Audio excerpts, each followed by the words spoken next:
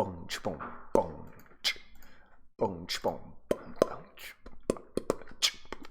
I need my phone in a second. Yeah, life's a breeze when you cannot breathe. Huh? Hello, everybody. Life's a cheat when you cannot breathe. You know, I'm really in bad practice when I'm almost tried to ping everybody in Twitter. I did at everyone in my Twitter announcement. I'm like, what am I saying?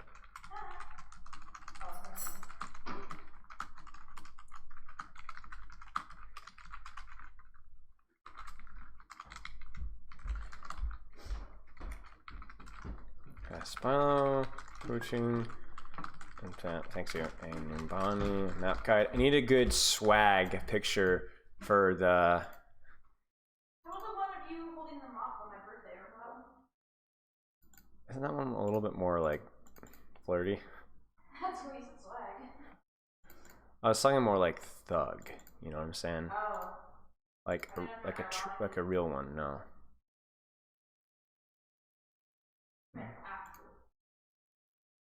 I'll see if I can find something. Yeah, life's a breeze when you cannot freeze, huh?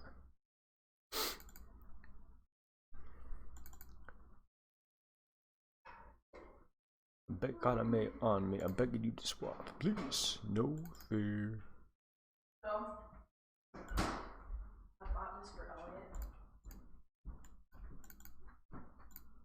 For $1. But I got hungry, so I decided to start eating. Pig. I'll buy her another one. Pig. I need carbs. Pig. It was $1 too on that. Pig.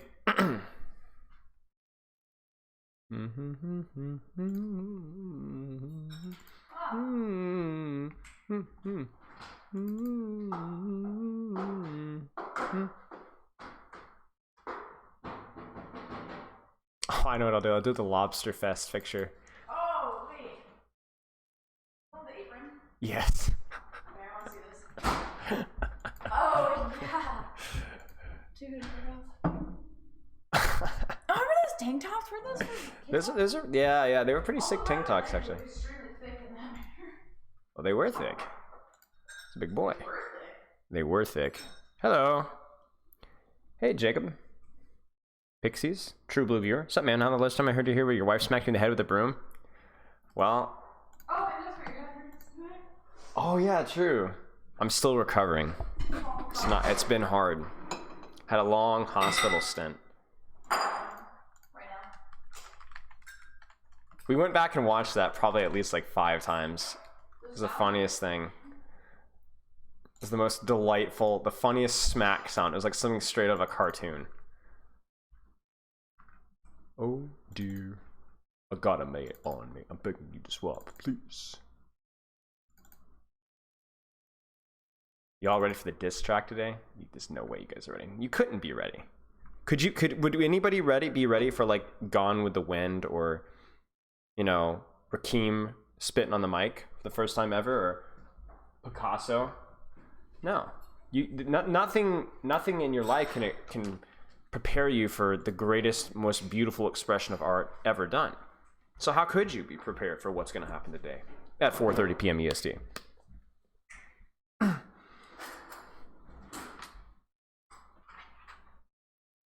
I've been practicing just a little bit because some of the flow parts are actually really hard. You know, I mean, I went above and beyond. This might be the greatest rap ever written of all time, and nobody's safe. Everybody gets thrown under the bus. And that's what a real diss track is, you know? None of this coward stuff, you know? I suck, you suck, everybody sucks, but I'm also the greatest of all time. That's kind of how it works. Will you eat this carrot? They have to dip to watch the EU Pro-Am hype. Well, you're lost. Is Pro-Am live in Overwatch League?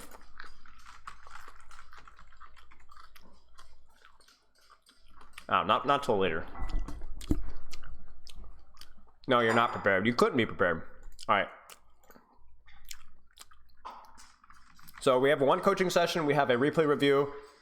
We're going to spit some pure fire as I spit a piece of carrot out of my mouth. And then we'll do some Spilo, maybe Numbani map guide. We'll go from there. Loves and kisses, chat. Loves and kisses. Hugs. No, loves and kisses. I've never heard of loves Yeah, that's because you're living under a rock. You're not hip with the kids like I am.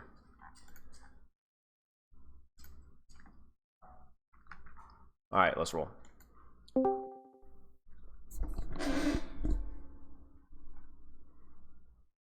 Yo, how's it going? It's going good. How's it going for you? Doing all right. Doing just fine. Give me just a second. Let me I don't hear like 17 voices. Oh dear. One of me is bad enough. Okay. Yeah. Sorry for the delay. I had to get everything wrapped up and situated, and I mean, you know the routine at this point. So, okay. Look at your form pulled up here. So, how's Tank going?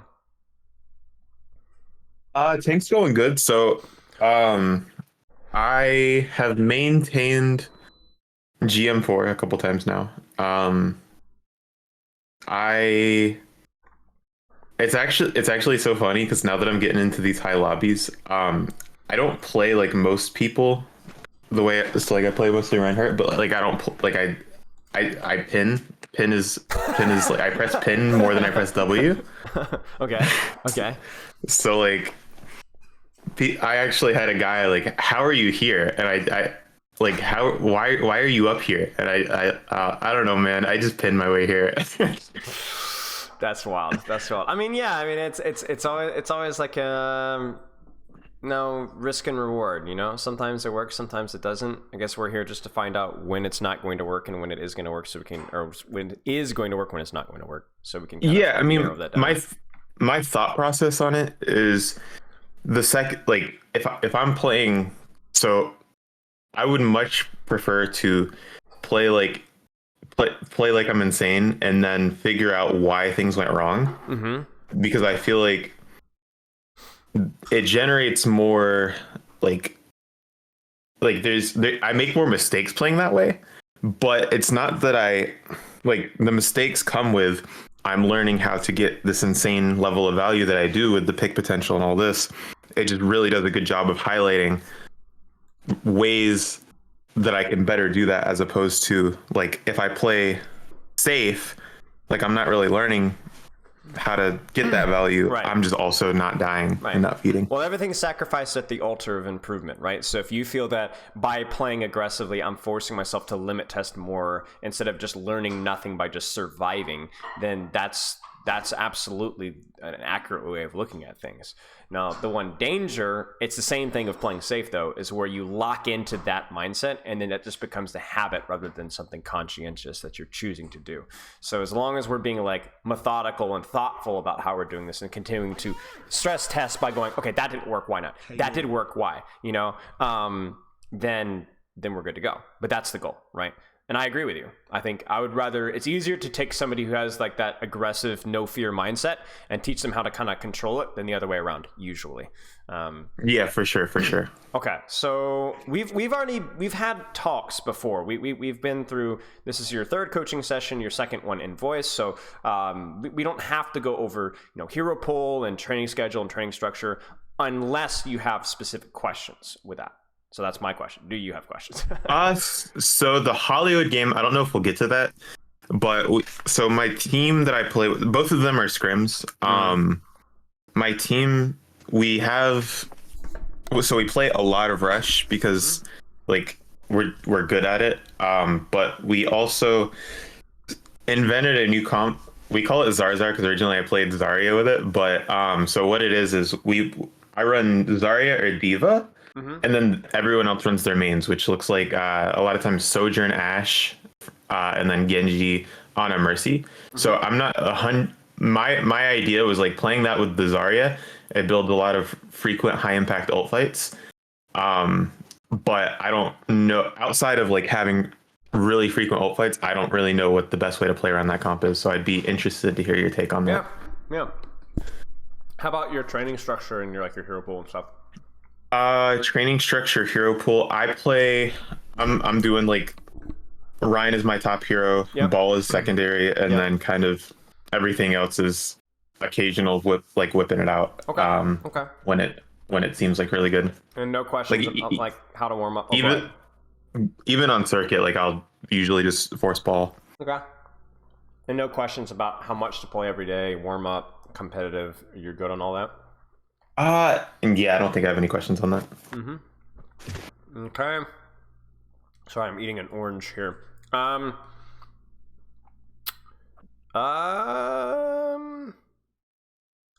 looking through your form here. Outside, you said, what do you feel is holding you back from improving understanding? Is it specifically that compositional stuff, or some other things, other questions that you had as well? I mean, so one big thing is when like the Kings Row game that I shared with you, like I want to understand how to play like I play in comp and a scrim in every way that is possible. I Sure. get that it's not always going to be possible, but like I just like any time where I can do that like crazy play style, like I just want to be in that mode as much as possible. Okay, makes sense. So Kings Row, is that in this Hollywood, the Zarya stuff? Or is that something different? Yeah. Okay, so which Hollywood's. one? So Let's start with Kings Row. okay, is there anything else in the forum, questions, answers, anything else you want to go over before we actually just hop right into the gameplay? I don't think so, no. Okay, let me update the forum here. Not the forum, the UI, and then we'll get it into. So, remind me, what one did you want to look at first? Kings Row. Kings Row.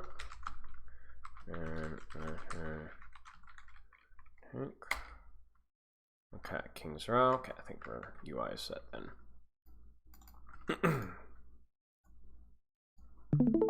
Some Grandmaster Monkey prior to this, so we're rolling in the Grandmaster VODs. Which is good. I like it. I enjoy the variety. So, you want to look at this here and be like, I want to play hyper aggressive, I want to pen, I want to go super feeder mode intelligently. How do I do that in a scrim environment? Yeah, I don't know if I was super like doing that playstyle as much as I wanted here. This was an open division match, and the enemy team was all like rank 20. So okay. Yeah. I kind of didn't do that as much this game, but yeah, I would that's kind of what I want to focus on. Let's look for windows when you could have, and what I'll do is I'll lean into your playstyle, and where there is a high risk high reward play and a low risk low reward play, I will show you the high risk high reward play. Right. Okay, sounds good. And if there's a high risk or a high reward low risk play, I will point that one out as well, because those are the major concerns, right? Like the big opportunities that you should have taken that you missed, right? Okay. Right. So how do you play? Like, let's just see what they roll out on them.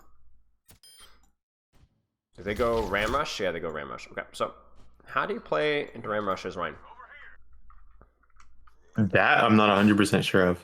I would think I just try to take the tank trade because I'm better at it. You can. Well, it depends. How if you were playing Ram versus a Rein, how would you play versus a Reinhardt? I mean, when I pop Nemesis, I can go in, but other than that, like I'm trying to put as much distance in between me and him as possible. Let's say both of you guys are full resources, full cooldowns on top of each other, and he has Nemesis. Who generally wins that cooldown trade? At point blank, full resources both sides. Is that taking into account the comps we have here? No, just running Ram Rush. I would say he can. I don't think he loses, but I don't think he wins it either because he can just like block. The thing with Ram is generally you can only want to take the brawl trade with Rein after you've done a little bit of work. You need a little bit of spam, get your E down, force 400, 500 of the Rein's shield, maybe poked out the back line a little bit, gotten a nice juicy slow, and then you go, right? It's all about softening them up and then hitting them with the 1-2. You know what I'm saying? It's like if you were like Muhammad Ali fighting George Foreman in a boxing match, if you walk up to a guy that weighs 40 pounds more than you and just start beating him in the mouth, he's going to knock you clean out, right? And that's what Rein is. So what he's going to do is he's going to play rope-a-dope. He's going to take an angle, he's going to spam your shield a little bit, he's going to try to bait you to walk forward, and then he's going to slow you and spam you a little more, and then duck behind cover and then put shield. And then once he's not even if you're still full HP, if he's taken 500 of your shield, let's say he's made you're down a couple fire strikes, or he's poked out your back line a little bit, then he's going to smack you in the mouth. You know what I'm saying? Right. That's the goal for him, is to force that cooldown trade, and then that allows him to brawl with you. Because if he brawls with you with full shield, full HP, not good. He needs to do something prior to that, and then he can punch you in the mouth. So for you, how do you play around that as Reinhardt? You know what he wants to do, so then how do you play around it? I mean, I guess just try not to take any sort of like poke. It's all about being very Um, decisive, right? I'm either doing nothing or I'm doing something. Very, very little yeah. in between. I mean, you might peek around a corner for a fire strike, but you're doing it as disciplined as you possibly can. That's the mindset Okay. that you have to be. When you're on, you're on. When you're off, you're off. And then, especially if you could bait him into wasting Nemesis form and disengage, or take no damage and then he pops Nemesis form and then you're both full HP, that's the ideal situation as a Reinhardt. So we can lean into that with your playstyle while being, you could play very aggressive feeder, but you need to be very disciplined prior to that flip of the switch. You kind of see what I'm saying? Don't get too sloppy with it, right? Let's see what happens. Does that all make sense? Yeah, absolutely. Okay.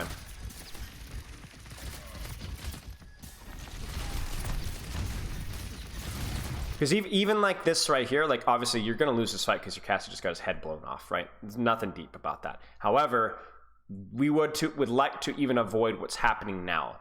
Why even give him anything to shoot? You know what I'm saying? Why force the BAP to peel pocket you when your BAP really should just be focusing on damaging the second anybody walks around that corner? You know what I'm saying? Because you're like, oh, I can get healed up. But do you want to make your BAP do that, or do you want to allow your BAP to just don't do anything? Just peek fire strike or just don't do anything. Make him walk into you, you know? Right.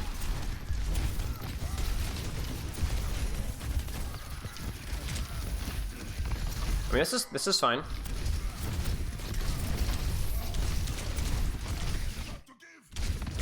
The big thing here is what? Obviously, you're down your cast. That's the number one thing, right?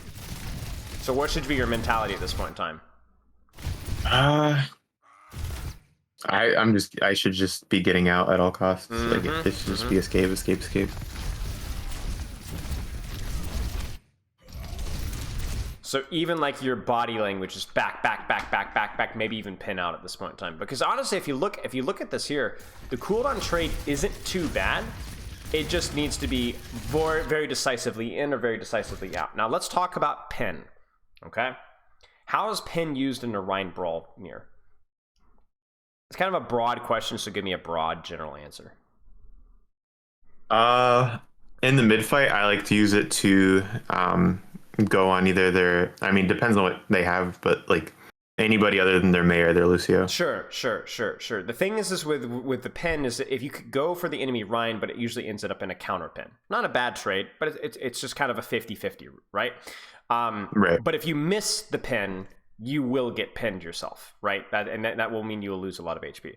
So versus the Ram, not as much of an issue, right? So then how do you use pin in the Ram here?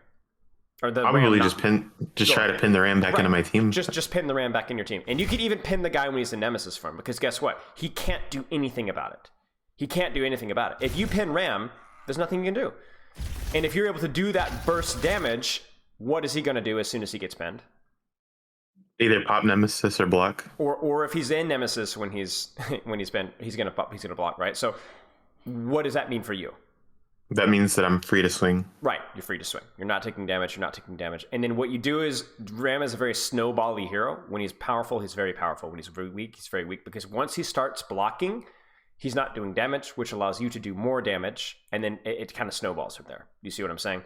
So This is like a little bit inoffensive. Like, oh, you went for the pin, you didn't hit it. However, versus really even the Rein mirror, you need to hit your pin. Right now, if you're either pinning out right now to avoid Nemesis form entirely, or you're pinning in. You know what I'm saying? There's no in between here. And unfortunately, because we missed our pin and we weren't as decisive even without our pin here, the fight's lost.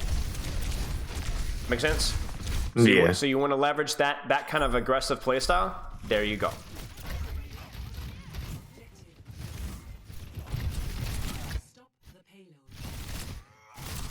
Now, for you to pin successfully, what do you need? Because obviously there's no CC, really, but won't stop you from getting chunked. So what do you need for a successful pin on a Ram? Probably wait out Storm Arrow. Sure. You're overthinking it a little bit too much. You don't even need to worry about enemy cooldowns. Focus on what your team can provide. I mean, wait for a wall or something. Just a wall. Yeah, probably a wall. Just a wall. That's it. Wall is generally good enough for you to be able to get a safe hit. Now, you're trolling. Because is your team going to pass through this choke? No. Right? So then what are you going to do right now? Well, maybe you are going to pass through this choke. Okay, you're not. I guess I should be I guess I just need to stay on the backside of the choke. Right, this is the problem. I mean, this wouldn't be good to do in a Rein mirror, but it's especially bad versus a Ram mirror because look at what happens. You walk, look at your HP, look at your shield, look at your HP, look at your shield, right? Now you're like, oh, we made them waste wall, but you've also lost a lot of HP, lost a lot of shield, and had to use your BAP shift. Okay, so I think what I called here, so I do ult laning for the team, and I believe I said I'm gonna try to take some early poke to get BAP or get wind up. But okay. Unfortunate then. Unfortunate. But then I hope it's just you next time and not your entire team. That's so scary. That's terrifying. Okay. Anyway, all right, fair enough. But even now, why are you shielding? You know what I'm saying? Yeah. You're giving, shield doesn't get BAP ult charge. You're giving that Ram value right now. Because what he's going to do is he's going to shoot, he's going to break your shield to get close to breaking your shield, and then he's going to pop Nemesis and push. And then obviously, shield doesn't stop him from doing damage, but it stops the Hanzo from doing damage, it stops the Mei from doing damage, the BAP from doing damage, the Lucio doing damage, right? So by burning shield now, and then now you put yourself on the back foot right now. You know what I'm saying? No, that makes sense. Yeah, now he has an ult for free. And now he has an ult. Like you need to like go in now, but it's gonna be really hard for you to do so at the shield that you're in. And that's it. That's it right there. When you're indecisive versus Ram, when you extend the fight out from when it starts to when it ends, he wins. You're either in or you're out with Winston. You're in or you're out with Rein. Same kind of mindset. At least try to save as much shield as possible until mid fight. Then, yeah, if you're not swinging, you should not be showing shield. That's the goal. It's not always the case, but that's generally the case. Because your shield isn't a cooldown. Your shield is just a resource. Don't burn it. Make him walk into you and then beat the crap out of him. So let's go back to that fight and let's talk about what you should have done differently. Instead of like, oh, you know, this is bad, this is bad, this is bad. Okay, so what would have been good? What would have been good here? I mean, if I had just played this corner and not poke, not taken any poke. And that's it. And then what happens when the Ram walks into you? What's the low risk, low reward play? When he gets walled off, what do? Pen. Right. Well, that's not exactly the low risk, low reward play. But yeah, you just walk in and you swing, or you pen. If you want the more aggro feedier play style, you go in hyper aggressive when he turns the corner, right? If you want the more passive, you know, play more for my team play style, you just swing on him and play around your resource, right? But yeah, you could absolutely pin into him. Absolutely, that's probably the better thing, honestly. This would be where I would say it's a medium risk, high reward. So yeah, absolutely. Yeah, I mean, if we get the wall and they don't have a bastion, usually it's always like I always pin the wall. Sure. Is there a time that I shouldn't do that? Versus Iran? Versus anybody really. I mean, Orisa, I guess could. You tell me. I mean, the only tank that I think has counterplay to me, like pinning them into my wall, is Orisa. Yep, Orisa, Reinhardt, and obviously like the Bastion, right? But now, well, I mean, the thing with pinning Reinhardt into a Mei wall is if he counterpins me, then he's on the ground and my team can shoot him with the wall. That's true. And if you guys have map control, right, like here, then it's easier for your team to shoot him than it is for their team to shoot you. Right. That's a great point. Now, we're thinking only about like heroes. We're not thinking about ultimates. When would you not want to pin into a Ramatra? I mean, if they have dragon. Okay. Why else? If they have window. Yeah. Well, maybe it's okay. Like if you have a good BAP window or a BAP wall Mei wall, you're probably okay, right? I would be more concerned about Blizzard than anything else. Yeah, Blizzard. That would probably be the most important thing to track. I think even Dragon can work, especially if they have beater lamp and you have a good wall. BAP window, I think you're okay. So I would again, I'm not saying never ever pin in when they have Mei ult. You just need to understand the risks, right? Make a decision from there. So okay. So fight plan. Do you want to go over your fight planning, or just want to kind of focus on the matchup for you? Fight planning as well. Yeah, for sure. Okay. How do you guys win this fight? I mean, I'm looking to shatter their window. Yep. So how do you force their window And how do you make your shatter succeed? To me, it's just like I would walk in, take like get into a place where we can't kite because that's when they're probably going to window, Yep. and then just like press Q as soon as I see it. Yeah. That's kind of how haven't really put any more thought into that because it usually works. That's fine. That's fine. Now they're gonna have ram shield though, right? So how do we force the ram shield out? Probably. It doesn't have to be anything different than what you just said, but you have to justify it with what you just said. Right. I probably need to path my cast onto an angle so that way the ram is forced to like maybe deny that angle. Maybe. Here's a question for you. If you push in aggressively here and set up a nice fat BAP window, they're likely to shield, correct? Oh yeah, that's true. That's true. You know what I'm saying? So I think what I just want you to, I don't think what you said was bad. I think it's fine. Just get a good BAP window, find a corner, you know, get in there and push hard, you know, maybe get a good May wall trade too, you know, and you're going to force what you want to enable your shatter, almost certainly. Just saying, like, when we're thinking about like forcing cooldown so that, you know, X plan can succeed, you need to have an idea of like how are we gonna actually force those cooldowns, because like maybe you get lucky and they just use it for no reason, but you know, that's kind of like short-sighted. Yeah, I mean, so I guess, so do you think it would be better to try to use the window here? Because to me, okay, so here it works out because they just put the window, but like if we use window and shatter, I don't know if we beat this fight. I know we get Blizzard, but I feel like they're gonna have an ult advantage after this fight. If I guess not. Cross that road when we get there. Win this fight. Okay. You know what I'm saying? So yeah, that's my priority here. Now, what's the okay? So let's think back to the Ram versus Rein matchup. What is very important right now for you? Not getting my shatter blocked by Ram shield. Right, and in terms of the resource mirror, right?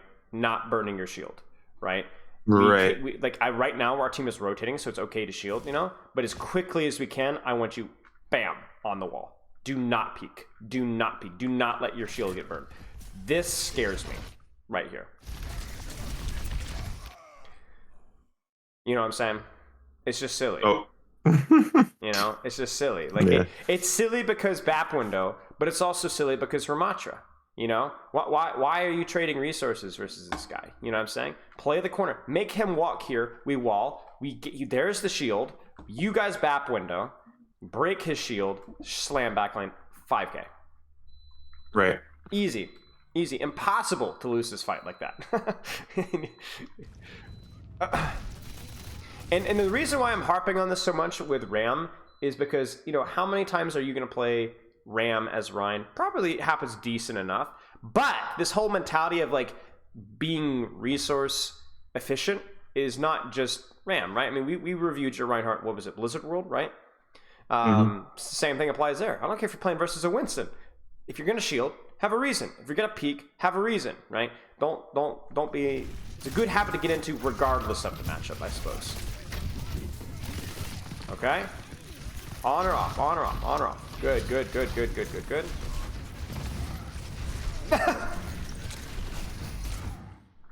If you want to know how to go hyper aggressive Reinhardt, I have some life hacks for you. Don't fire strike Maywall. Don't pin Maywall. Yeah, I mean it happens. Yeah, I think I was a little flustered from like how hard I beat the previous fight. And it happens though, you know, like we talked about this earlier, like when you go for this kind of like aggressive stuff, you're gonna make stupid mistakes. You know, you just need to accept that and move on from it. Like don't take it too personally. But even like right now, careful. Don't give that Ram or May something to do right now, right? Right. You need to shield to scout, you need shield to rotate, you need shield to push, you need shield to kite. If you're not doing any of those things, then you shouldn't be shielding. Right now you're not scouting, pushing, rotating, or doing anything. You're just standing there, so don't shield. There we go. Decide. You know, be decisive, you know? If you're like, guys, we're down one, we're pushing in. I don't care if they've got mail, I'm pushing in. Okay, do it. You know? All right. Yeah. What's the plan here? How do we win this fight? I think it's tough, isn't it? Speed out of Blizzard. Okay. Um, Are you in a position to speed out of Blizzard right now? no, I'm split from the rest of my team, so I'd have to pin through the Blizzard if they chucked it into the middle of us. Is it? But if they chucked it in the middle of us, then how could you guys respond to it differently? You see, it's kind of hard for their Mei too, right? Play on the outsides. Yeah, just I guess we would have to then play split for the rest of the fight. Right. Which would mean how would we need to be using? How would we need to support each other? Right? There's no kiting, right? There's no kiting. We play the corner. So if they chuck Blizzard, if you guys kite, bye. You know. So we have to be playing to split and avoid Blizzard, but we're playing to hold here, right? No kiting, no pushing, no nothing, right? Right. So how do we win this fight then? So we know how we're kind of generally playing around their Blizzard. When they throw Blizzard in, I think I just like run on them and shatter. You could. We could even commit beat to that. You could absolutely could. You could go, guys. We're gonna try and play aggressively here. Posture, shoot aggressively. See if we can bait their Blizzard. When they bait Blizzard, I'm gonna try and dodge Blizzard, then pin in, and then try and shatter. Let's try and get a beat going in with that. Right? Works for me. It's again the more aggressive variation, but it's high risk, high reward. It's not high risk, low reward, right? There is if you pull that play off, you probably force both of their ultimates, if not all three of their ultimates with Ram, and you still probably have a chance of winning the fight. Right.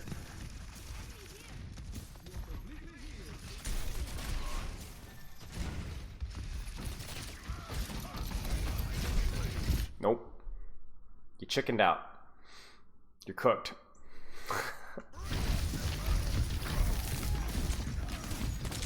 Yeah. Sayonara, right?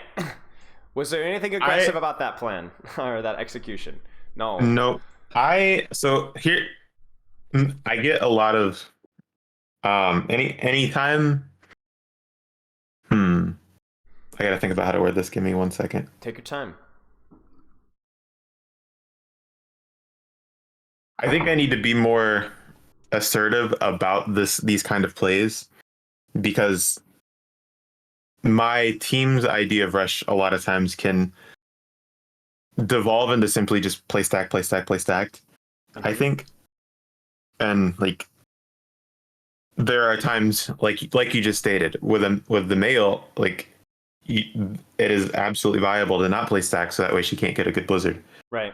So I think I just needed to be more assertive there and then just like execute the play that I said here. Right. You guys could have stacked and tried to like wall off their Mei and then try and kite it out with amp speed and lamp and that can work, right?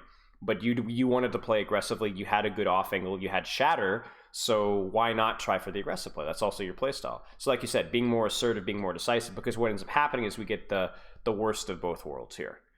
We use both of our support ults and we use our beat, and we're still going to lose for a Blizzard. Ouch. You know? Just I mean, absolutely. I mean, we do always seem to lose fights when they have a male. Yeah. We just need to pick something. All right, guys, I'll play with y'all in the corner. Just get ready to kite out really, really fast. Like we'll because the thing is this: if you guys stack here and you're like the other problem, the reason why you die here isn't just you got blizzarded. There's no lamp. Your team isn't with you, and there's no Mei wall in front of you. You should have a Mei wall in front of you, right? Your team should be playing around. Okay, we're gonna kite this out, and we're gonna sell our Reinhardt if he gets frozen, right? But instead, we don't do either. Are you watching Lucio slowly disintegrate on your screen right now? He's just slowly dropped from the top of our screen to the bottom. Okay, anyway, but yeah, this is it's a disaster. It's a disaster. Oh my goodness, Buzz. Thank you, Replay Viewer. How do we win this fight?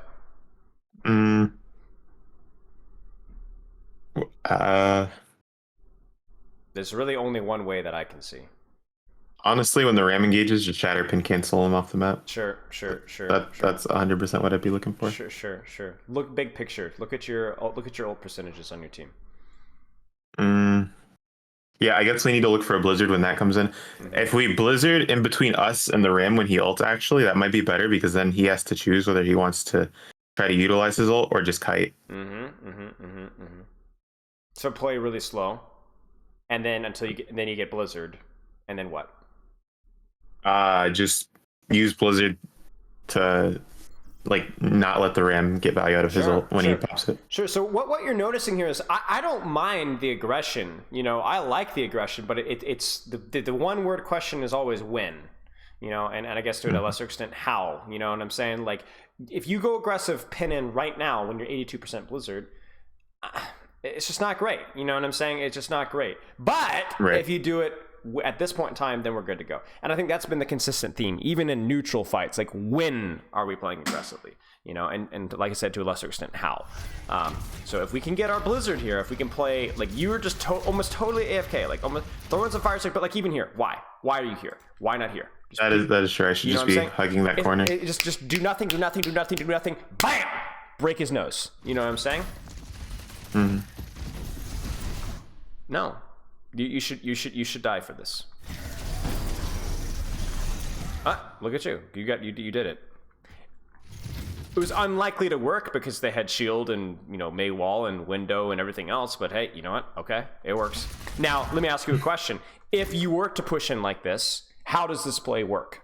Because you've decided not to wait for Mei wall, let's just go. How does this going to succeed? Because it's not just about you, right? How does this succeed? I mean, yes, not just about me. What do you need for this to work? So I think the wall. I do think I called the wall off the Hanzo so he couldn't get value. Works for me. Where does your Lucio need to be? Our Lucio needs to be speeding me. Yep. Where does your bat? Kind of easy question, just with you. Yeah, just with me. Yeah. I guess everyone other than the cast really needs to just be. And where should the cast be? Me. Either setting up on an angle or with us. Right. I think either works. Right. I disagree. I think look at their ults. Beat and ram ult.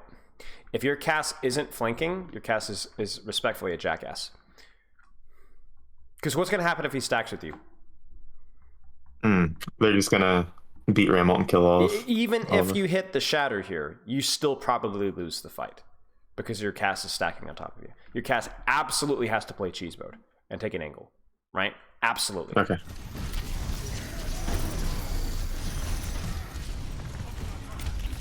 Monstrous pen. Because that pen is what puts him at the HP to where it's like, oh, wait.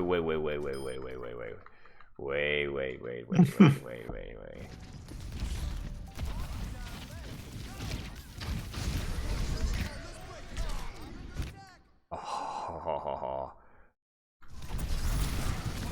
look at you. Oh, did he Ajax? He Ajaxed. That was 100% intentional. Just the goat, I guess. All right, nice job. You know, and the thing is like I can sit here and critique about how you went aggressively, but you did it, right? There's no hesitation. Bam, just go. Very clean, right? And that's kind of what we talked about, right? Now, could that have been better timed? Yes. Could that have been better set up? Yes. But at least there was no like hesitation halfway in, halfway out. You were all the way in, decisive. Bam, gave them no chance to respond. Do you kind of see what I'm saying? Yeah. That's what we need to be doing. If we want to leverage that kind of mindset, there needs to be a lot more decisiveness about when we're in and when we're out. None of this 50-50 gray middle of the road crap, right? Right. Like right now, we're in. My problem here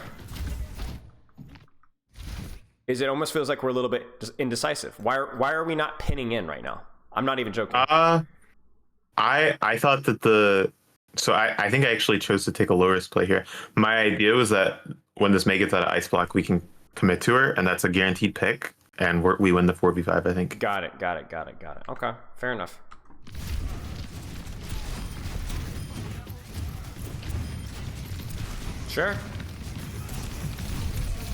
Sure. Great trade for you guys. I hate that ultimate. Oh my gosh. Buzz. Okay. All right, let's see.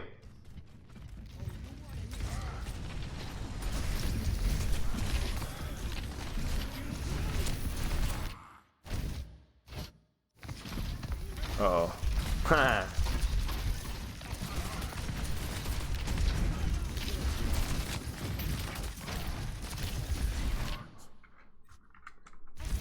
Something to consider here. Just something to work on with your Mei. This cooldown on the bottom right there, and this cooldown that is currently active from you. We want those married. You know what I'm saying? Whenever we possibly can. Because a wall on that Lucio, he dies because of that pen. And now, like we're still gonna be able to push off of this, but whenever I don't think we get the kill. You know, just something to consider. Right. All right, male. Moment of truth. It's funny because it's a very similar situation again. You got Shatter Beat, and they have male, right? So what are we gonna do? What are we gonna do?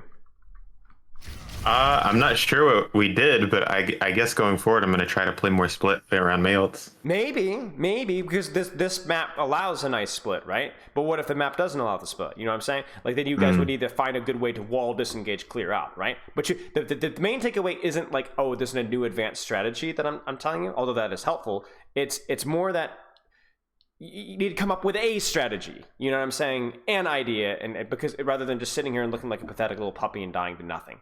Like it was horrible. Like you just kind of stood there, right? Like decide: are we gonna disengage? Or are we gonna push in the male? Like honestly, like you could even be like, guys, we're not gonna split for the male. We're literally gonna stack in this corner, 3, 2, 1, explode around the corner and push into the May in the back line. And we're gonna die. We're gonna die like men. You know what I'm saying? Like yeah, I like that.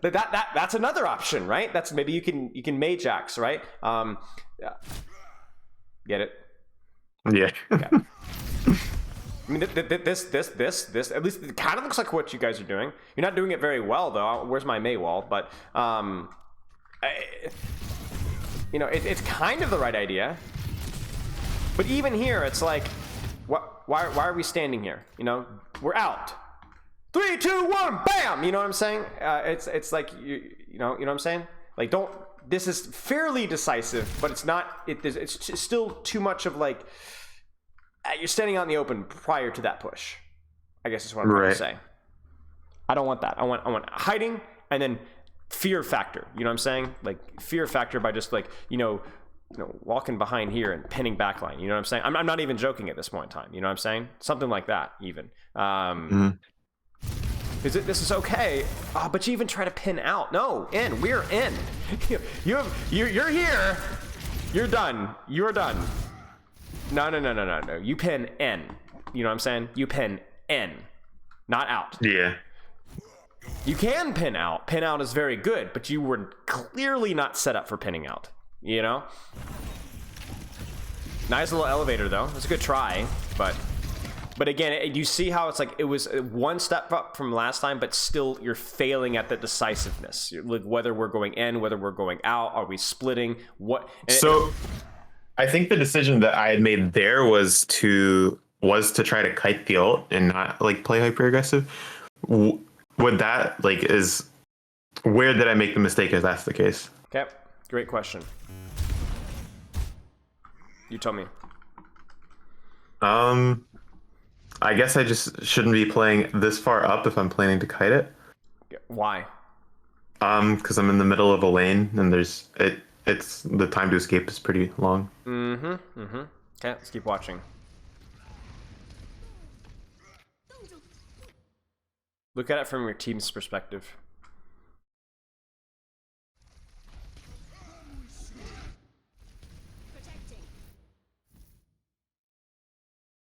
You know what I'm saying? Now, I know I'm not coaching your Lucio, but if this is the plan, why am I here? Why? That's a good question. You know what I'm saying? Even here, why is my BAP here? Right? Your Mei is here to wall elevator you out. And then the wall breaks, and then you lamp the corner, right?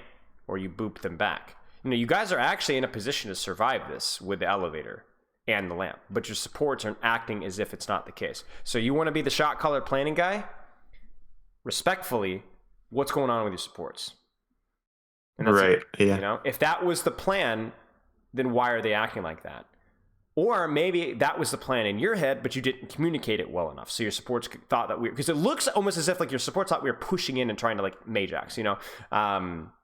But you're clearly on the plan of kiting out, right? So this is how we lose this fight. So I'm putting the responsibility on you because it's your review and you're the guy that's making plans, but that those questions need to be answered. Absolutely. So definitely some micro on your end. but more what's going on with your team.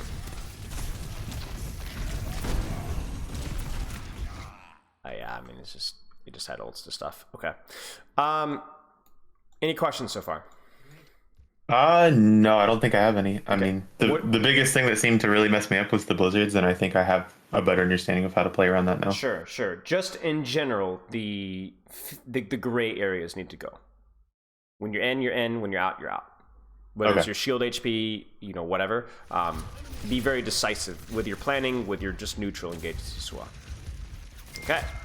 3, 2, 1. Shield, rotate. There it is.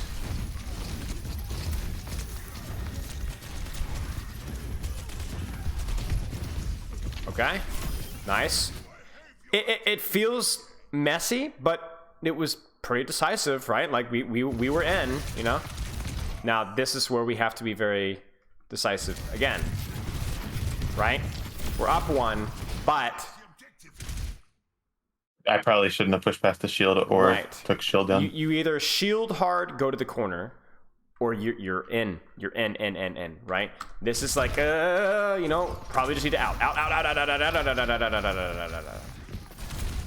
Right. Like even that fire strike is super scary, right? Ram. Oh jeez. Well, no way he lives. No, he doesn't live. No, he doesn't live. No. No. No. Okay. But you see, that when things get messy and don't get decisively hot or cold, stuff starts to fall apart. Right. You know? It has nothing to do with like fast versus slow, but Ram is just generally more always on, right? He can always put out that earlier pressure. Okay.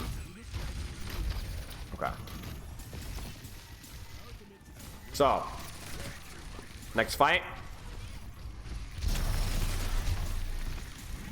Nice, we force E. Let's move, let's move, let's move. We have a window. 3, 2, 1. Oh, you are in.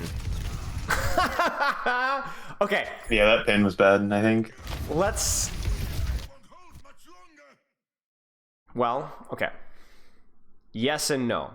If you were to pin, when do you pin? No. Now. Has to be now.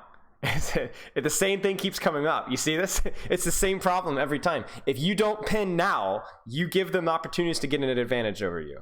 So this, even this fire strike, look at your HP. 300 armor gone before you decide to pin.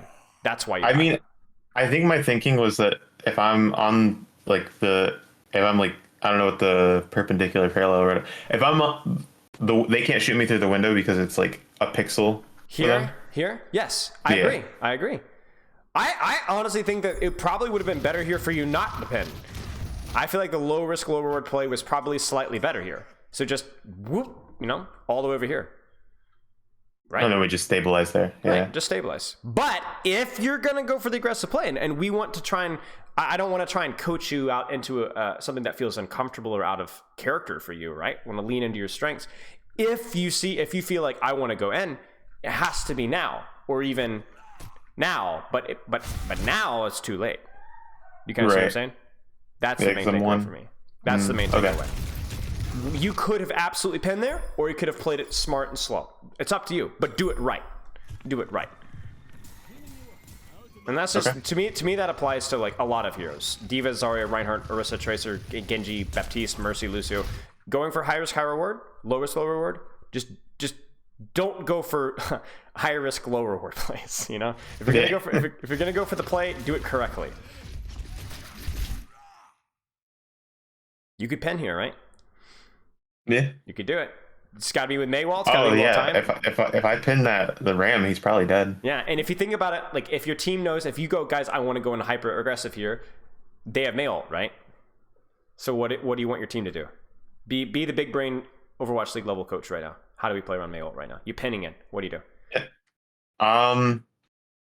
Pin in. They go in on a different angle than me, so that way from where? Or look at how they're set up right now. What do you want them to do? I would probably what I would do is I would pin the Ram, play those bushes for cover, like play around those bushes for cover, and then have them rotate through hotels, so that way they're set up on a different angle. That's it. That's it. The best part about this is this oh my gosh, they're dead. Like, it's over, man. They're done. They're cooked. Like, if you did that, right? If you did that, the other way would be to play it really, really slow. Elevator, disengage, mail. Try and bait it. The other way would be to rotate and split, where you take your angle here with Cassidy, and then you pin in, but then you have a different off angle, like maybe your Mei walls up and clears off this high ground, right? There's so many ways of approaching this, right? And are we gonna do it? Are we gonna do it? Are we gonna do it? We're kind of moving slowly. And there we go. You know, we're just not sure. You know, I know we're obsessing a lot with Mayult, but to me, Mayult has a good argument for being the strongest. I mean, it's the strongest ultimate in the mirror. It just is. But the other thing with Mayult is to me, it's kind of like the litmus test about whether we're being decisive or not. You know what I'm saying? Or whether we had a proper plan of like how to approach the fight or not. If this happens every single fight, that's probably a red flag. You know? Right. It's probably a red flag. Now, I will say that at least it feels like most of our team dodged the Mei ult, so we're definitely maybe a little bit more engaged than usual. But even now, like, oh, your Mei's frozen too.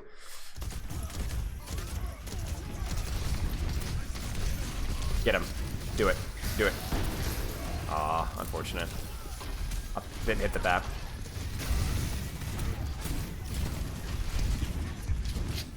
Come on, you got her, you got her. You got her. Oh, no.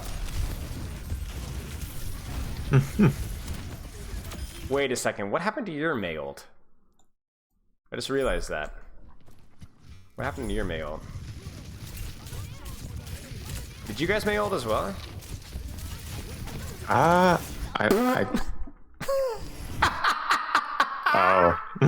Okay. You know, we move on. Let's keep going. I was like, wait a second, why is she on 20%? Okay. Disaster. Okay. We do get the Mei. Oh, I cannot believe you survived that. That's it. That's it. You did it. You did it. You did what we talked about, right? Mm-hmm. No hesitation.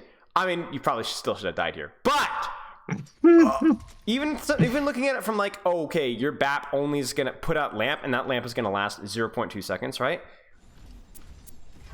Right. There's a window for your BAP to actually get lamp out, and that's it, right? I mean, it was reasonable. That was reasonable. You need to sort your team stuff out when it comes to playing around with the Mei ult for sure. Right.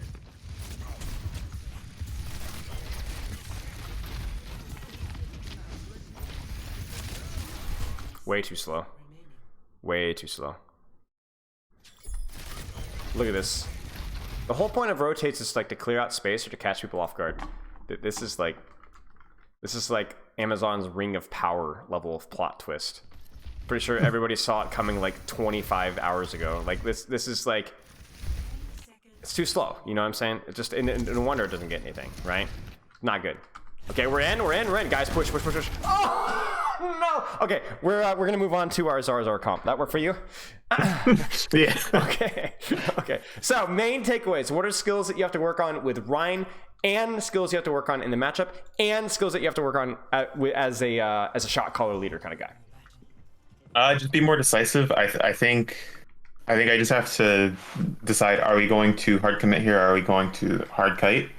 And not really have a lot of gray area, or not have no gray area, ideally. Hard kite, hard push, or play split, right?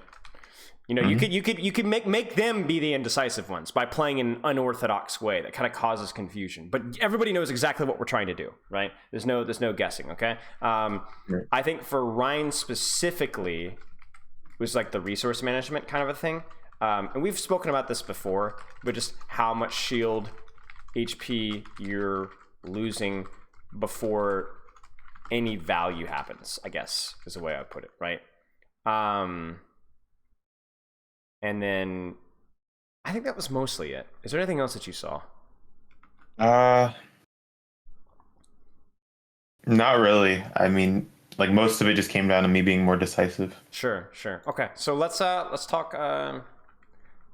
Zarya. Do you want to do the Zarya variation, the Diva variation, a little bit of both? I think focus on probably the Zarya. Okay. So I'm just the greatest of all time because I already know how to play this composition. But in my humility, I'm going to allow you to try and learn it instead of just telling you how to play it. Because I'm also the most humble person in the entire world as well. So, how do you play this composition? Let's make it really simple. Instead of thinking about how to play this composition as a whole, let's start by playing up against... Did they stay on Mercy here? They do. Okay, so how do you play up against their composition just simply as you can? I think Enabler Sojourn in the poke phase, Enabler Genji at, like in mid fight with bubbles. Sure. Peel for Ana when Winston dives here. You just said enable and peel. What does that translate for you? Give bubble too. Right. I kind of like what you said there about like your DPS controlling space and like enabling your Genji to dive, enabling your Sojourn to poke, that kind of a thing. What is their composition going to try to do? They are going to try to just kill our Ana. So how do you stop that? Just play in line of sight on my Ana, but try to give her a bubble to help her kite. How does your Sojourn stop that from happening? Think prevention. E. Yeah, think more prevention. Save charge shot for when someone engages on our Ana. Maybe. I guess. You're thinking too one-dimensional. You're thinking about we're going to react to their dive in a so-and-so manner. But how are they going to dive their Ana? They're going to go 3, 2, 1 and jump it down mid, right? Well, maybe. Right. But is that dive going to succeed? No. Their Tracer's going to be on the flank, right? She's going to need to set up. What's their Echo going to do? She's going to try and, set up from here and then flank and drop on. So for you as a Sojourn, your Sojourn needs to try and put out as much pain as you possibly can before they dive, right? Hurt them, shoot them, burn them, force Suzu, prevent that Mercy from damage boosting, punish the Echo when she tries to dive in, make that Tracer grab a health pack, burn 50, 60, 70, 80, 90, 100 HP off of the Winston HP before he dives. Kind of like what they were doing to your Rein shield previously, remember? With the Ramatra, right? That's what we want to do, make them hurt before they dive. Same thing applies with Genji, and the Genji will also make them hurt after they dive.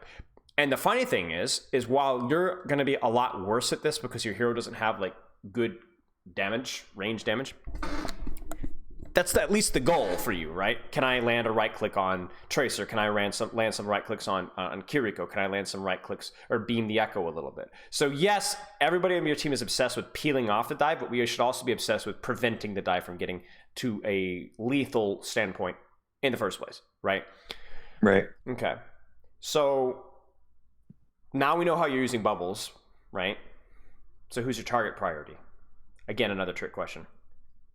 I mean, initially probably just whoever I can poke resources out of, but I'd probably like to focus Mercy because she's going to be the easiest to pin down. Potentially, yeah.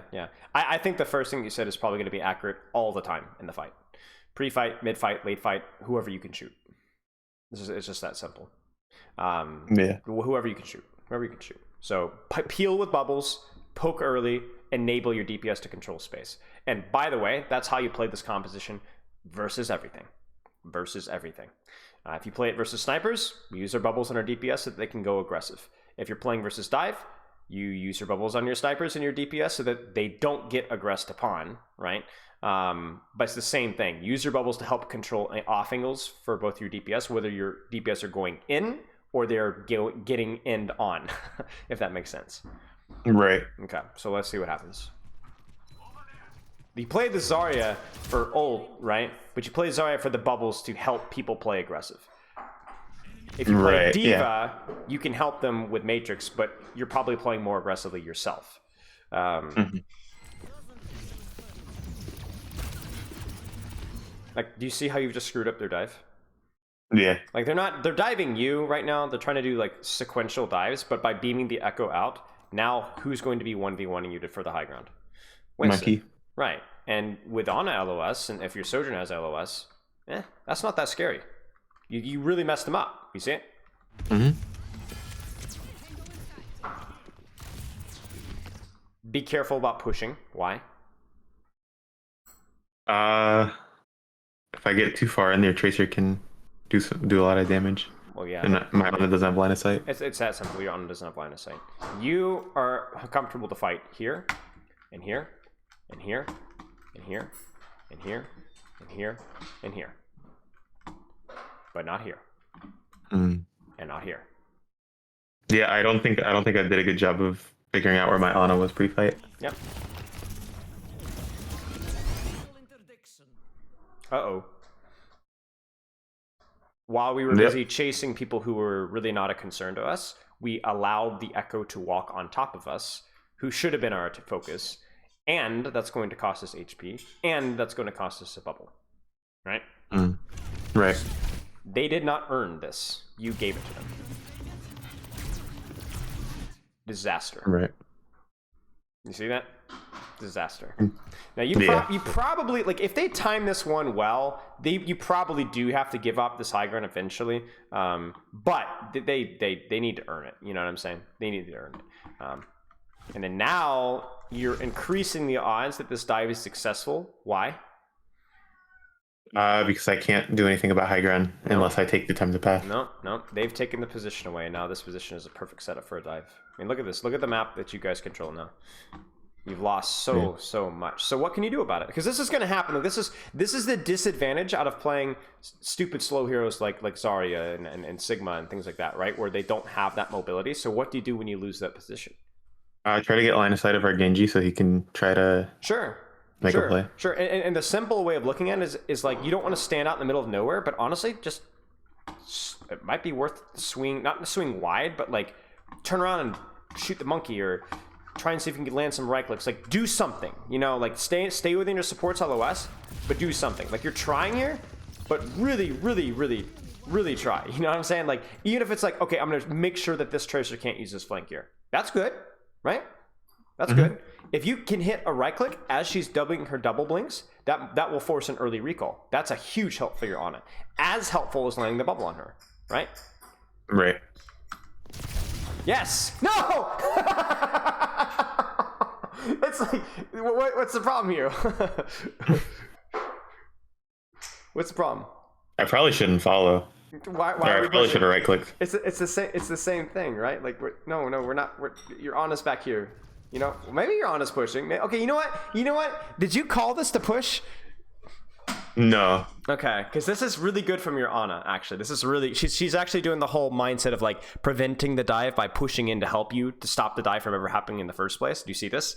This is actually really good from your Ana. However, I'm scared that you didn't know that she was pushing with you, and now I'm like, crap, we've just used the bubble. We're gonna take a lot of damage, and then we're gonna kite out, and then we're not gonna, you know what I'm saying? Like, if we're pushing, this is great, but you know.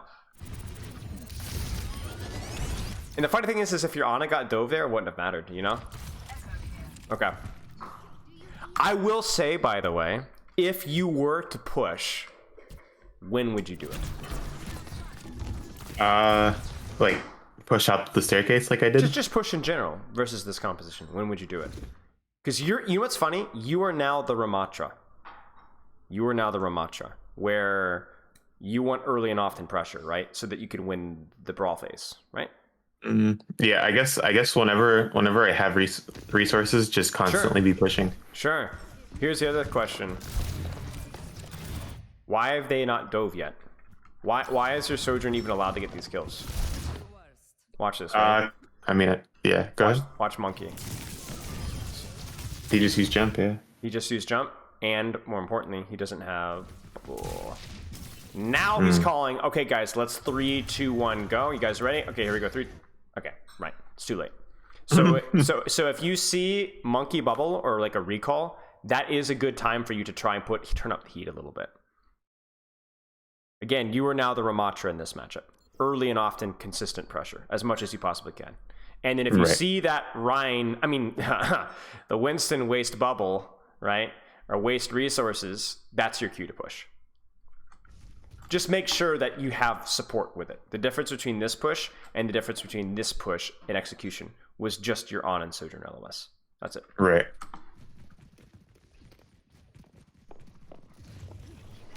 Okay.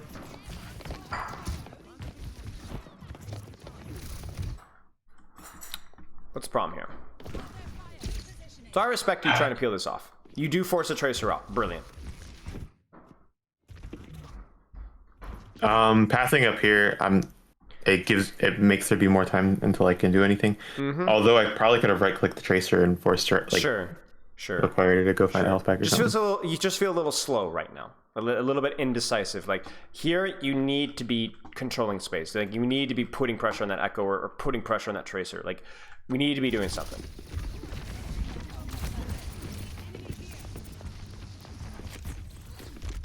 Nice. Now, who's our target priority right now? Tracer. Why? Because she's gonna go on our Ana. Okay. Why not? But couldn't Monkey go in your Ana as well? If he was smart? Yeah. So why Tracer? Because I think Tracer is the most lethal, and she's in the best position to get over there very quickly. Sure. Your damage matters more on a 150 HP target than it does on a 550 HP target. Right. Yeah. It's that simple. This is also a good target. Right? This is also a good target. Probably didn't need to bubble that, but yeah. Nice. Keep the spam. Gotta love Zarya in these matchups. Look at your old charge. You've won 2 fights and you're halfway to a grab. Yeah. I didn't get much charge. I'm a little curious as to why we're not right-clicking right now. Honestly, my right click mechanics are pretty bad. So I don't really have it built into my autopilot to even use right click. Okay, that's the problem right there. Okay, it's probably something I need to work in. Okay, makes sense. But yeah, free pressure, right? Chunk a little bit of HP. Get her. Nice. And the best part about Zarya is when you respond to their aggression with bubbles, right? And you bubble off, you get charge, and then so you have high charge when it matters the most. You kind of see what I'm saying? So, yeah. Right. The problem here is what? It goes back to the very first mistake that you did. Line of sight. Right, your Ana has disengaged. We don't care. Unless, now your Ana is doing her best. She's I'm really loving your Ana's play, honestly. She's so attentive to when you're doing things. She's always trying to help you out. And that's honestly why she's surviving so well. It's because she's enabling you to kind of prevent the dive ahead of time. But you need to be very attentive. You need to be doing your homework as well, right? She's carrying you right now. So make sure that you know that she's got your LOS, you know? Whoops. Right. Yeah, this fight in particular, I believe it was actually everyone, I think, but I dropped down because I didn't realize my Ana was following me like that, and then their monkey went on our Ana, and like she was caught there, and I had to like try to go up the staircase to save her. Yep, absolutely. I mean, that's it right there. By the way, you want to see something clutch here? Is this a scrim? This is a scrim, right? OD match. OD match. Check this out. Clutch. Yeah. Clutch right there. That's some pro plays right there. Find something. Go.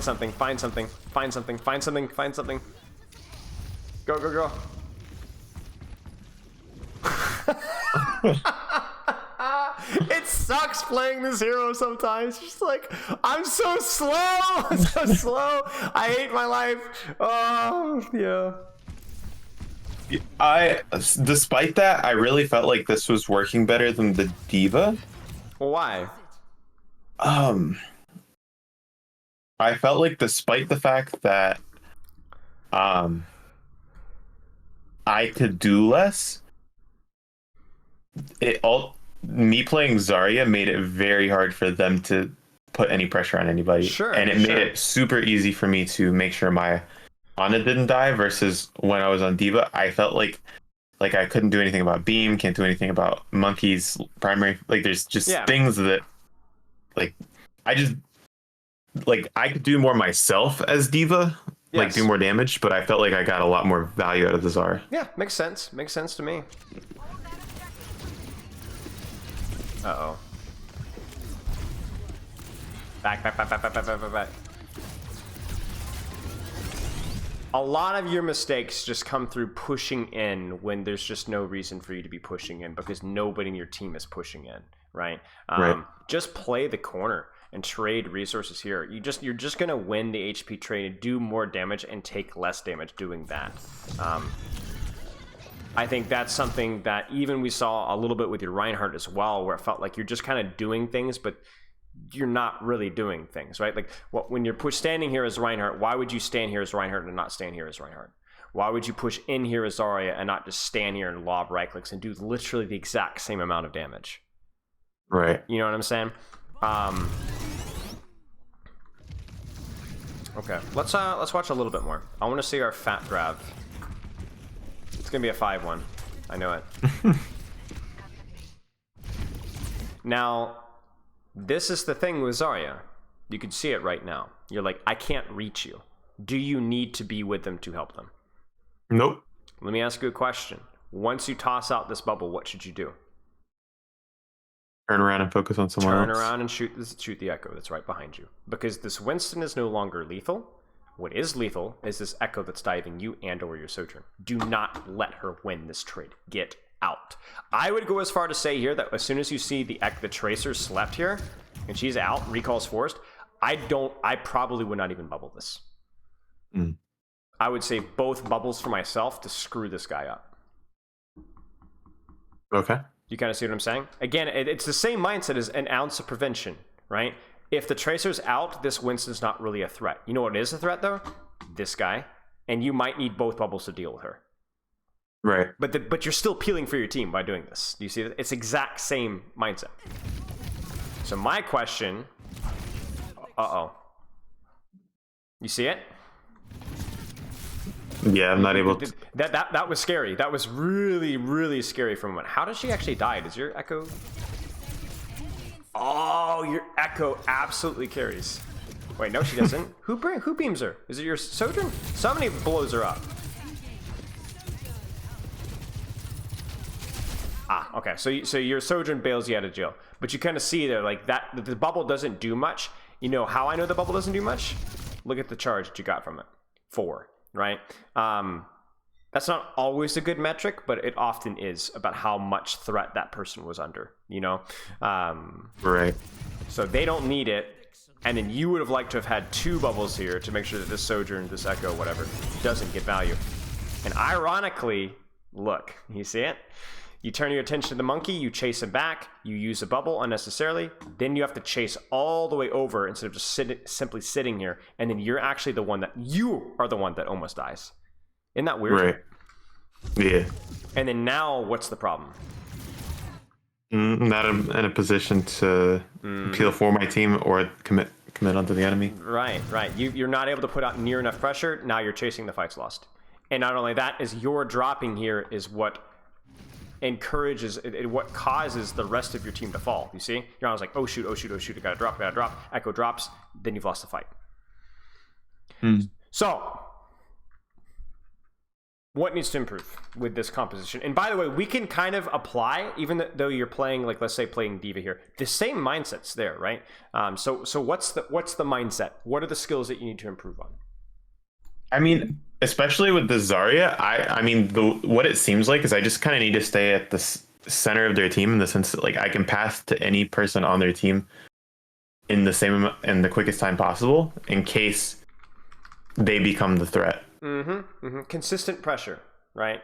Consistent pressure within your team's LOS. That was the big one that I think we were struggling with, where you would get your resources forced or whatever. And then honestly, don't think only about peeling. Think about preventing. I think that last fight was like a perfect little example of that, right? Where you guys actually lose to you losing the resource trade on the Echo and not to the solo Winston dive. Right. The whole mindset, not just the bubble, because we're obsessing about the bubble, but it wasn't just the bubble. It was also the attention that you gave to that single Winston dive.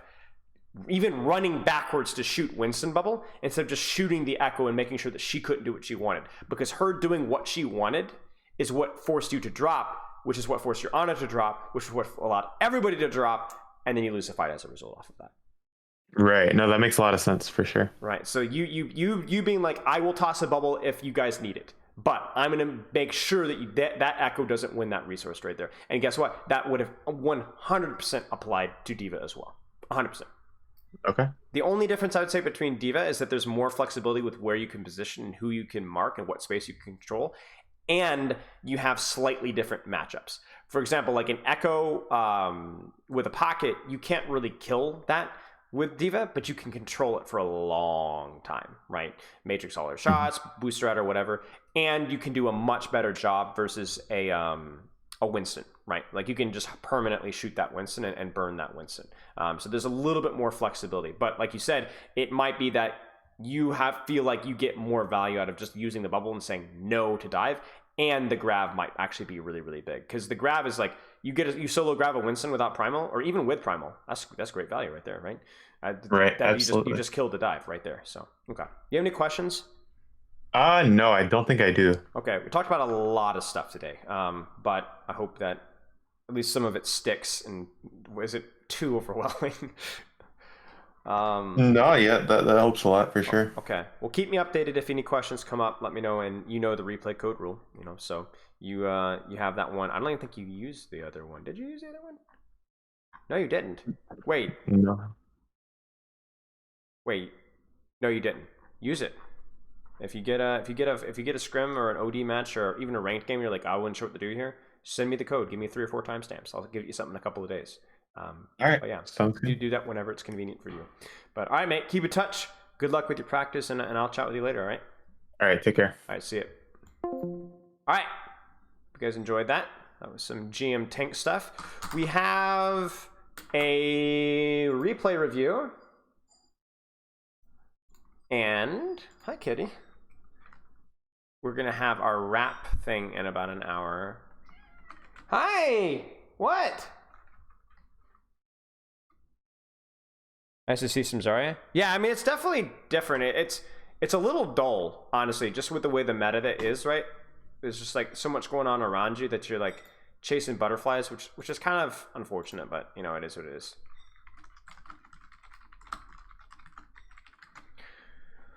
Hey, kitty. Oh gosh, sorry. Come here. Actually, I stepped on her paw. Come here. Oh. She likes to sit in my lap when I'm coaching. Okay, let's get this pulled up here. So, case.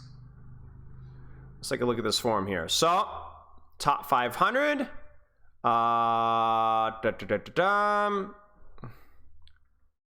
code here, which code is priority? You programming your website?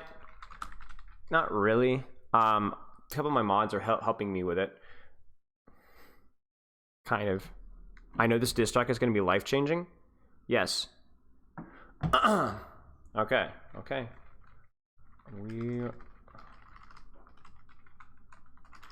Righto, you and Twitch. Okay.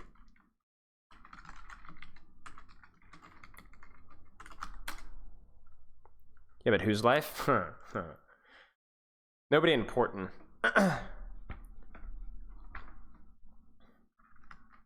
Okay, what's up, Case? How's it going, mate? Genji. What do you feel is holding you back from improving? Mentality, positioning, and mechanics. Okay. Positioning, we could talk about. Mechanics, we could talk about. You're aiming for top 500. What rank are you at right now, Case?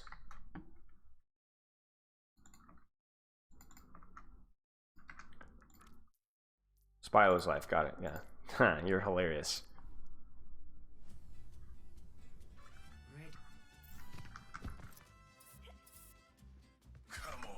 Okay. You can't see chat, but I'm gold. Okay, well, if you can hear me, you can just answer in Discord. We're good to go. Okay, gold Genji. So, big thing for ranking up.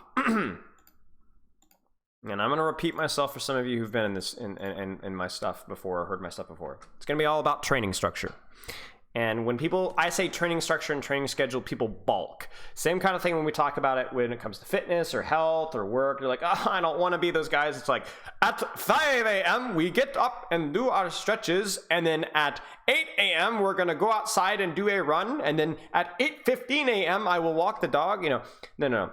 We just want some sort of general guidelines, right? This is generally how much I try to play per day. This is generally how many hours. This is generally how I try and play those hours, So what I would try to do is if you want to, like, let's say to go from gold to plat, let's just focus on the low hanging fruit. That's the word of the day. It's not even the word of the day. It's the sentence, and it's not even the sentence of the day. It's the sentence of the last year. Okay. Essentially, you need to think about, if I'm going to go from gold to plat, I would recommend starting off with playing for 1 hour a day, 1.5 hours a day, okay, with a 10-15 minute warm up, and then aiming for 3 or 4 ranked games. Right there. I would aim to play every day if I could. 6 days a week is okay. 5 days a week is but try and play around just that every day. For a warm up, I would recommend something in game. And if you're playing Genji, I do not recommend any workshop codes. You should only be playing exclusively arcade deathmatch or tryhard FFA deathmatch. Genji is a combo 1v1 hero. You will not benefit almost at all from using any codes. I don't care what Necros does. I don't care what Shatter 2K does. Don't do what they do. Play deathmatch. Trust me. From there, you do your 10 to 15 minutes of that. You go into your ranked games. You play 3 or 4 ranked games with specific goals in mind that you're trying to practice at. Preferably 1 or maybe at most 2. And then you're good. Not even Aim Arena. No. Aim Arena is better than other codes, but it's not as good. Why don't use workshop codes? Because it's an inefficient use of your time. How many times it's more important for you as Genji to focus on using the wall climb, deflect, dash, duel, and playing against real players with real cooldowns that you have to worry about deflecting than it is to jump around and try and shoot realistically moving Anabots in a wide open plane. You need to be knowing how to 1v1 an Ana with Sleep Dart when you have a wall nearby. You need to know how to deal with a Cassidy when the Cassidy has sticky grenade and you don't have your deflect, right? That's the priority. If you can't do that, Aim Arena, same with Tracer, yes. Any hero who has, like, the kit is a crucial part of how they take 1v1s and not just their aim. You need to be playing deathmatch. I think every hero benefits from playing deathmatch, but especially heroes like Ana, Tracer, Genji, even to an extent Reaper, right? Reaper's a little bit less, but like Cassidy a little bit less. So hitting stick isn't particularly hard, but those are the parts. So deathmatch. So 1.5 hours. Echo, yes, Echo's another great one. Yep, a lot of environmental flight control, high ground control. That's a great one right there. Yeah, Tryhard FFA is a custom game. I'll pull it up right here. It is fallen out of favor recently, because workshop is a lot more popular, but you could see right here, Tryhard FFA, I'll show it to you guys. I won't be able to play any because I don't have any room on my mouse, but I will pick, like, let's say Genji. There's about 12 heroes in here. A lot of things are disabled. Unfortunately, Blade is disabled, so you guys might have to keep that one in mind. You can just play deathmatch, and then I die. Let's say I'm just gonna die to this Widow. Kill me, please kill me. Okay, then instant respawn. Just like normal deathmatch, you go right back in. And I actually think you could respawn faster with T. So I'm gonna die to this Genji again. Come on, kill me. T, there it is, see? You go instantly respawn. And it's like to like 50 kills or something like that. And you get like pro players in here, you get like top 500s in here. I mean, it's a good lobby. A lot of things, like a lot of the tanks are disabled, or the tanks are a little bit weaker. I think some of them have like sticky grenade. Do they have sticky grenade? They should have sticky grenade. Just kill me. I think they have sticky grenade. A lot of them have sticky grenade. Oh, this one's disabled, the sticky grenade. So do that with that as you will. It might be good to get some practice playing versus a Cassidy with sticky grenades. So that's one of the downsides. The reason why they disabled is because having a Cassidy that's constantly respawning with sticky grenade is like annoying as all get out. But yeah, anyway. Highly recommend Tryhard FFA. It's just like arcade deathmatch, but slightly better, in my opinion. Yeah. And a lot of like the really stupid ultimates that aren't really helpful are disabled as well. So anyway, highly recommend that. 10 to 15 minutes. You can spend a lot more time in that if you want to. If you feel like your mechanics aren't very good, you can absolutely grind it out. It's a great way to grind your mechanics. I used to play it for like 30, 45 minutes a day back when I was practicing my on Zen, and it's literally how I got Grandmaster aim, is just from that. I didn't do any other aim trainers. Do not recommend any other aim trainers. Tracer as well. Yep, Tracer's amazing. Tracer's amazing. The irony of Tryhard at deathmatch is that it has a ceiling, because if you play it a lot and you're like get to like Grandmaster, you start beating up on plat. Like you get too good for the lobby, and then it's like it's kind of hard. It's still good, but yeah.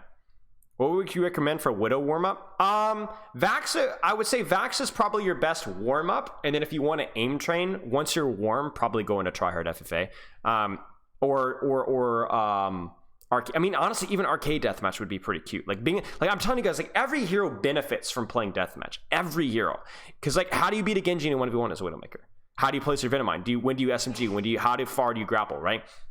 Like, it's not as important for a Widowmaker because you're spending less time in these weird 1v1 scenarios, but you will, right? Widow headshot. I'm not a big fan of Widow headshot. I don't think headshotting only Widows is necessarily good practice. I don't think it's negative practice, but it's like it's not the most efficient use of practice. I don't like that it's not that good. It's not that good. And I always find people swapping off the stuff like Tracer Cast to Sim Moira. Well, then fine. Get good. Like the thing is, the case is, if you're going in Tryhard FFA and people are going Symmetra, I don't think even Moira is enabled in Tryhard FFA, but anyway, then good. Because that's going to be happening in your ranked games as well. So you need to know how to play versus Symmetra Moira. Like I'm telling you, if you're good at Genji, you will be fine versus Symmetra Moira. And if you're struggling versus the counters, then you need to get good. Genji is like one of those heroes like Winston where people see this hero, they just automatically go counters a lot of the time, and you need to be comfortable beating those counters. So you say mentality is an issue. I'd be curious if you can type in a few words or a sentence or two in our chat, like what you feel like is lacking in your mentality, because I might be able to give you some advice with that. Positioning, mechanics, anything additionally like Spilo to know. I played FPS games for a little under 2 to 3 years now, but I've only recently attempted to get good at them. Perfect. Watching your Spilo 2 channel on YouTube has already helped a ton. That's awesome. Awesome. I'm glad to help. Glad to help. Case is typing, so we'll give it a few seconds. Widow headshot solely if you need to practice 1v1 Widow. Yeah. I would think Widow headshot has potential to be really good if you have like bad habits with how you take duels and you're trying to like improve your strategy with like winning and taking Widow duels. But my only problem with that is I feel like even that is like overrated, because like Widow headshot is like, there's so many people in the lobby, you don't even get like the chance to like actually sit and strategically think before you're getting flank shot. Like that's actually one of my problems with Tryhard deathmatch, and sometimes I actually feel like there's too many people in the lobby. It's just like this chaos. You don't actually like to get to strategically break down a 1v1. It's like you die, you respawn, you die, you respawn, you die, you respawn, you die, you respawn. It's literally just mechanics. It's not even a lot of brain behind it. And I think that's 1v1 arena. It's the same kind of 1v1 arena. What is 1v1 arena? I think I know what 1v1 arena is, but maybe I don't know what 1v1 arena is. Because you could be referring to a few different things. It could be like the SATA code. All right, let's try this out. I aim to devastate. You see, this just feels so inefficient. And it's like so unrealistic as well. This is just mechanics. You know what I'm saying? Like you just grapple in the air and then you shoot at each other at point blank range. Like this is so, it's not bad. Okay, yeah, it's bad practice. It's just not, it's not effective at all. This is so dumb. Is this headshot only too? This is so, that's just garbage mode. Yeah, don't do that one. It's not it, it's the Lijiang one. Oh, Seda? I mean, Seda one is good-ish. It's better, but it's more fun than anything else. It's like, because you're playing random heroes, right? So it's like, you know, what's the point? Yeah, so yeah. Kay says, I struggle with my naked blade engages a lot, and I try to use it to swing fights, but I often just end up holding it and do that a lot with my ults on all characters. Don't know how to use my ult without the perfect situation. Okay, I mean, Genji is definitely one of the harder ultimates in the game mechanically, but also like decision making wise. So we'll take a look at it here. I would offer you some general advice, but I think it'd be more helpful if you actually look at how you actually used it in the VOD. Okay, let's take a look. So don't forget what I said about training schedule and training structure, especially if your goal that is 100% something that you need to look at. I would also be curious what your sensitivity is, EDPI. So if you get a chance to tell me, leave me later. That would be helpful. You need to be doing something. I know you're looking at your Moira, but you're fighting. Be shooting, please. Shoot, please. I beg. Please shoot. Shoot. Shoot. Your Sigma shooting? You should be shooting. I think you were hunting for Sombra, but you could be shooting and listening for Sombra at the same time. Even if it's just throwing shurikens in enemy's general direction. Way too much attention on the Sombra. You see, here's what's going to happen. This doesn't stop the Sombra from doing what she wants. This discourages the Sombra from doing what she wants, but it doesn't stop her. Case in point. She's not even there. So what ends up happening is the Sombra gets 1-for-1 value because she's distracting you while she's doing nothing. But then she still gets the engage that she wants anyway.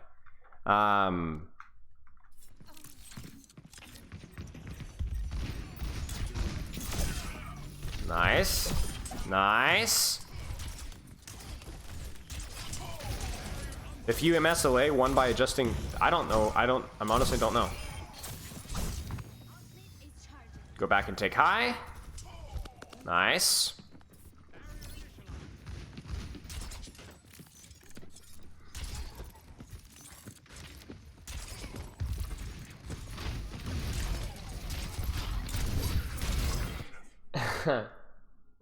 I knew it was coming.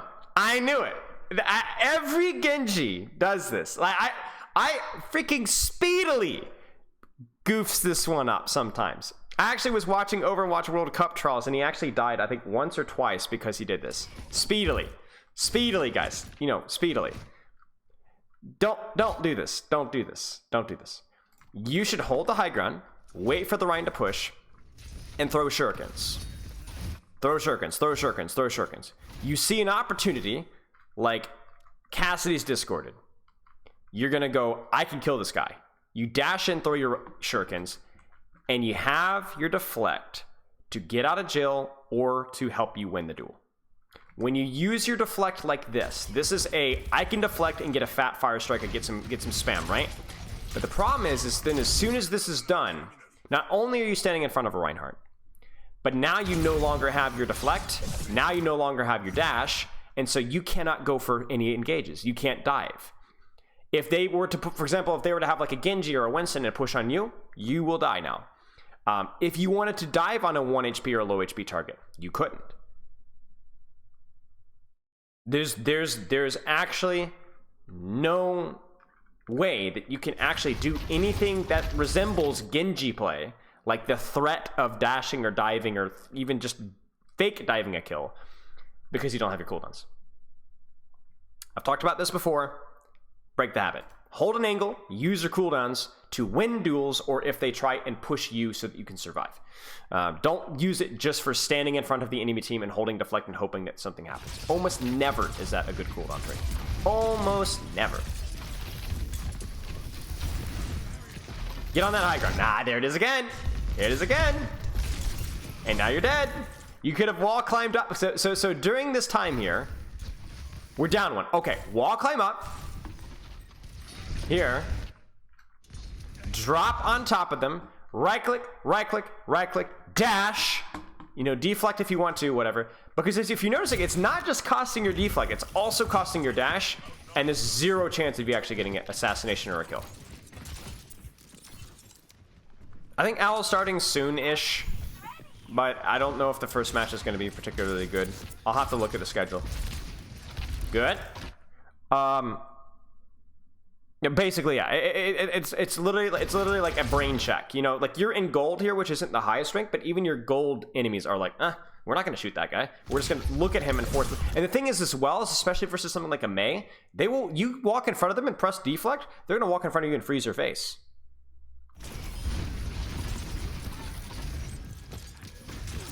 Nice. Nice. Unfortunate, but you're good. You guys should be okay, surely. Nice. Yo, Timothy! Oh, whoa. How many gifted subs is this? Oh my gosh, dude. 20 gifted subs?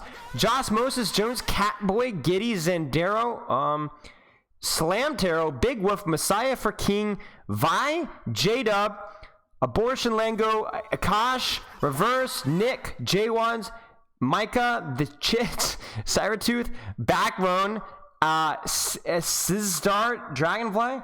Yo, dude, thank you so much for the gifted subs, man. Super generous of you.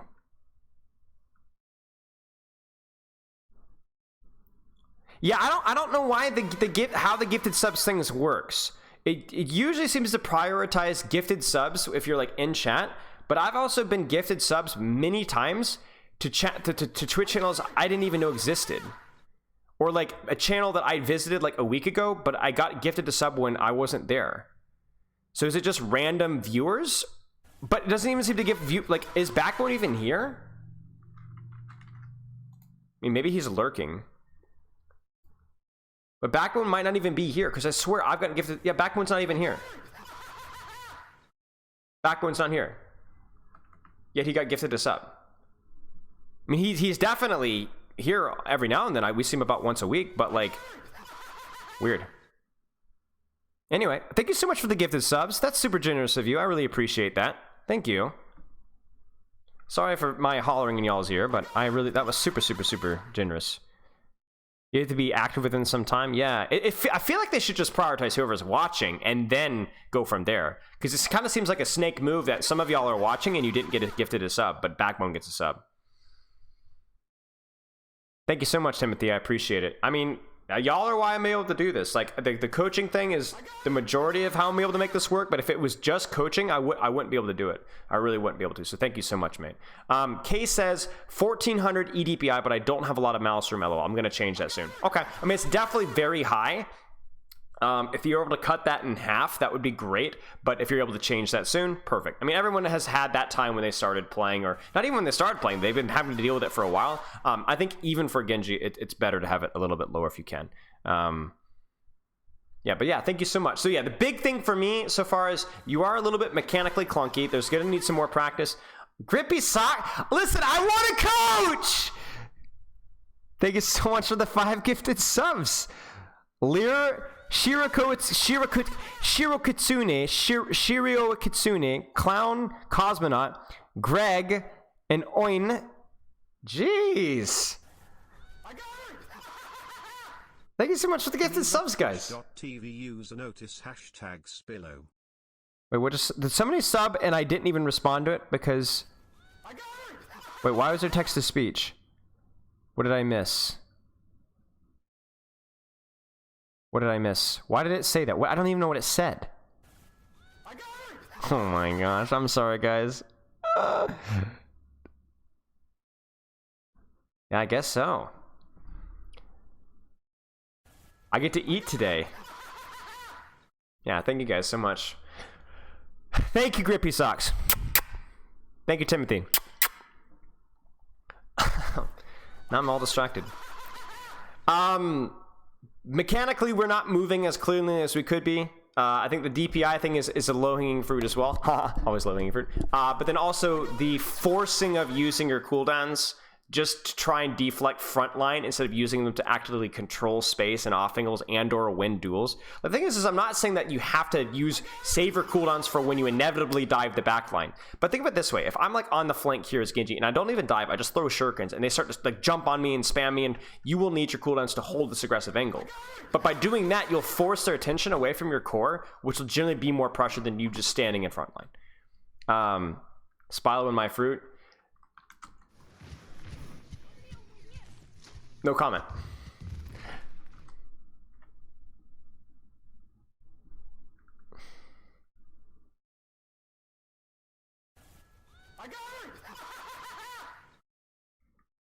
Case, we are going to finish this VOD review.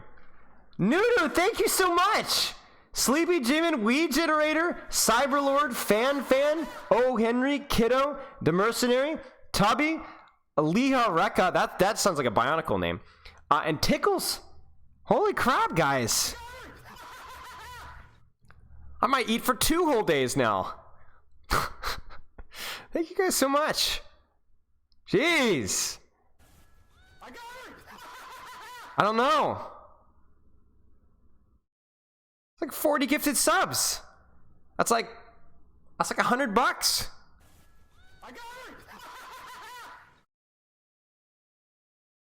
So again, if you guys don't know what the sub notification is from, we might have to change it at some point. Level 7 hype train. Holy crap. It's from an OD match before I literally didn't even know what OD was. This was like literally 5 years ago. And so buddies of mine were like, can you come help us play OD? I was like, yeah, sure. So we were playing versus like a silver team. And I thought it was like just like bad form to be disrespectful. So I went Torb and I went hammer only because I didn't want to disrespect the silver team. I didn't realize it was like an actual tournament. Like you go as hard as you can. I thought it was just like a fun little game and I wanted to keep it fair. And I went hammer only. And I killed their tracer. I chased their tracer down and I killed her with hammer. I have the clip somewhere. I'll see if I can find it later. But I have the video clip somewhere. But I killed her. I killed the tracer with hammer. I didn't know. Level 8 hype train. What happened? Nuno. Oh my gosh. More Buckethead, Grookie, Ham on TV. Hey Sam, Larry, Merv, Gilgamesh, Async, my bro dude, Netron, level 1 human. Jeez, guys. Thank you guys so much. Special push-ups, no coaching. Oh my gosh. Wait, what did I just get? Hype train level 9 complete? Holy crap, guys. I don't even know what that means. What is hype train again? What push-ups do you want, Ryan? More gifted subs? I'm sorry. Okay, chat. We will get back on the coaching grid. We will finish this session. I'm gonna Spa, Silver, Sivan, Elliot, Nick, Nuclear, Alphan, Nerid, Kiba, Sunbun, Triceratops, Speedy, Streetback, Fit. I was never know what to say. Fat Magian, Shaka Fox, Cubit, Rapier Man, Slav, Nuge, Coven Spizzy, and Grippy Socks just throws in, what is that, 40, 50 bits to boot? Holy crap, guys. Chill. Thank you guys so much. 1 push-up for every sub. All right, I'll do it. Is anyone keeping track? How many count? I was at 20, 20, 10, 10, 5. 75, right? And then 5 more from Nietzsche said. Rocky, thank you so much, guys. Holy crap. Thank you, Nietzsche said. Rocky, V-Cliff, Iramanyan, Endless Trash, and Shelmos. What is that? Is that 80 subs, guys? Is that 80 subs? I think it's 80 subs. No. Yeah, no. No, it's not always like this here. No. It's usually a lot more dim, dank, and depressing. I think we're 80 push-ups now. I'll do a push-up for every sub. I don't know if I can do 80 push-ups in a row though. I'll try. I haven't honestly, guys. I swear to goodness. What was it? 2 days ago, 3 days ago, when I did the 50 push-ups because they lost a team fight. This is the first push-ups I've done in like 4 years. Or no, not 4 years. 2.5 years. I have not done any push-ups since then. I've done a lot of other exercises besides push-ups, but I haven't done push-ups in a while. I'm gonna be eating this entire week at this point. I won't be offended. Okay, I'll see if I can do them. I'm gonna go full range of motion too. You know, elbow lockout. You know what I'm saying? I'm not a runner. I'm more of like a heavy lifter / sprinter guy. I've got like the athlete build kind of a thing. Not like super bulky, not super skinny. I like to run really fast. I would say my biggest physical strength is my speed. I'm generally always the fastest guy around. I know that's a little bit of a humble brag, but that's my one strength. Thank you so much for the sub, Jotaro. We're at 81 now. Tracer build. Yeah, kind of. It's more like a Genji build kind of a thing. I would say. Not a Reinhardt build or I'm not near that strong. Oh my gosh. We're at 91. Nunu, thank you so much. Luis Mario, Garuta, Monitor, Tricky Zerg, Bronco Baker, Aiden. Hey, Aiden. Is Aiden even here? Pro Player, Wii Sports, Flaccid. Never mind. Wolfman, Buttersworth. Can I do handstand push-ups? I think I can. I think I can. I don't know if I have a wall in the general vicinity. I don't know if I can do them on the wall there. I can do a few, yeah. Malfuzz, that's 92. Thank you so much for the sub, mate. Nunu, forgot to sub yourself. 93. You're almost 30, no? Yeah, I'm 28. I got it! No, I mean, I was pretty fast as a kid. I wasn't as fast proportionally as I am now, but I did have I remember for minor league tryouts, I was the second fastest kid when we ran the bases. But honestly, baseball kids aren't that fast, so that's not that impressive. 7 more to make it 100, right? Yeah, 7 more to make it 100. Case I'm sorry.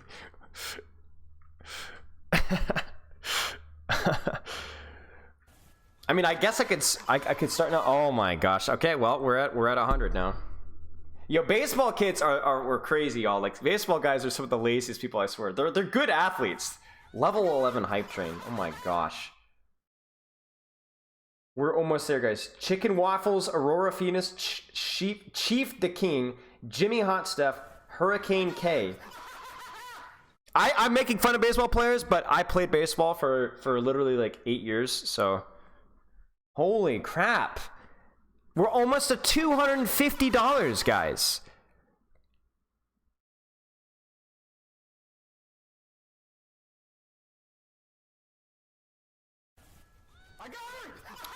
I got a sub. Yes, you did. Congratulations. Thank you so much, guys. Nunu, Timothy, Nietzsche said, all of you guys. Who was the other person that gifted a whole bunch? How am I forgetting? Oh, Grippy Socks. Oh, yeah. And then all the other individual subs as well, guys. Honestly, I'm an old man. You guys have to forgive my memory. But thank you guys so much. Level 11 hype train is crazy. Yeah, I've never even had anywhere close to that. The self-report, yeah. I mean, listen, my cardio is pretty good. Cardio's pretty good. Listen. Okay, Phyresis. How's it going? Good to see you, mate. If you guys don't know, Phi is the legend that donated, what was it? Was it $1,500 for the charity? Something like that? Would you consider a dono button so you could take a bigger cut versus Twitch bits? I mean, I guess so. I'll write it down as an idea, sure. I mean, I would appreciate it, for sure. I'm not going to sit here and try and be humble, try and pretend to be humble. I would appreciate it. But, I mean, Patreon, that's the nice thing about Patreon, though. Patreon, I think, takes like a 10% cut, as opposed to 50% cut, which is nice.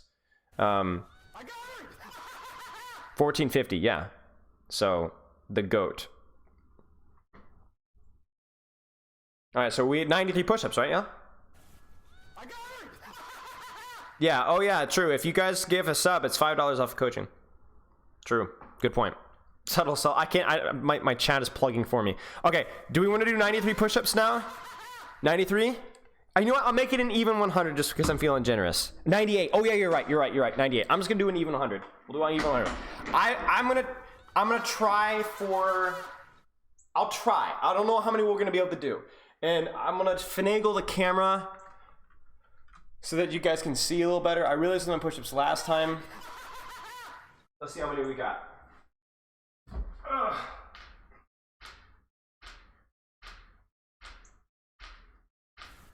I got it. 10.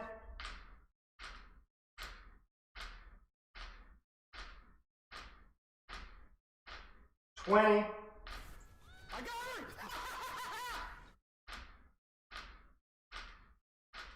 30.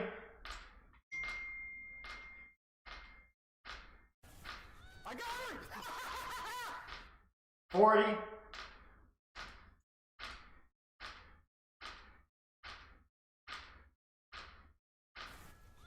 50, excuse me. Oh no.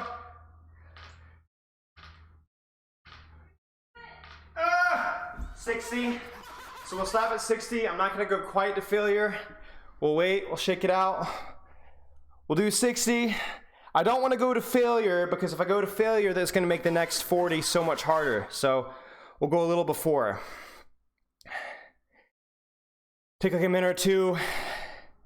Probably bang on another 10, 15, then do another 10 or 15. Oh, it was 107. How do I owe you guys 107? What happened? More? I think I owe you 108. Etsui, name tag, WTO, Shiro, command, stuck in orbit, immobile, ceiling, enjoyer, serotonin, salty egg. Oh.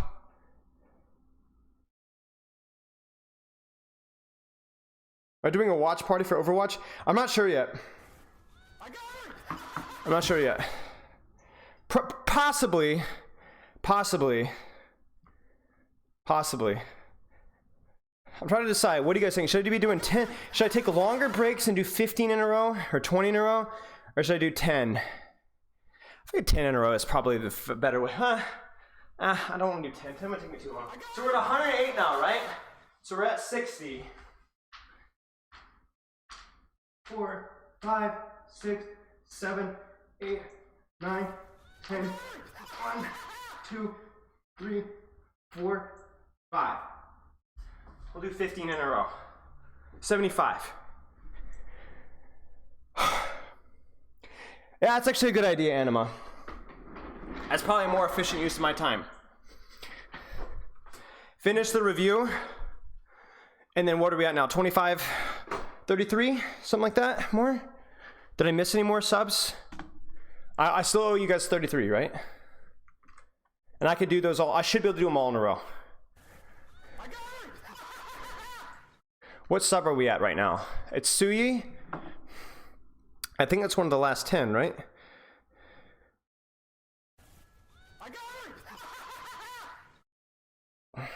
Yeah, so we're at 75. So 75, I think it's 33, yeah, I think.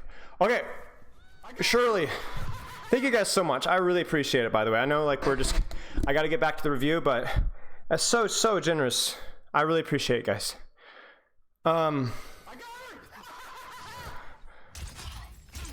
Okay. So a lot about how you're using your cooldowns pre-fight, the angles that you're taking. Yeah, y'all are gonna have to deal with it for a little bit longer. This is good. I like this angle that we're taking here. This is perfect. You know, it feels like it's the same way that you're using cooldowns before, but this is different. Watch this. You see an opportunity to go aggressive. Oh, this guy's low. I think I can kill this guy. Oh crap. Actually, I can't do this. But do you see what you've done? This deflect is what allows you to make this work. You go for an aggressive play, and because you have your deflect, this works. That's the difference. It's not the fact that, oh, I don't want you deflecting on a Reinhardt anymore. The difference is that I don't want you deflecting just for no reason, just to hopefully get spam damage. I want you to be looking for an opportunity, go for an opportunity, and you have your cooldowns to get you out of jail. That was good. That was good. You don't have to flex, so be careful. And you can see it. Do you feel the panic here? Like, sticky, right? You need to deflect. Your deflect is what allows you to go aggressive. Well, no, I don't think so, Nudge, because watch. Even if the Reinhardt doesn't shoot, he's taking all of the Reinhardt probably dies. The Reinhardt probably dies either way. Do you guys see that? Because what he does is he makes it so that everybody's looking at him, but everybody in this team is very fragile right now. It would have been a good use of the cooldown. And then he can use the deflect while he's moving to cover, and then he's safe now. Right. I would be a little bit careful about how quickly we use her deflect, though. So maybe you thought you were dashing the Cassidy, but you see the Cassidy's not here. Do you need to be quick and responsive enough to be able to see Cassidy's not here? I don't need to deflect. Instead, I need to be throwing shurikens. So right here, you just deflect really nothing. And that's not great.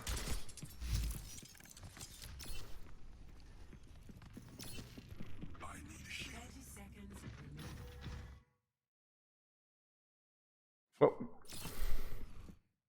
Sorry, the Fire Strike bugging out, and then Moira and Genji acting like... I feel like this is AI playing Overwatch.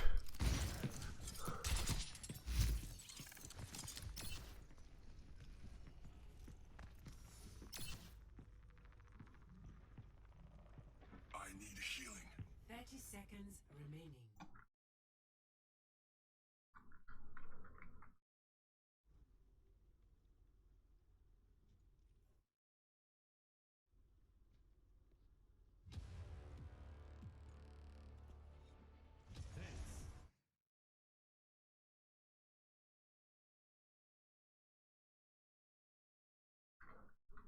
It's beautiful.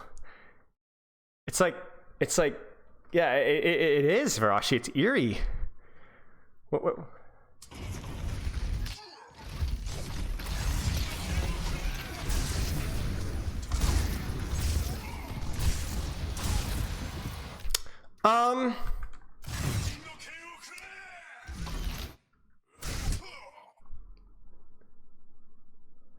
I think this blade ends up being okay because they have beat. Let's put it this way. If they have a counter for your ult, if you want to use your ult to force the counter and then survive, I think it's fine.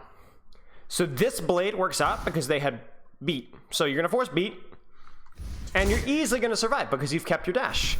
And heck, you might even force out like ice block and such, right? Right? That seems reasonable.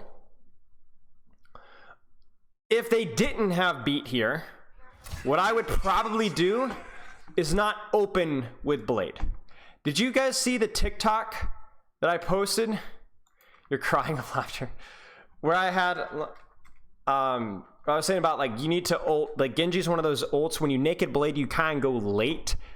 Let's pretend that they didn't have beat here. When would we go in? All right, so the Reinhardt's walking forward. Let's say that we're standing here and throwing shurikens. Blizzard's thrown out. Reinhardt walks forward. You back off to avoid the blizzard. You're still throwing shurikens. The high noon gets pulled.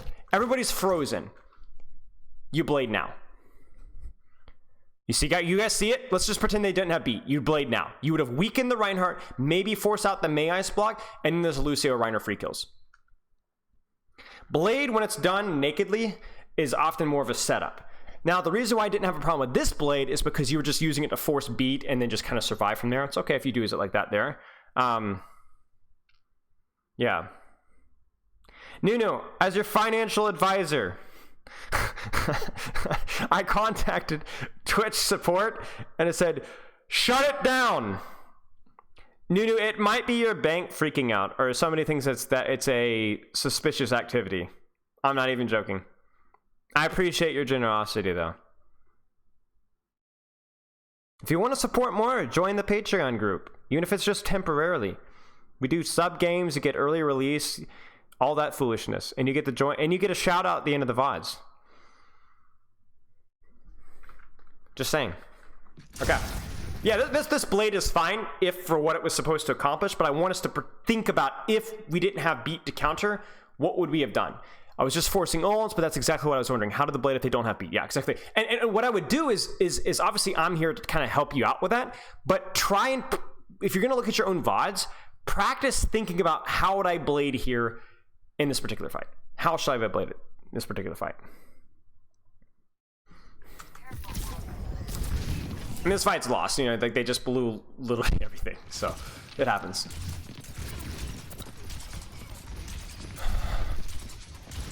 Nice little angle we got here. Now, if they push the cart up and your Sigma backs up, this is probably the best position for you. But obviously, what position you take depends on like where your team is positioned. You can't be like, oh, this is a good high ground angle that I saw Necros use, but your team's like over here. You're like, well, that doesn't really work. There it is again. You see, like I appreciate like trying to deflect fire strikes, but just most of the time it just isn't worth. Obviously, like if they have like BAP window fire strike, that's pretty cool because you can one shot people. But even then, it's just like it just like think about like what you can't do now. Now you would like to kind of play this angle here, right? Or maybe even if you want to go aggressively, play this angle here, but you don't have your deflect. The problem isn't just the fact that you're wasting your cooldown. The problem is that also to do what you're doing now means that you have to play on top of your Sigma. But that's not where Genji wants to be most of the time. Genji wants to be on an angle or a high ground or a flank. But when you stand in front of your Sigma, so to deflect, you know, fill in the blank, you're not only losing your cooldowns, you're also losing your positioning. Like you should be here or here or something. Or now at this point, you could probably be on high ground, but you're not. You're gonna do it again. Are you gonna do it again? Yeah, I don't know. This is good. This is good. He just used sticky on you. That's good. Oh, huge. Let's go. Yeah. Yeah. Nice. I will say this. Did you guys notice the mechanical error here? This has happened a few times. It's not the first time it's happened, but it's definitely happening up to where I'm going to bring it up. A little bit of a micro detail. But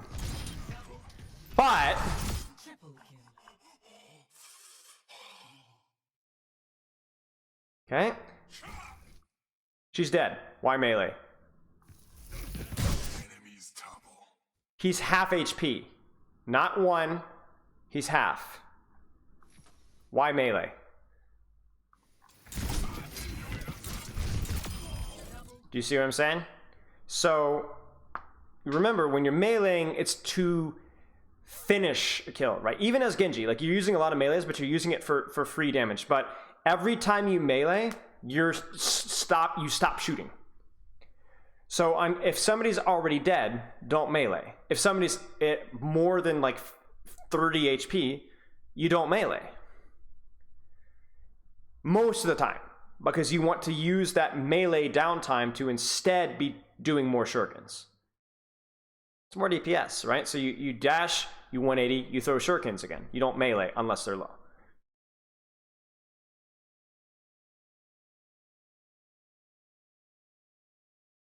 That's true, Nuno. It's not free though. The melee, you can't cancel melee animations in Overwatch. In most heroes, at least with Genji Winston you can. Because even if the animation is canceled, the internal timer between when you can melee and then shoot again is always present. It will always delay your next shot.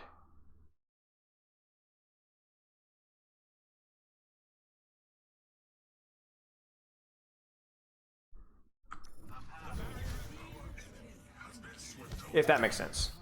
So the 180 melee is a very important combo to know, but it's not something you should just do without thinking. See, Nujay, I'm also pretty sure the right click before dash isn't free either, because I'm pretty sure the dash cancels the right click animation. Yes, obviously, but the internal timer of when you can throw your next right click is still there. So what you might do is you might go right click dash, try and right click, but you can't actually right click immediately because even though the dash canceled the animation of the right click, it didn't cancel the internal timer. So sometimes that's why you see Genji's dash without throwing any shurikens and then go for the immediate one-shot combo.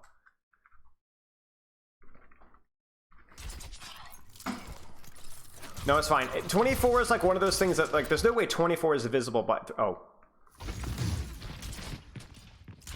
it's like 51 is not a prime number. It's like, wait, really? Oh. See, here's where we find Genji value right here. Here's where we find Genji value. This Rein shatters. Why is there no follow-up on this shatter? The wall, obviously, but where's my Cassidy? You know? Where's my Ana? You being here kind of controlled this angle and discouraged them from taking this angle, and which prevented the follow-up on the shatter. It's good position here. Just don't give it up. Hold that angle. And I would again go as far to say that if you can get the opportunity to get healed on high ground, you know, this is probably a better position for you. I knew it was coming. Because like, here's what you do instead, all right? Right click. First off, don't dash. Just keep shooting. Keep shooting. Keep shooting. Keep shooting. Keep shooting. Keep shooting. Keep shooting. There's nothing to finish here, right? There's nothing to finish here. Just keep shooting shurikens. Keep throwing shurikens until they turn their attention to you, and then dash through them to get out, right? Regardless, I probably would go here and throw shurikens really aggressively here, and then deflect if you need to and wall climb out again, right? Again, your deflect is your seat belt. It's what allows you to play aggressive positions. Same thing goes with your dash. But now you've used your deflect. I think maybe I'm It feels like you're trying to deflect ultimates. That's what it feels like. But deflect ultimates is a really high risk play though. Because it's not just, oh, I didn't deflect it, but it's also I was doing nothing because I was obsessing about deflecting the cooldown. I was holding, you ended up losing the fight because I was not controlling off angles or doing any damage while you're doing it. And then you don't deflect it, and your positioning sucks, and maybe you even died at the ultimate. Like we should have avoided the Mei ult, been on high ground. She uses Mei ult. 3, 2, 1. We drop, and we either assassinate or threaten assassinations on backline because we have our dash, but we're not even in position, much less do we have our dash. I would have continued on the kill, to be honest with you. But that's it right there, you know? At least you had your deflect. That's how you use deflect, right? Yeah, I mean, you're just gonna die in point, it's whatever. I think you could have survived and gotten out if you'd really focused on it, but yeah, fair enough.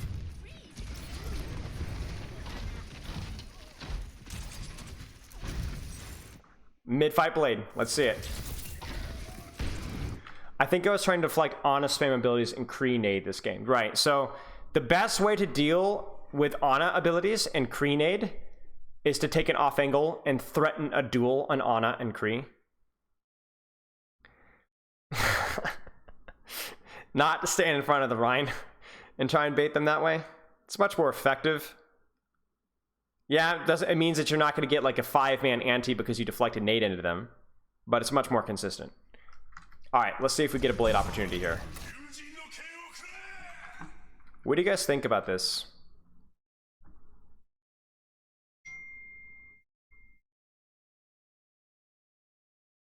What do you guys think?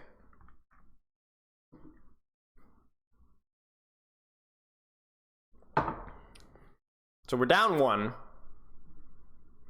Shatter's just been used.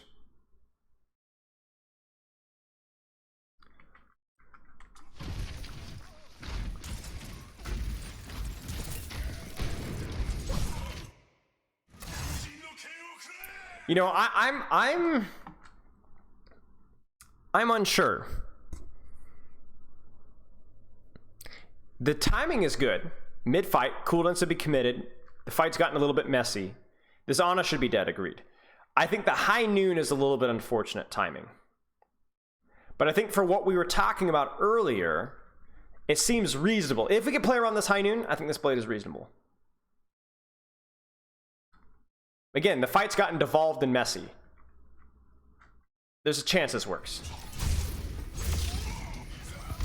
Oh no! You would have had him. You would have had him. You would have had him. You got the kill. Ah, you should have had him. You should have had him. You should have had him. You really, truly though, that timing of that blade there was very reasonable. Very reasonable. And you know that because like she doesn't have ice block. He's 2/3 HP.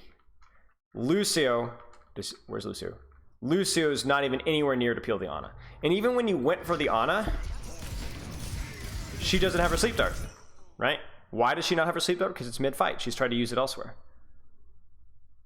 Also calls follow-up from Shadow, right? So there's no peel from the Rein here either. So yeah, I mean, honestly, I really do think that this blade was fine.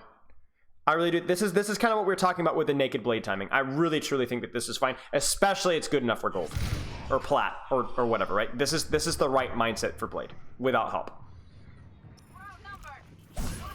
Could be, yeah, could be Mercury, which honestly it's fine. Careful, like careful. That one maybe is okay, but like, do you see now you don't have your deflect? So run, walk on, walk.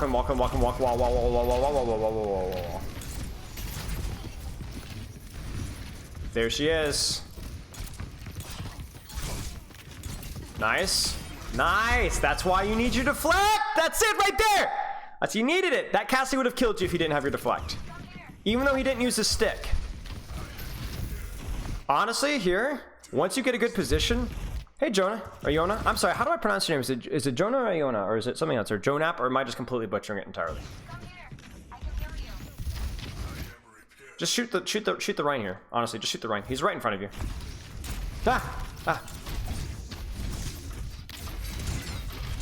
Again, you needed your deflect to live. But which one? Is it the hard J? Jonathan. Jana. Okay, gotcha. Jana.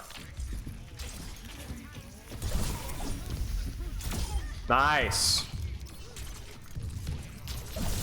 Nice. See, that's where the melee is good, right? Right there.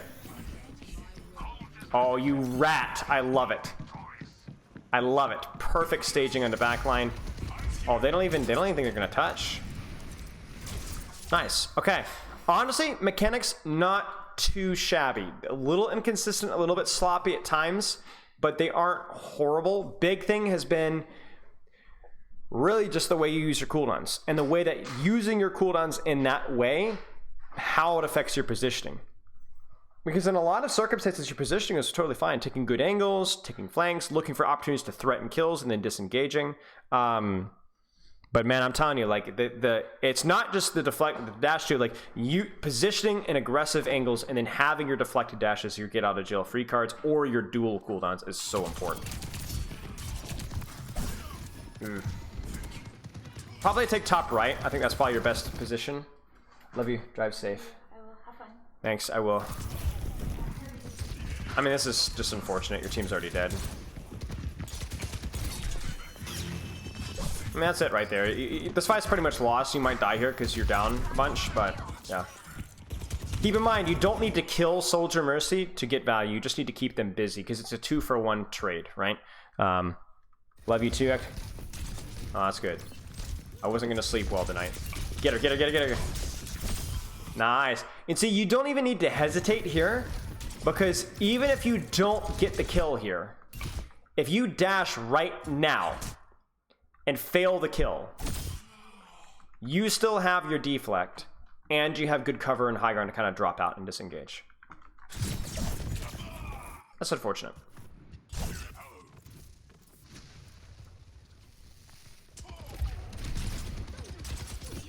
High ground, high ground, high ground, high ground, high ground, high ground, high ground, high ground, high ground, high ground, high ground, high ground, high ground, high ground. Like even just go up here, right? And then go like, okay, there's nobody here. Okay, then I'm gonna take this angle myself, right? I understand that hard flicking with Genji isn't always feasible, but yeah. Yeah, and then you dash and then you're gonna die. A lot of just silly mistakes here, I think, at this point. Cleanly in, cleanly out. And now we're going on a hard flank when I really just don't think this is necessary. Like, I think you could just go here, and then you could take this wall climb up to here, and then take this angle here and shoot Zarya, or take this position here and shoot the Ana out. You can either dive and kill the Ana, or you can force the Ana to disengage, or force him to push you out. I really think this hard flank here, we've either been hard flanking, or we've been going in main. We need to find a little bit of a middle ground, you know what I'm saying? And then the unfortunate thing is, like, what we're doing now isn't even bad. It's a 1-for-1 trade, right? The problem is that by the time we got there, the fight was already already lost. What?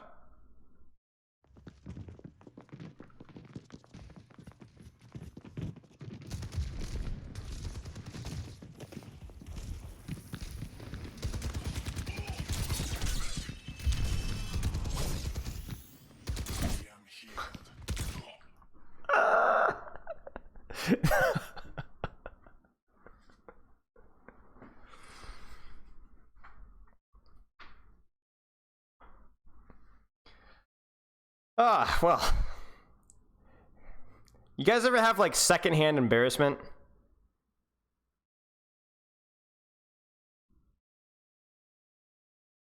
I don't think that term is strong enough. I think we need something like extra strength. Anyway, yeah, so we got Soldier off of high ground. My problem is again here. My problem here is, again, this feels like, you know, like all in. You know what I'm saying? Like it's all or nothing, right? Where again, the reason why I like these high ground positions is because you can threaten the kill on the Soldier, but you can also just shoot Rein right here as well. You know, you're good, Grippy Socks. It's fine. It's fine. Listen, you gifted subs, so you could do literally anything you want. You could report me to the IRS. At this point, it doesn't even matter.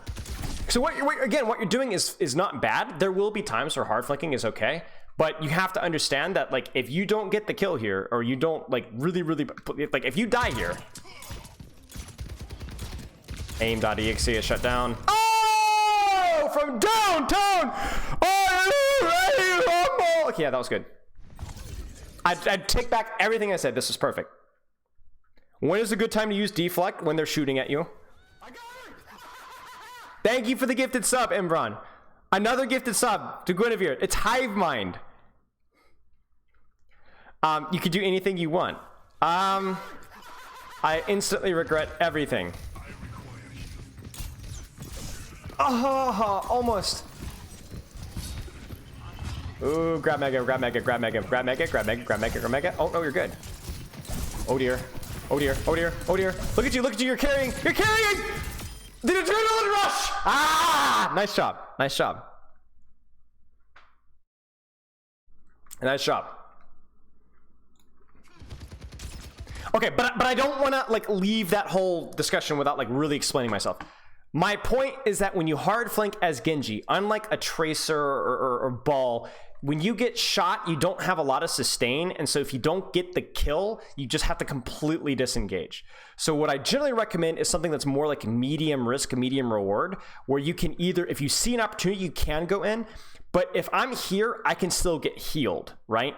While still putting damage out. And then if I see an opportunity to go aggressively, I can. If I have to disengage, I can. So generally the rule with Genji is like, you don't want to play it like permanently hard flanking backline all the time because your uptime is too low. You don't have recall, you're not fast enough to grab health packs and stuff like that.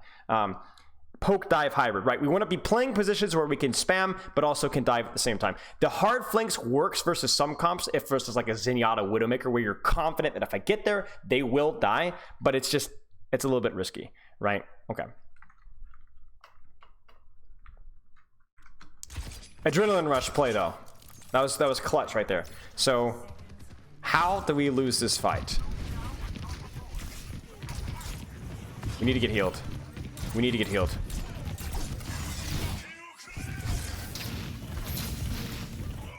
Oh man.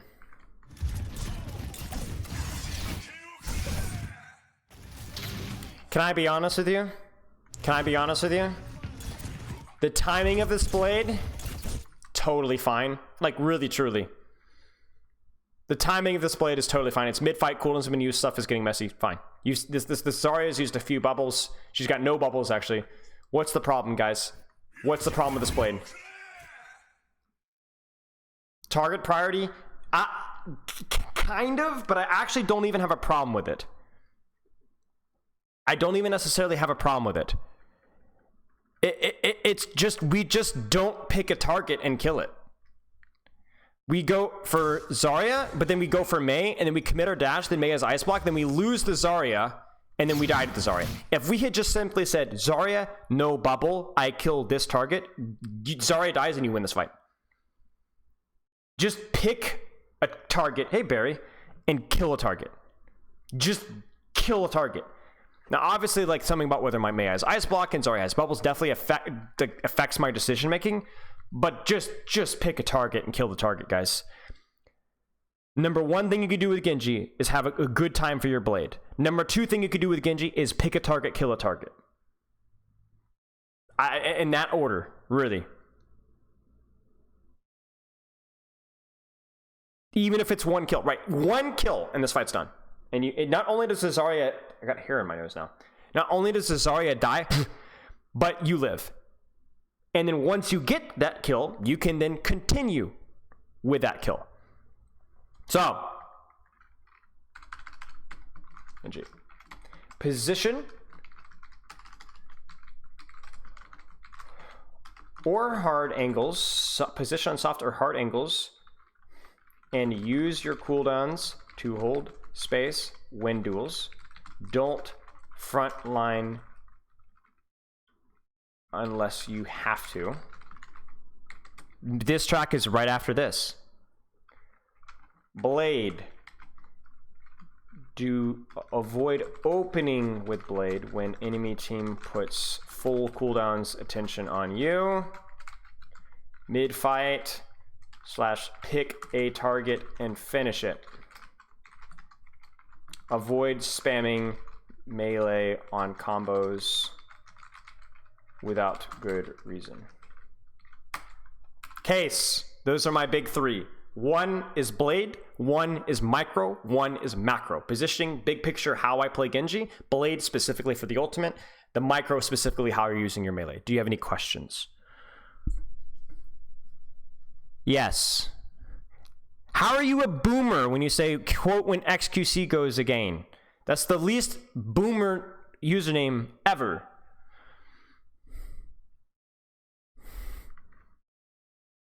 Okay.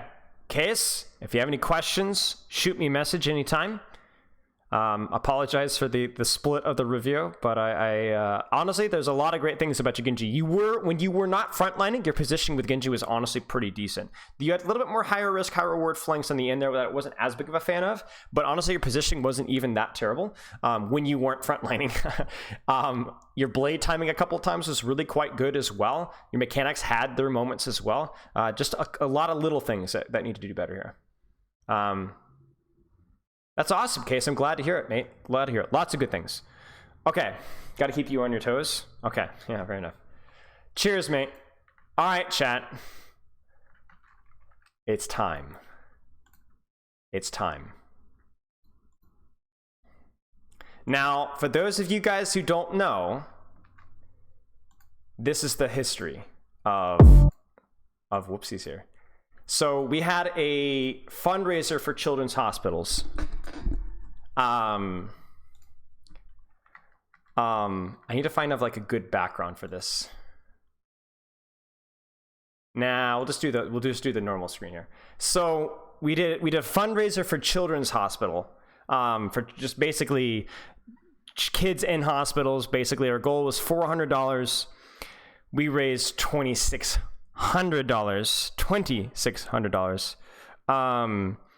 And oh, I gotta do my push-ups after this. I'll do my push-ups after this. So we had several donation goals. One of those was cosplay. One of those was an Overwatch 2 diss track. One of those was a day in the life of Spilo. One of those was the Spilo karaoke. I was expecting maybe half of them. We got all of them and way overperformed by a lot. So not only do we have an Overwatch 2 diss track, we have a day in the life of Spilo video we started filming. I'm going to do more like a week in the life of Spilo kind of a thing. But anyway, that was a few days ago. We started recording that. I have a Spilo karaoke, which I'm working on that one in the background. It's going to be a little bit less karaoke. I'll leak more when I get more information on that one, but we're working on that. And then as of now on my Discord, we're having people offer up suggestions for Spilo cosplay, which I actually need to make note of that. And I need to actually set up a voting system now that we've actually have a lot of Spilo cosplay nominations. And I'm planning on doing 2 because we overshot it by so much. So that being said, the Overwatch 2 diss track got crushed really quickly. And basically, we're going to be dissing every Overwatch player. Every Overwatch main. I actually had chat help me write some of it last week, helped me out with the first half, and then I did the rest off stream. Now, I'm going to be very honest with you guys. I am a terrible rapper, okay? I feel like that shouldn't have to be clarified, but just to make sure, this is supposed to be tongue-in-cheek and supposed to be funny, okay? This is not professional level anything. This is just supposed to be fun. I did have to change the track, sadly, so we were looking up...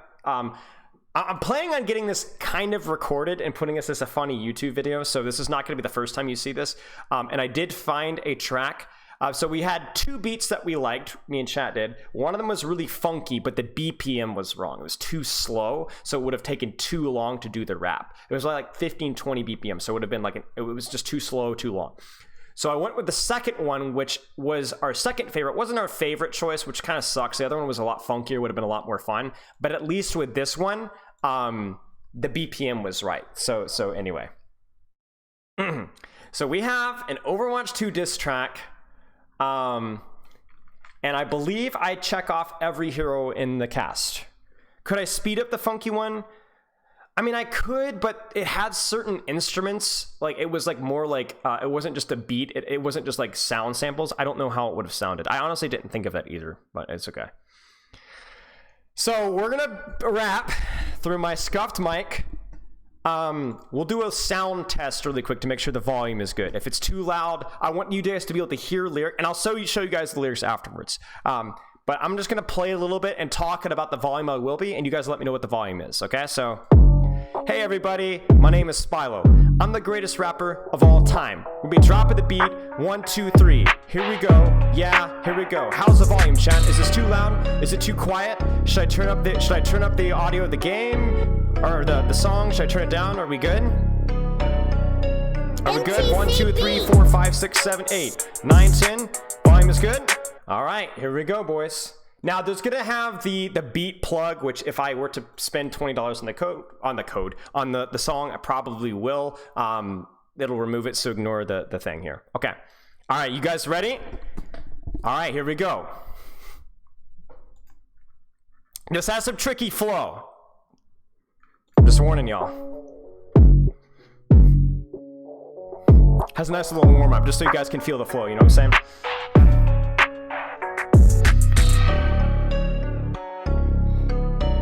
And again, like I said, I'll show you the lyrics when we're done. This is gonna be super tight.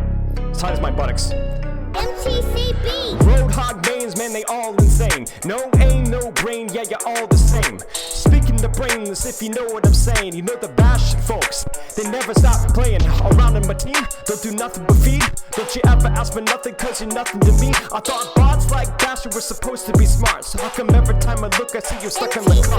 Well, you may be dumb, but at least you're not evil. Like some crackhead witch with orbs too lethal. Every time she makes a poor flanker split, all your boy remains. Yeah, you ain't it. Speaking of trash, yeah, matter of fact, man, the worst type of people, they always play rap. And they junk and they play, and they junk inside. You'll need to touch some grass, dudes, man, go outside.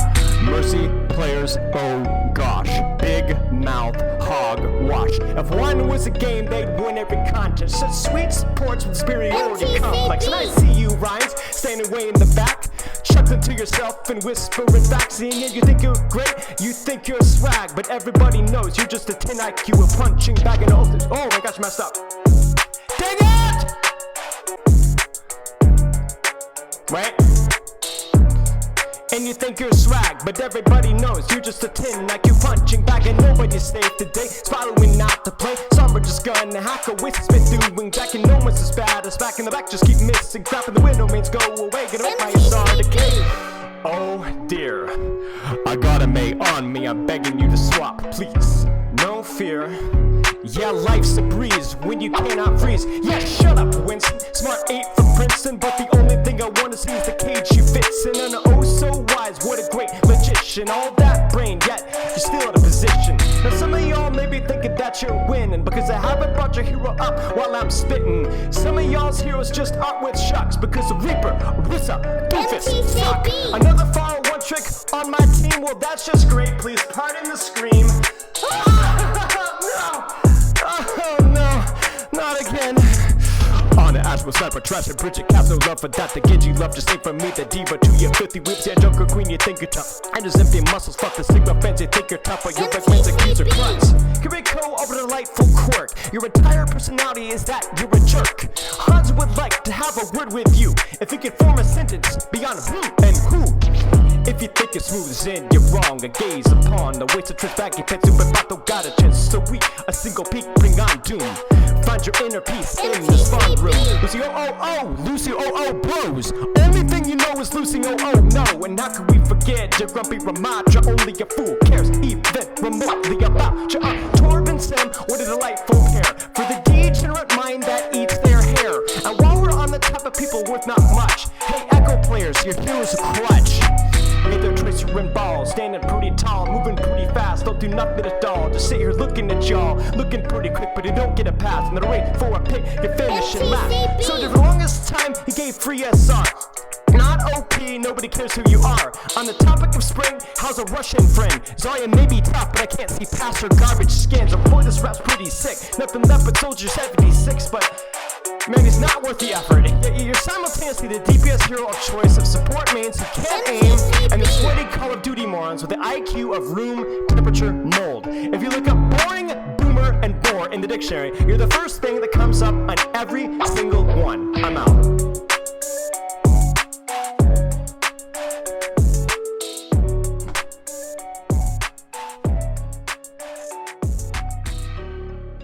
And that's all. So, I messed up at the one point, and I messed up at a few points. I messed up a few lines. I think I said, speaking of sprint, I don't think I said strength, but yeah. Anyway, was there Sem? Yes, Torb and Sem. What a delightful pair for the degenerate mind that eats their hair. Yeah. So there you go. The music is a tad too loud. You think? You're probably right. Yeah.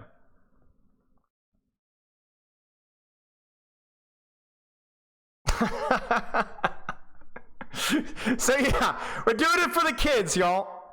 And I will here's what I'll do. What would be the best way to like, how should we, you know what I'll do is I'll link the rap in the Discord. I'll throw it in here's what I'll do is I'll throw it in Spilo quotes. I'll link the whole rap in Spilo quotes in my Discord.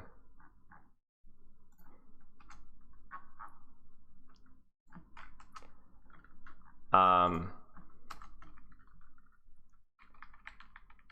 me a second, I gotta.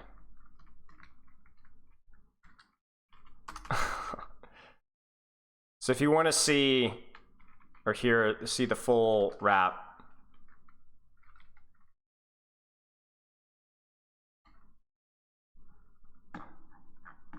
it's there. I'll even pin it just so so you can always go back and check it out. Spotify win. I love the timing there. Did you know I write music? I don't write that music. I have a horrible rap voice. Wu-Tang is for the children, yes. Yes, we're doing Ask Spilo today. Don't worry. Well, here's what I'll do is, what I am planning on doing is we're going to actually take this song, and I am going to get buy the rights to the songs so that I can put it on YouTube. And then what I'll do is my brother's actually coming over this weekend to record it. It's not going to make my voice sound any better, but at least it will actually be somewhat sort of mixed. Yeah, that'll go on YouTube.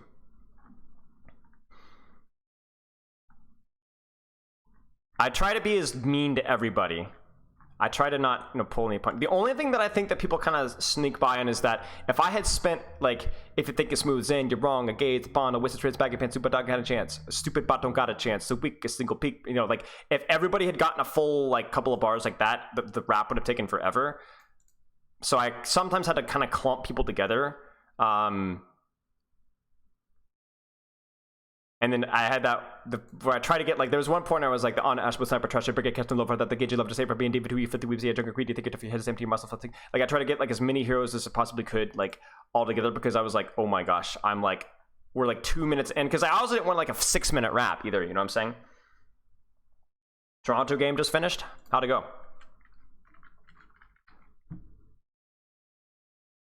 I didn't even think about TikTok. That would be pretty fun.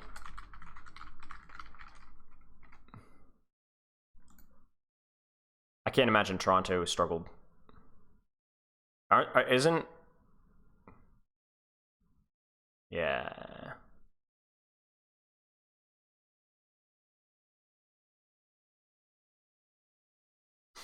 Yeah. Sending it in your DMs. All right, roast your highlight. All right, Fi. Let's check this out. Yeah, I can't imagine it would have been close. All right, shoot, Fi. Roast your highlight. All right, let's check this out. Huh, I'm gonna try. All right, Widowmaker.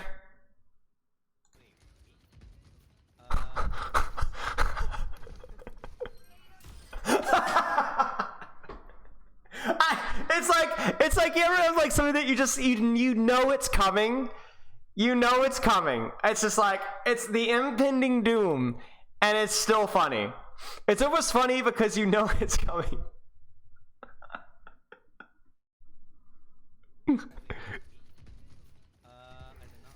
Jeez. I don't have anything to roast. I mean, the fact that you're playing in quick play and bowling Kiriko mains, but honestly, Kiriko people deserve it. Trash. Okay, this reminds me of something. This reminds me of something.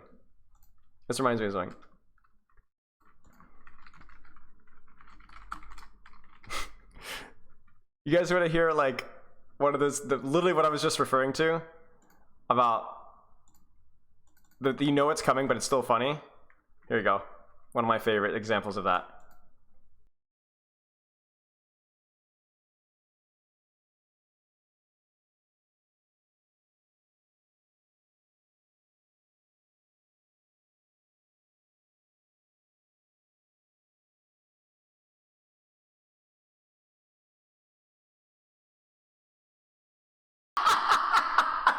I don't know why, it just gets me every time. Anyway, okay. Anyway, I guess we should probably do Ask Spilo now at this point in time. Yeah. Wait a second. I have a question for you guys. I'm probably not doing a companion stream today. I'm not planning on it. But why is Avast not doing the companion stream on Twitch? Is there a rule about it? No, he is doing it on Twitch. Never mind. Okay, we're good to go. I thought there was like some rule about not being able to stream it on Twitch, but it's the same as last season. You just can't stream the thing. Okay, we're good to go. Yeah. I mean, I know you can't stream the thing, but yeah, that's the usual. Okay, just wanted to know for future reference. Okay, oh my days, Ask Spilo has gotten out of control.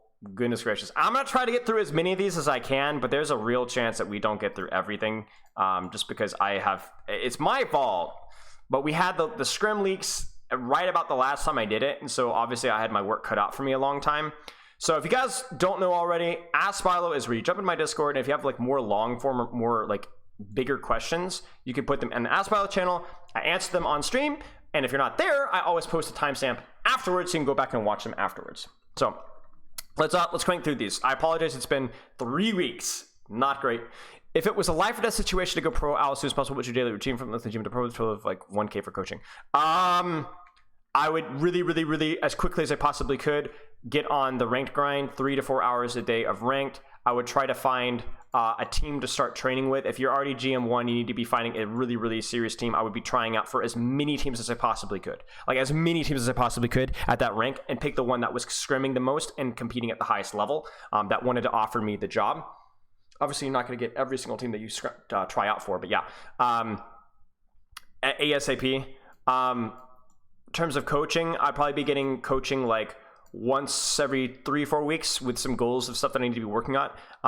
And then I would take a really careful look at my lifestyle, how much sleep I'm getting, how much rest I'm getting, improvement in general. I would try to improve, like better myself when it comes to like understanding how to learn, how to improve, like consume books, resources, podcasts, whatever.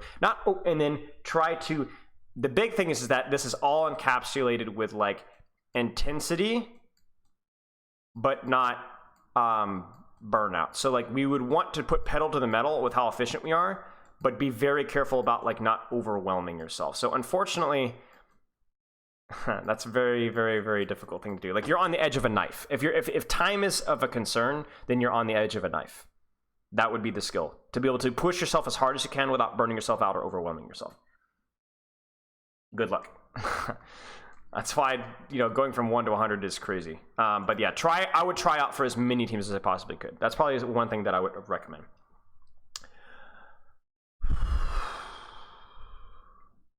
Watching some edge coaching as you want to play your it's not greeting for kill and tracer. Let's find out. Oh, this is an old one. Very disciplined as well. You're not greeting for a kill. Let's find out. Immortality field. This team is getting no support. No support whatsoever. And you're playing it very disciplined as well. You're not greeting for a kill. So what I mean by greeting for a kill in this circumstance is that if you have Baptiste and Ana focused on you, the chances of you getting a kill once they're already fully focused on you is very low, unless they're low, and they're not. So then at that point in time, your value is just surviving and keeping these two guys distracted at this point in time. So if the opportunity to like one shot or clip somebody or kill somebody is gone and they're all focusing on you, your priority at that point in time is just distracting them as long as you possibly can. It's not getting the kill, it's just trying to survive. Because for here, what I would do is like kind of play the cover, peek and shoot, maybe blink to this cover here, try just distract and play to live and play to distract as much as you possibly can. Greeting for a kill is going, I think there's a very low chance that I get a kill, but I'm going to go for it anyway, even at the expense of my life or at the expense of my uptime. In other words, how long I can actually put out damage. Because you living here, even if you don't get a kill, you living here and distracting and pressuring and threatening a kill is really the value here.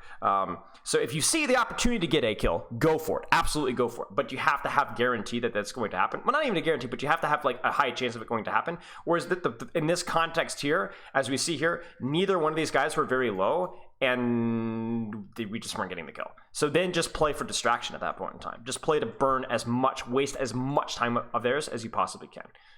Yeah. It's a good question. I actually talked about that in a Tracer review today that I did off stream. So that will be up maybe by tomorrow. I don't know if you've seen a similar pattern, but I'm starting to see Cassidy over Reaper and Rein Zarya comps. Any reason for this? Cassidy is always better than Reaper and Rein comps because Rein with Mei can very easily kite and survive Reaper pressure. Long enough for a Cassidy on an off angle to get value, or a Hanzo on a Black Eyes. Thank you so much for the sub, man. I appreciate it. Long enough for a Hanzo or a Cassidy to get value on an angle or a flank. Reaper isn't very good on an angle. In fact, he's too easily countered by Lucio. And even something like Mei Freeze is actually like, Mei is a little bit tricky for Reaper. Like if I Mei wall the enemy Reaper and swing at him as Rein, I'm going to force his Wraith. Reaper's a weird hero, guys. Like he's like, his main strength is his Wraith form that prevents him from being a focusable target. He's actually really not a great Rein hero. He doesn't do enough damage to Rein, and he doesn't control space well enough. Like I'm trying to think of the best way to put it. Like when you're playing Rein comp, you don't, outside of Mail, you don't really need a defensive cooldown. You need to be putting out damage. And Cassidy doesn't need a defensive cooldown because he's on a flank or an angle, right? So he's not going to get blizzarded or beat, rushed, or anything like that, or even shattered shouldn't be happening, right? Reaper has never, almost in my knowledge, recent knowledge, been better than Cassidy in any composition that's been brawly. That's involved a Reinhardt, because Reinhardt with a Maywall and Lucio speed just forces his cooldowns too fast. You don't control angles and flanks. And now, if you were to play like a Winston dive comp, like a Moira, Lucio, Kiriko, whatever short range composition, if you ran Cassidy there, Cassidy would get dove on the off angle because he's got no mobility.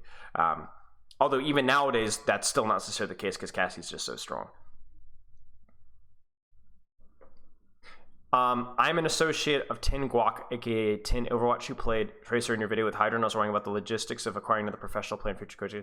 I mean, I'm working at it. It's more of something along the lines of I'm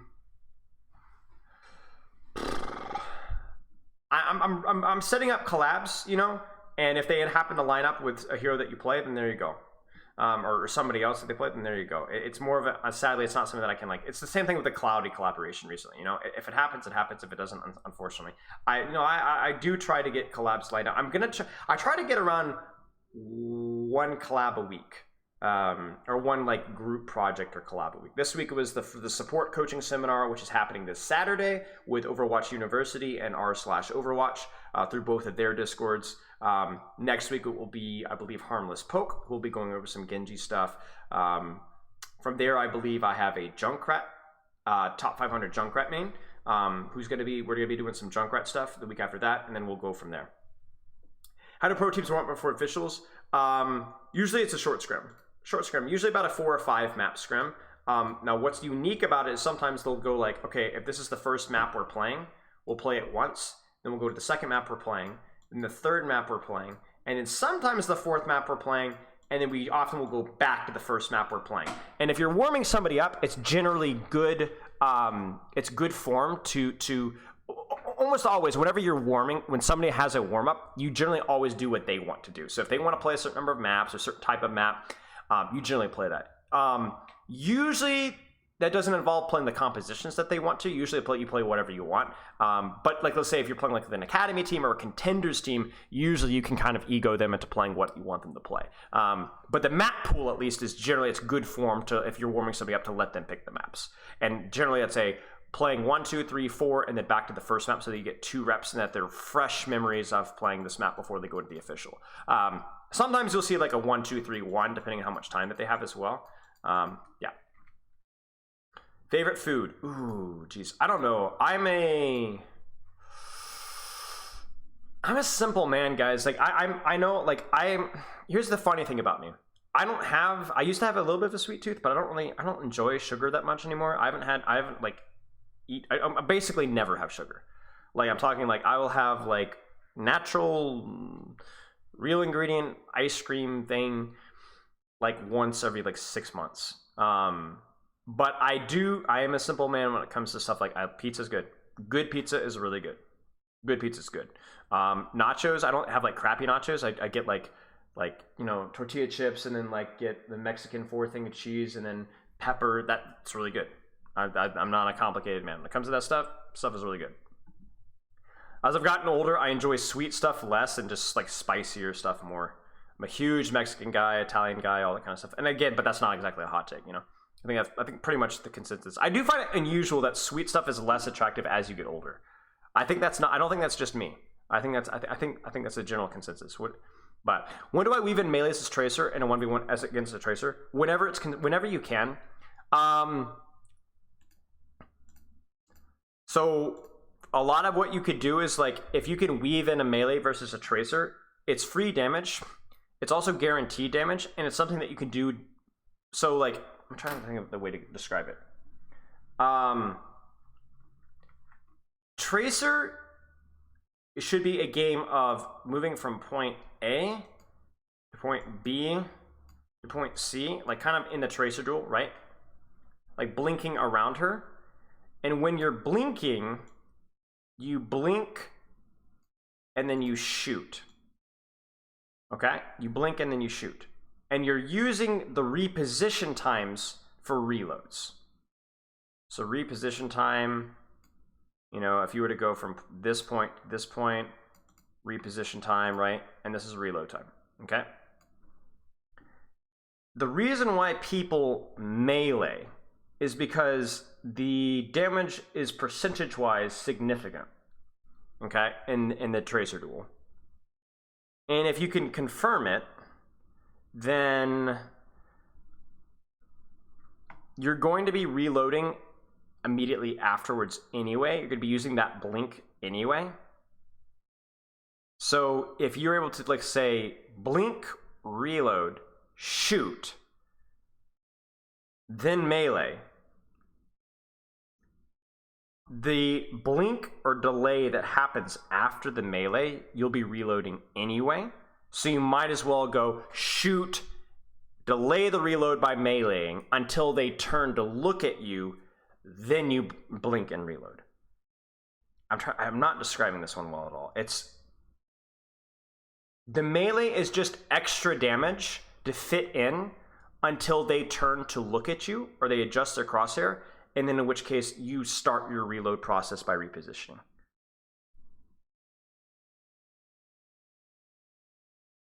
It's free damage, and because in Tracer duels you're going to be moving so much anyway, you're going to be spending that time repositioning, reloading. So you might as well get in the 20% damage.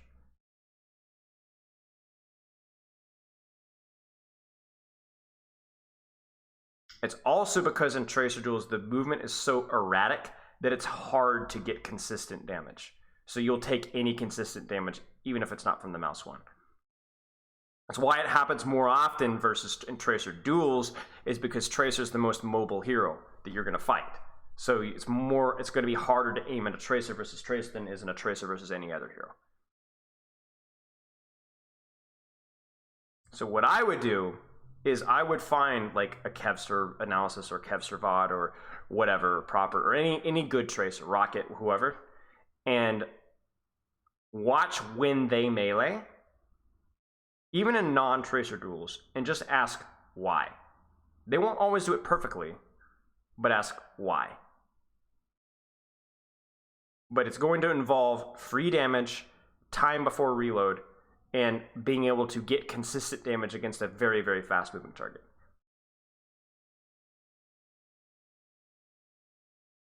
Right, Artifice. There's always a cost for melee. With Tracer, the cost, the reward for that investment is a lot higher than it is versus other heroes, but it's always a cost. I don't feel like I answered this question as well as I'd like because it's definitely a weak point. Not coaching Tracer, but with the Tracer melee specifically. What's actually funny is my Tracer micro is actually pretty good, but it's the Tracer melee micro that I'm not very good on. It's a good question. So maybe it's something that I should study. Okay. What do you think separates top players from the rest of the community the most? Mechanics, decision making. It's not that a GM player, even a gold player, aims better than their opponent. It's not only that, but I'll say this. It's everything. It's everything, but one little thing that I'll just throw in there to throw you a bone is movement. Really, really high level players are really, really good at movement. Just and their 80-80 strafing, their use of their like verticality and stuff like that. Like they're generally like really, really high level players. Don't just have better aim, but they're also so much harder to hit. Awareness as well. Yeah, just like doing a better job of like tracking of what's going on around you is like absolutely huge. Because you go back to like decision making. How do you make good decisions? Well, you have to know what's going on around you, and that's a huge one. But again, very vague answer because it's going to depend player to player. What is the most one-trickable team for the current meta? I don't know. Chat, help me out here. What's the most one-trickable tank? Ball, probably? Probably Ball right now. Although, Rein? I guess it depends where you're playing. Rein or Ball, probably. D.Va is a good shout, too. D.Va will never be, like, the optimal pick in most circumstances, but D.Va is very rarely bad in the current meta. Rein, Ball, or D.Va are probably pretty safe picks. Make invisibility a distance-based resource rather than time.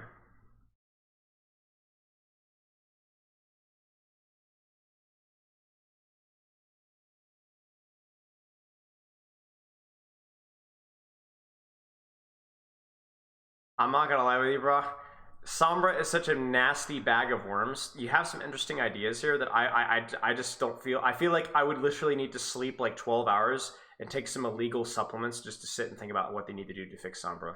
I also sometimes I will have takes about what makes a hero, what they should do with a hero. But with a hero like Sombra, I know how to play her. I know what's broken about her, but I don't play her enough to tell you what's fun and not fun about her. So I couldn't tell you what you could do to change her. You know what I'm saying?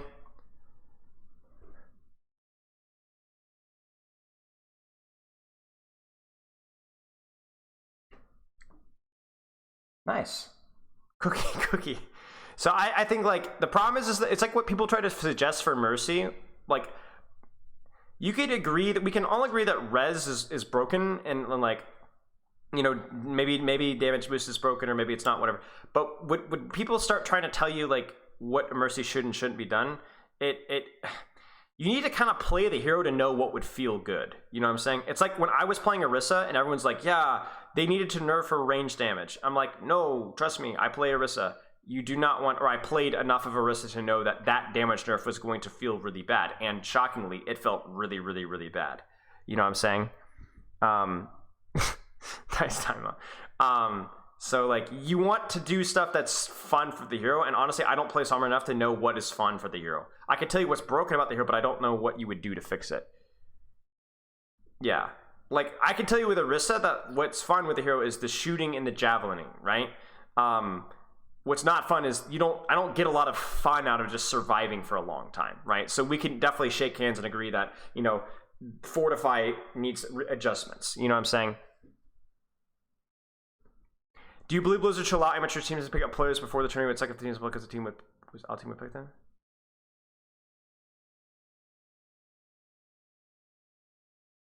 I'm not sure what you mean. Do you believe Blizzard should allow amateur teams to pick up players before the tourney? Because Owl team would pick them? I'm not sure I fully understand. Is this like a team gets their players sniped by Overwatch League, or or there's like another tier 3 tournament where like the OWL team? I'm not sure I understand. I mean, it sucks to suck, honestly. Like, if one of your players gets sniped by OWL, I mean, it sucks, but like, it's Overwatch League. I mean, that's exciting for that player, right? I'm not sure. In your recent video, one Rein tip for more wins, more space. You start by the favorite describe how it's better to go straight to point instead of up to the open high ground in Paul Village because of the friendly team's composition. But that would have been advice told if at the very start of the run. Right, exactly. So you always roll out on high ground. The problem with going to high ground after you already know their composition is it's not on equal footing. So let me put it for you. Let me draw it for you, okay? So Nepal Village, high ground, right? You guys know what I'm talking about, right? Everybody rolls out the top high ground, right? If I'm Team Pink here, and I roll out on high ground here, and I'm Team Yellow, and I roll out on high ground, if I'm running Reaper May, and I roll out on Team Pink, I'm going to wall this right here, and then run them over, and they're going to die. Short range, burn them. Right? But if I lose that fight, I am not going to roll out on high ground anymore because they're going to be stuffing this choke with like a Sigma here, Hanzo angle here, Ash angle here. And if we walk out in this choke, they're all so far away. So what I'm going to do is I'm going to rotate the point and force them to all drop and get up into our space. And then forcing them to drop to get up close allows me to wall them and run them over. So in neutral situations, yeah, you absolutely can rotate right at them, right? Because you're going to be really close to them. But in a retake situation, you need to consider the strength of the heroes that you're playing and then make the adjustment from there.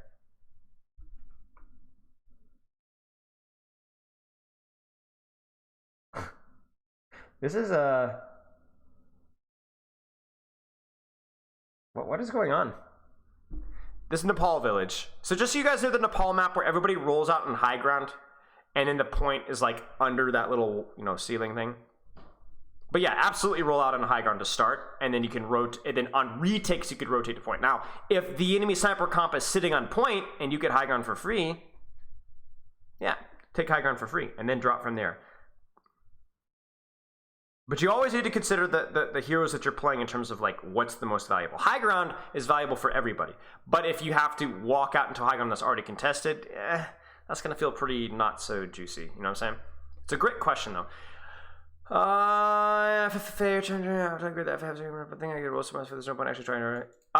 you're getting so really rolled with tryhard, I'd probably start with arcade deathmatch. So it's not so overwhelming. The other thing with tryhard FFA as well is even when you're good, because there's 12 players and not 8, it can get a little chaotic. So if you feel like it's getting too chaotic, arcade deathmatch isn't great matchmaking, but it's still not bad. Yeah. Should you make Mercy Monday? I mean, it depends on your hero pool. I like to, if you have a hero pool of like, let's say Mercy, Lucio, Ana, you should try to play at least one game of those heroes every day. But you could definitely be like, hey, I got more Mercy maps. I'm gonna play a little bit more Mercy today. Or I feel like playing some Brig today. Or you can lean, but we want to avoid the extremes. I wouldn't one trick a hero all day, every day. And then play Lucio the next day, and then play Brig. Probably not optimal to do that. I'd probably play a couple games every day. But there can be days where you play a little bit more of the other, just general guidelines. Is there Scrims League Super Maybe we start going with Rein Brawl versus Dive? You mentioned you don't want the Reaper pick in the Dive team, and that the Reaper team will never kill the Rein. Is it because Rein would just get pocket healed? The big thing is that, Rein would just get pocket healed, and Reaper can't kill Rein fast enough before Rein forces his Wraith. If a Reinhardt and a Reaper are full HP swinging at each other, if Rein gets even any healing at all, the Reaper will get his Wraith Force or die. Even if the Reaper gets help, even if the healing is equivalent, the same, Rein is gonna beat him up too much. The irony is that Reaper is just not a very good pick into Reinhardt a lot of the time. Especially in Overwatch 2 with the added HP, with the added armor, even with stuff like the Fire Strike going back to 100 damage again, it's too hard. How do you deal with loneliness tragedy?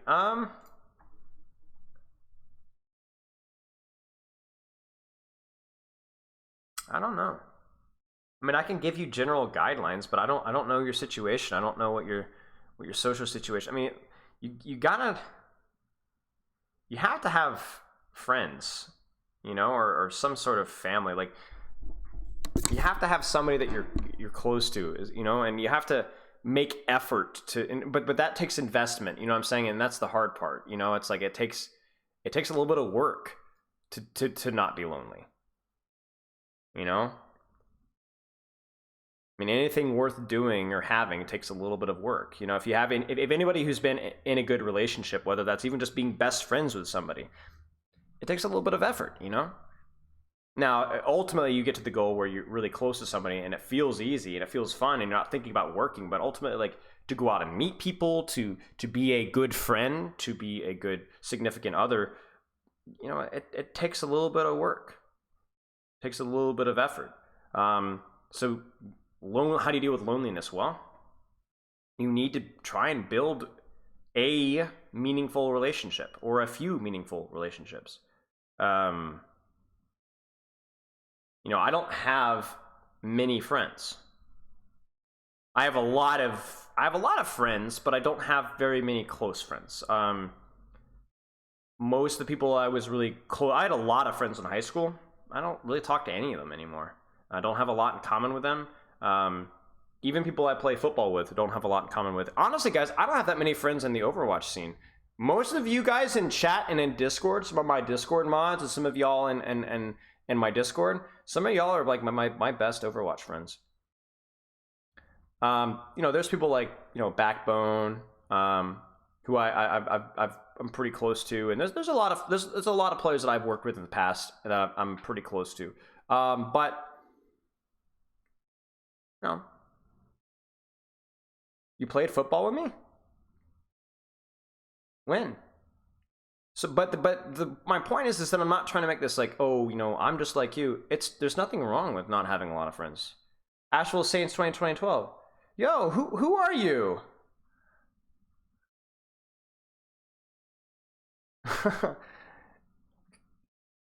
To me, it's like it's nothing wrong with not having a lot of friends.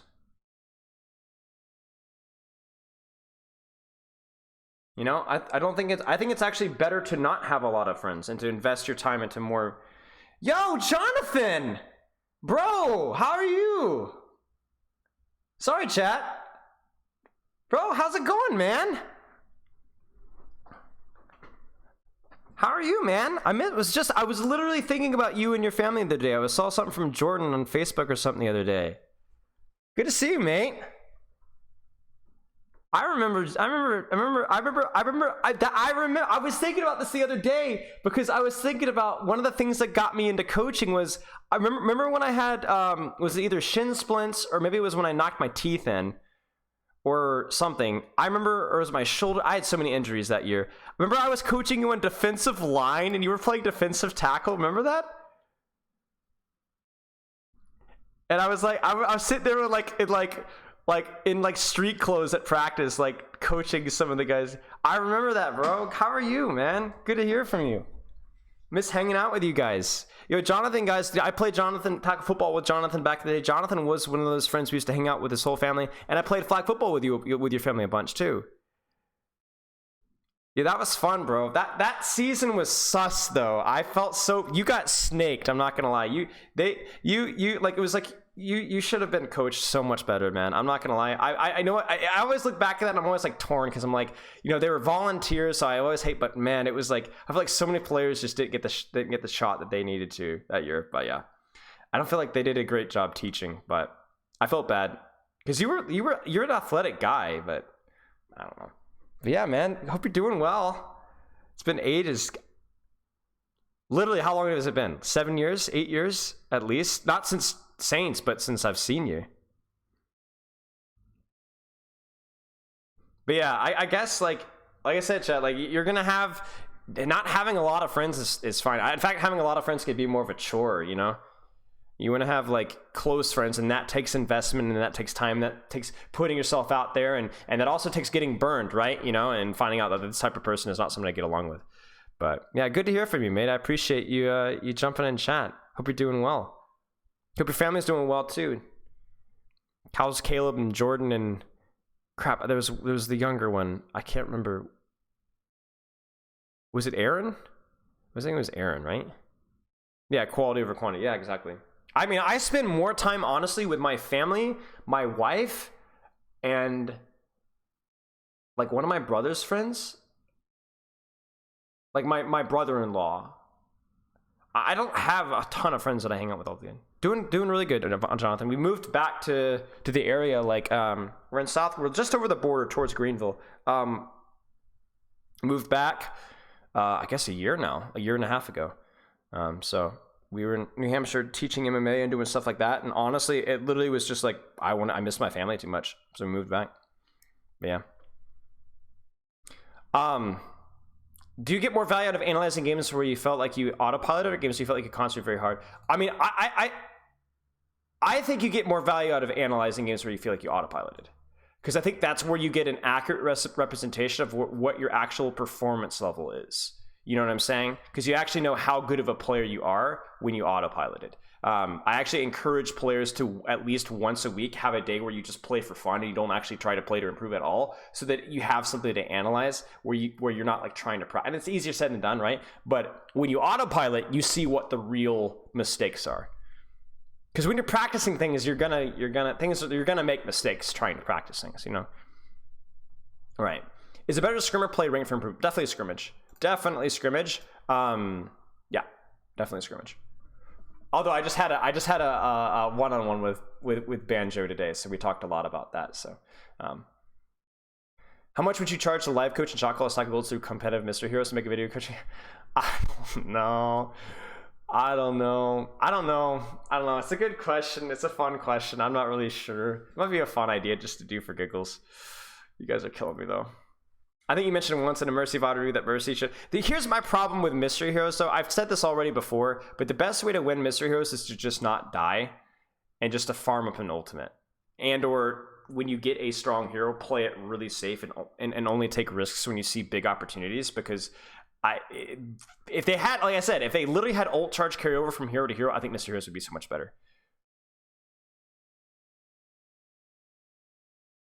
Oh, nice, Anima. I really feel like if you were able to carry over ult charge from hero to hero, like it would be so much better, because it would actually reward people for like playing the game normally, or at least semi-normally. Whereas right now, it's like if you die as Mystery Heroes, it's like a major disadvantage. At least 50%, yeah, at least 50%.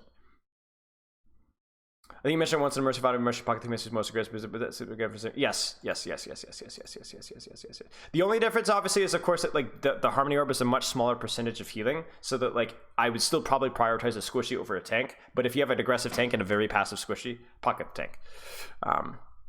Is Lucy the hardest sport conceptually?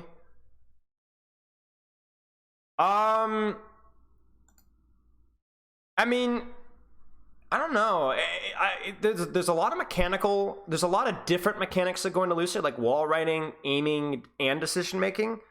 Whereas you could look at some supports like Zenyatta, for example, and be like, he only has to worry about one style of mechanics and decision making, right? But I also feel like the ceiling, the reasonable ceiling for Zenyatta or Akiriko is a lot higher mechanically. I don't know. Conceptually, I think that's probably not a bad take. Conceptually. Hey, mate. Cheers. Any tips for landing shots on Hanzo at mid to long range? It's mostly prediction. It's a lot of like 80-80 strafing and placing your crosshair in the right spot. Like, you know, head height, whatever. And also like getting the arc right. And a lot of it's just prediction, like predicting that they're going to move in that pattern, or predicting that they're going to move towards cover rather than away from cover, and so on. And then just practice. Who's the chillest in London? Chillest. This season, definitely Lethal. By the cool, but if we're talking about like legitimate, the chillest, the most even tempered, Admiral, 100%. But in terms of like even tempered, but also what's up, Lethal. Lethal is freaking hilarious. Lethal's a real bro.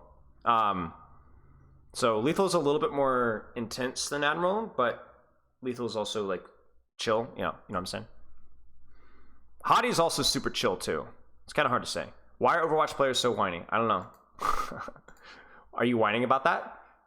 Nah, because it's just, I don't know, negativity is fun. Like, it really is fun. It's not productive or positive, but it's fun, you know? It's like, if I were to post a video tomorrow and say, top 3 worst Overwatch League players, it would get 50%, 30, 40% more views than top 3 best.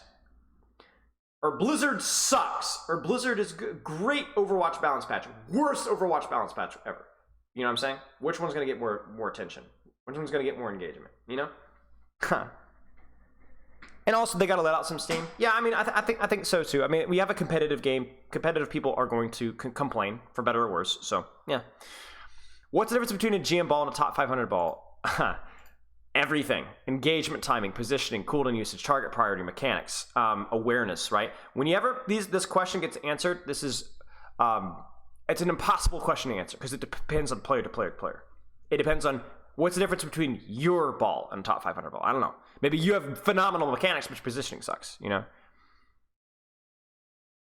YouTube just mirrors the corporate press. Right, exactly. I mean, that's just how it is, guys. And I'm not going to lie to you. That's what sells, you know? And this isn't even new information. I mean, this was freaking, who was the guy back in the, they called it, they coined the term, yellow journalism, I think, back in the early 20th century, like just flamboyant, bombastic, around the Spanish-American War, I think. It's just, it's just, I think it's like the human brain is like attentive to threats. So anything that is a threat to homeostasis is seen as a priority to put attention to. It's why horror movies work, because a jump scare is like, oh, like you need to react quickly to that, you know? I feel like it's a softened version of that in a way. I enjoy Overwatch. Oh no, something attacking my Overwatch, you know, or I don't know. That analogy doesn't really carry through because making fun of other people, but yeah, I don't know. Yeah, Hearst, William Randolph Hearst. I'm pretty sure that was the guy. Didn't they? Isn't he the one that they based Citizen Kane off of? Or am I smoking something? How much of a role does ping play in warming up? No. 110 ping is fine. 110 ping is honestly not that fine. I would say ping isn't get bad until like 150 plus, to be honest with you. 110 is totally fine. Figuring out how to go for consistent angle pressure when to go for flank accessories echo. A lot of it is probably timing of like when the team is actually engaging or when the enemy team is engaging, and then seeing opportunities for it. I actually did a very, very, not an in-depth, but a pretty in-detail echo discussion, including some speedily POVs recently on stream. I think it was like this past Tuesday, so you might be worth checking that one out. But it's mostly about positioning yourself where you could go for opportunities when you see them. So it might be that you're not positioning yourself for safe commits without forcing yourself to hard overcommit. Yeah, it's Kane. Yes, you missed the diss track. You can go back and listen to it. Oh, that's cool. I enjoy Citizen Kane. I know it's not exactly a hot take, but I like that movie. I like a lot of older movies. I don't think I like a lot of older movies, but if you think about why I like older movies, I'm like, oh my gosh, 30s, 40s, 50s, 60s. And even, I guess, older movies now include 70s as well. That's like 50 years of movies, you know? There's a lot of movies back there. For Summer EMP, is there a time of logic when you want to save your EMP for final fight using opportunity second to last fight? If you think you can win the fight, use it. It's that simple. If you go, we don't have to win this fight, but I can win the final fight, then you can use it. Chinatown is heat. Yeah. I think I watched that one, I think. I just skipped. There was some nudity I think I just skipped, but it was okay. Some of them are kind of depressing though. Some of them okay. Here's a hot take. The 70s movies always leave a bad taste in my mouth. A lot of 70s movies leave a bad taste in my mouth. I don't know if it was coming off of Vietnam and like the Cultural Revolution, like the hippie movement, but a lot of 70s movies are really depressing, or just not even depressing, just kind of like. Not even noir. It's like noir movie. It's like they took the noir from like the 40s and 50s, and then they just made them like that, like depressing. It's like they took the noir and they just took the coolness out of it, and they just made it like it's dark, but it's also just raw. You know, because like noir movies in the 40s and 50s are kind of like dark, but they're like usually have a fairly good ending, and even if they don't, they're kind of cool. The ones in the 70s just feel like they're just like gritty. I noticed that a lot about foreign films. I honestly I just don't like foreign films from like the 50s, 60s, 70s. They're all so depressing and so like so dark. Not all of them, but a lot of them are very depressing coming off of World War II, especially some of the European ones. Like French cinema is like, yeah, it feels like you need eye bleach every time you watch anything. Okay, listen, Kurosawa gets a pass. Kurosawa has a lot of really good ones. I really like Kurosawa. Seven Samurai slaps. Shut up, Booba. The 7% Solution? Is that a reference to Sherlock Holmes? That sounds familiar. I'm a huge Sherlock Holmes fan. I might have to check it out. I'm a big Patrick... What's his name? Who does the BBC? Was it the BBC? Who did the Sherlock Holmes series? Who's the guy that does the Sherlock Holmes cover? Guy was amazing. He was a little bit old, but he had the perfect demeanor. No, not Benedict Cumberbatch.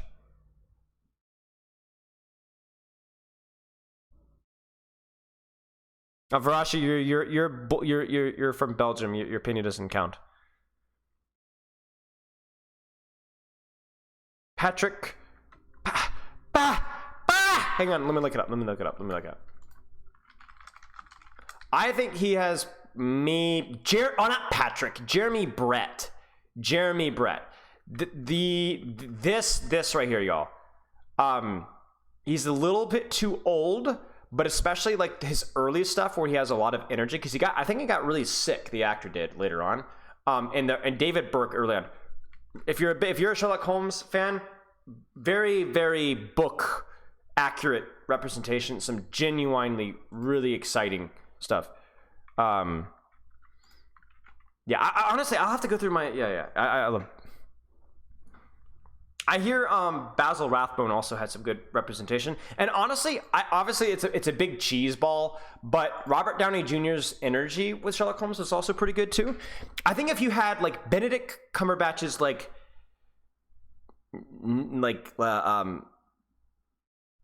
focus, for lack of a better term, Robert Downey Jr.'s energy, and Patrick, why do I keep wanting to say that? Jeremy Brett's demeanor and manner, like personality, I think you'd have like the perfect Sherlock Holmes. I'm going a little bit nerd mode here, but yeah, I think like yeah. Anyway, Little Miss Sunshine, I don't think so.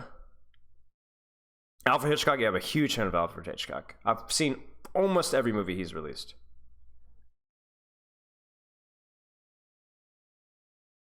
I mean, I grew up reading Sherlock Holmes. I've read every story that he's written, Sherlock Holmes, probably at least 7-8 times, if not more. Oh, okay. Freud is in the 7%. Okay, cool. Do you have any tips for playing Trace in the flying comp ball, Trace and Genji on his in? So you just control an angle. If they go a flanker, your job is probably to control an angle and duel that flanker because you have Ana's in support. And then try to match your timing with your balls and gauges. When would you pick Widow over Tracer in it? Anywhere where there's a lot of open sightlines, but going Widowmaker would make this comp very fragile, I think. I would be very careful about this. Maybe on like Havana or Junkerton. Yeah. Van Helsing? I don't think I've seen Van Helsing. He's the vampire hunter guy, right? I mean, I was a kid, right? There wasn't... I loved reading as a kid. Yeah, I won't get into it. I've read Narnia probably 3 or 4 times myself, yeah. I was going through some of the old Spilo content. Give us a long talk of you deciding hero pools and overwatch. For DPS and support, the principle is largely the same: aim, style, positioning, how they play. I've noticed that as I got back the game as a tank lane, it's very hard for me to only work on progress of both mechanics games. It's only 1-2 years at a time because to pick up perception of them. Most tanks other than Diva, Monkey, or Rein are play very differently from each other. I think the spawn is exacerbated by the map pool double sniper meta, but still, the more I climb around, the more I absolutely have to swap to ball somewhere. Jesus, really. How to determine tank pool? It's the same in Overwatch 1. There's just more options. You're getting overwhelmed because it feels like there's so many more options, but you're right. Nothing has changed. Like, you could still one-trick Rein.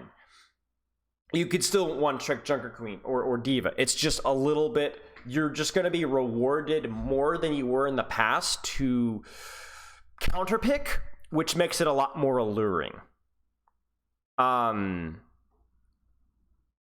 That's the problem. It's not that it's harder, you get punished more for counterpicking or not being able to counterpick. There's just more opportunity to, I think. Maybe that's been true in past metas in Overwatch 2, but I think as of now, I don't think it's as rock, paper, scissors as it has been in the past.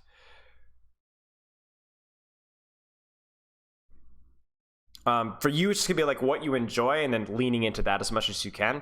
And then, you know, obviously like maybe the Circuit Royale thing, you know, but even then you can make it work. You can make it work. You can make it work. You can make it work all the way up to Grandmaster. So I don't think anything's changed outside of the appeal of swapping. You're not forced to swap any more than you were in Overwatch 1 necessarily, but there's the appeal to swapping is a lot more attractive because there's not a second tank to complement. Now, any of the movies were okay. I think I watched like the first one or second one, and it's just like, it's all right. Is Overwatch just fighting it for an off angle? A lot of it is, yeah. Good timing and good map control. I wouldn't say fighting for an off angle, just more of a general map control, like including main, like where are them powerful positions, the high grounds, the off angles, things like that. Welcome to the Church of Spilo, though. I often find myself having completely different levels of focus day by day as I play ranks. Sometimes it feels like Spilo's breathing on my shoulder, constantly playing more. Others, I'm a full autopilot. With no measurable reasons, no practice, much volume, go blind, tired or not.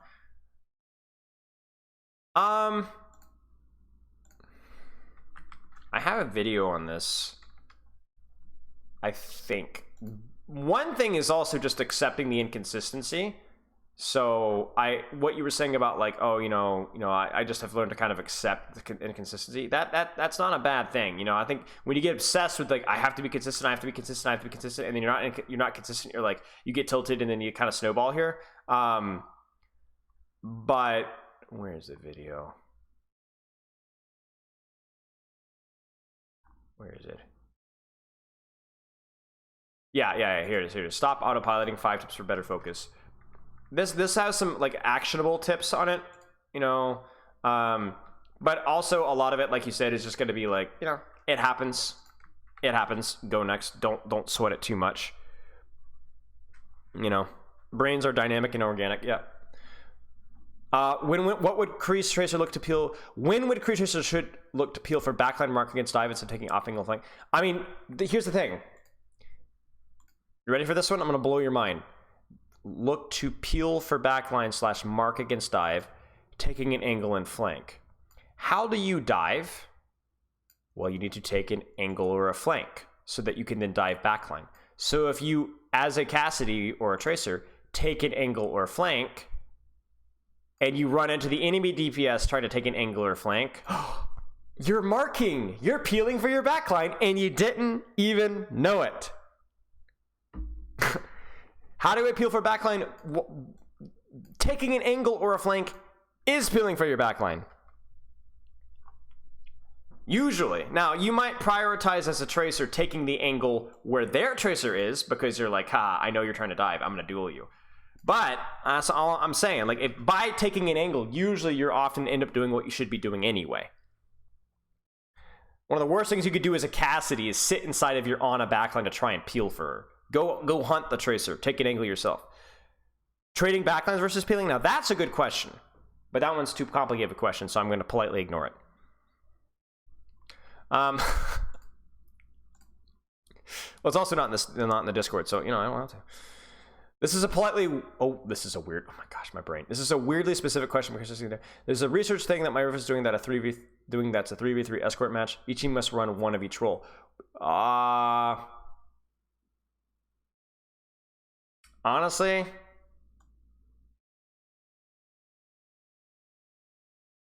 probably just go like hyper mobile heroes. I don't think turtling on point would be very good.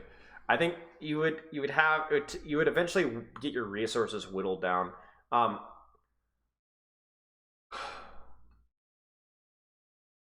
not sure though.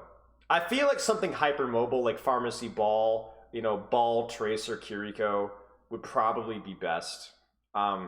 Cass would probably be pretty good with like Cass, Kiriko, something self-sufficient or relatively mobile, probably. Any tips of playing Brigand double Summerson with things that are not Devo? Yeah, you have to like aggressively hold high grounds and off angles, like that you think that their snipers might want to control or that your snipers might want to control. It could be as simple as like shielding your snipers on an off angle or holding a high ground that their Hanzo or Widow might try to take and kind of denying it. You almost play like a very budget tracer where you're like kind of a threat for them to get too close to you. So then you can kind of control space that way, but you can also be packing and supporting your DPS elsewhere. It's hard, but that's the general idea. I might have to stop, chat. I'm gonna do a few more, but yeah. Is people dying during BAP on a reloads a skill issue? I mean, make sure that you have close to as a full clip before when the fight actually starts, but there's not a whole lot that you could do about it. True, Jonna. Why play Ash over other Hitchkins? Just mid-range, and when you can land fat dynamites, or when you, and her ult's better as well. I mean, Cass is just really strong right now. Like, Cass has kind of bled a little bit too far into the mid-range area where Ashe was better, and Sojourn had some advantages as well. I don't care about Sojourn, but yeah, I get the frustration. To me, it's more about like if you can land impactful dynamites and set up impactful bobs. So maybe Ashe is more of a defensive hero when you have high ground. Then yeah, and Bob is a much better ultimate than Heiner. He said if you could test Tracer before the fight, she's forced to take another flank. Well, what if she doesn't? Well, the whole point of marking is that you should be confident that if I mark their Tracer, my backline will win the trade.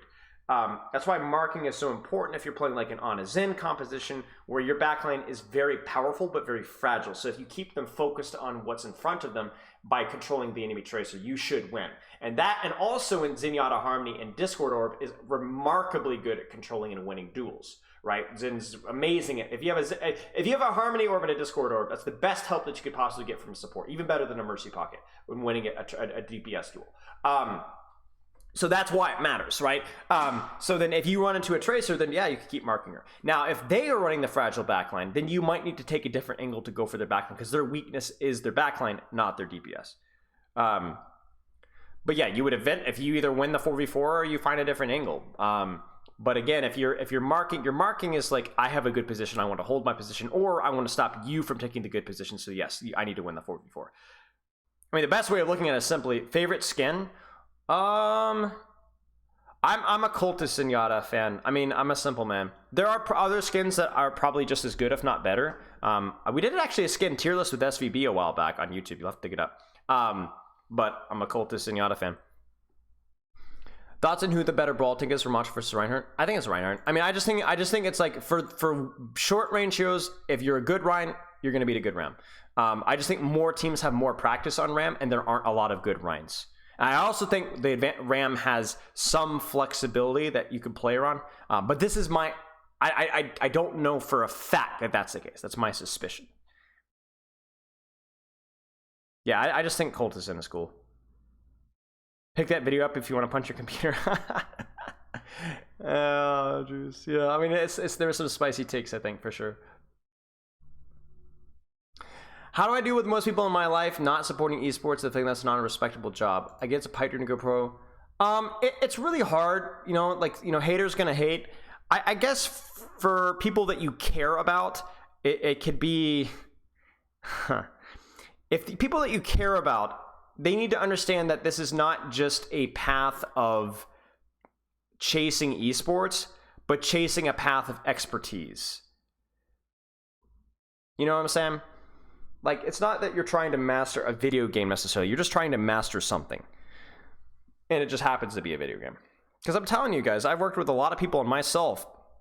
I have learned more doing this job than I've done anything else. But if I have just kind of like wasted a bunch of time and just grinded and ranked mindlessly, I didn't really apply myself to it and think about it and improve myself, then it indeed would have been a waste of time that would have been spent better elsewhere. So for people that you care about, show them, make sure that you are, and explain to them how you're applying yourself and how you're building a training structure and how it's improving your health because you're taking your health seriously because it affects your gameplay and that you're setting goals and you're learning how to learn, you know. And then for people that you don't care about, screw them, man. Maybe. I was supposed to coach. Well, I had a lot. Actually, Yazin's team reached out to me to coach them in contenders. I've had probably around half a dozen contenders offers. Some of them actually paid pretty well for contenders, but I just had to turn them down. One of them was Yazin's team actually reached out. So maybe we'll do like maybe I'll be like, hey, sorry I can't coach your team, but do you want to come collab? Maybe. No, you should definitely care, Barry. Quit. I would go as far as say you should quit and go work full time and then send me a check every week. I think that's a good plan. Pair movement and aim with Cassidy. Now my question is, how do I combine all that knowledge for aiming as Cassidy? I think again, like anything else, you need to work each in isolation. You need to work each skill in isolation. You know, like if your strafing is not good enough to where you could do it without thinking, then you're gonna have a really hard time practicing both your strafing and your aim. Practice your strafing until your strafing becomes a lot better at autopilot, or practice your aim and your control and when to move and when not to move until you can do it without thinking. And then when you get to that point, we can reevaluate. You know, you can't do both. You just can't. You need to work in isolation. So find some aspect of your mechanics or movement that you want to isolate and then work at that. How do you with players who are young and haven't quite developed respect? Show them respect. Show them respect whenever you possibly can. And if they don't even show up to VOD review, then they shouldn't be on the team. If you have any sort of ownership within the team, they should be kicked. Like, show them respect, but have some lines that should never be crossed. Like, I've worked with players that disrespected me. I've had players that talked back. I've had players that were very disrespectful in their tone or were late for a VOD review or even missed a VOD review, you know, but have certain lines that can't be crossed. You know, like, you know, if you refuse to come to a VOD review, you refuse to work with me, I refuse, then I'm done. Like that was, remember back in Chicken Contendies, guys? I don't know if any of you guys remember that. Years ago, my first Contenders team, there was just, the toxicity within the team was just, like half the team needed to be kicked. So I didn't have that responsibility because I had been signed on as their coach and I had only worked with them for a month. And it wasn't an org. They weren't being paid anything. It was a rec team essentially. So I quit. I'm not working with a team like that. But then I've also had times where people, you know, I need to work on building the player's trust and respect. So you need to have certain lines that can't be crossed. And if they're crossed, they're gone or you're on. One or the other. But at the same time, you need to, with players that aren't total hunks of trash, you need to do your best to show them respect as much as you possibly can and earn their trust that way. Very, very, very complicated answer that is really deserved here. But if somebody's not refusing to even show up for VOD, refusing to give effort, they're not worth your time. They're not worth your time. The best respect that you could show them is a sharp kick right to the butt cheeks. Out. Because hopefully that will be a wake-up call for them.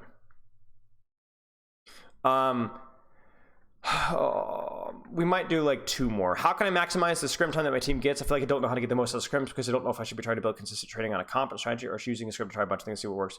I think initially starting off on a bunch of things, but with the intention of sharpening things. So like we want this to be a pyramid. We start with a lot of stuff. We don't know where it goes.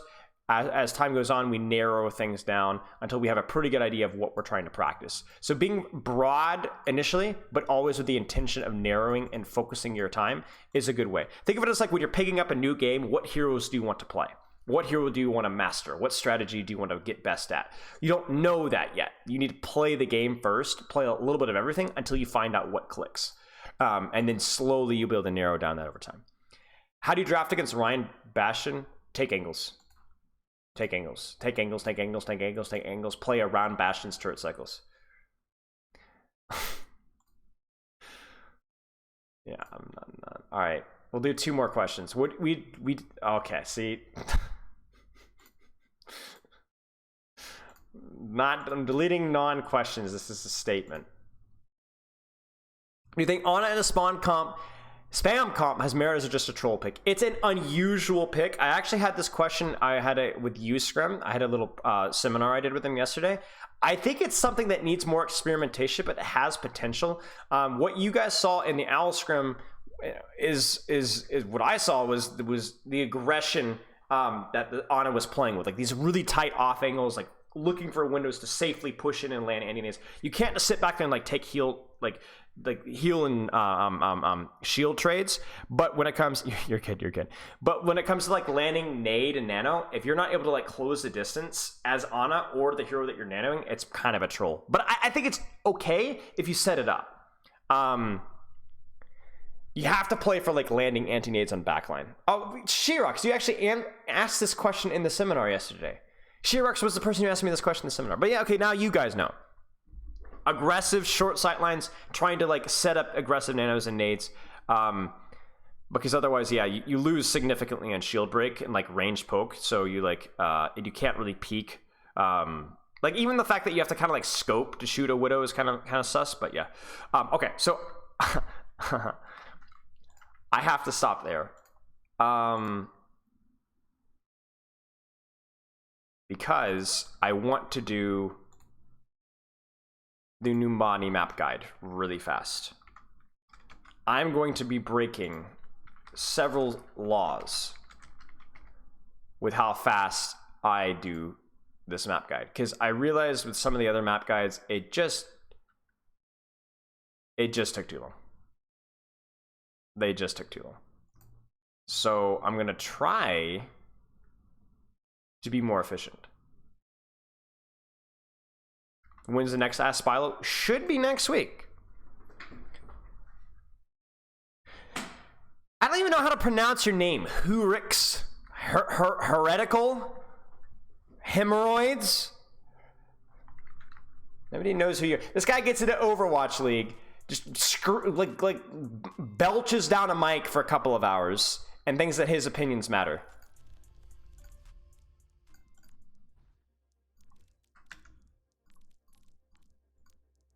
Okay, let's get this map pulled up.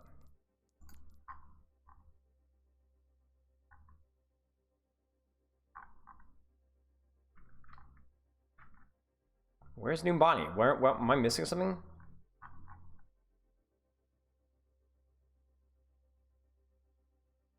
Hello?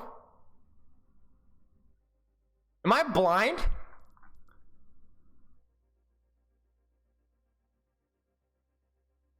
How does this moron have 100 viewers, man? Shut your mouth. I've heard more insight from a grandma offer meds. What? I can't get a custom game with Numbani? You're joking.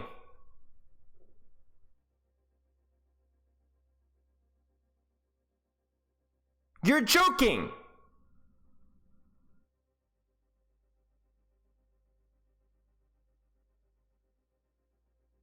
I could play the game, but what? Well, I know it was out of the map loop, but I didn't know it was out of custom games.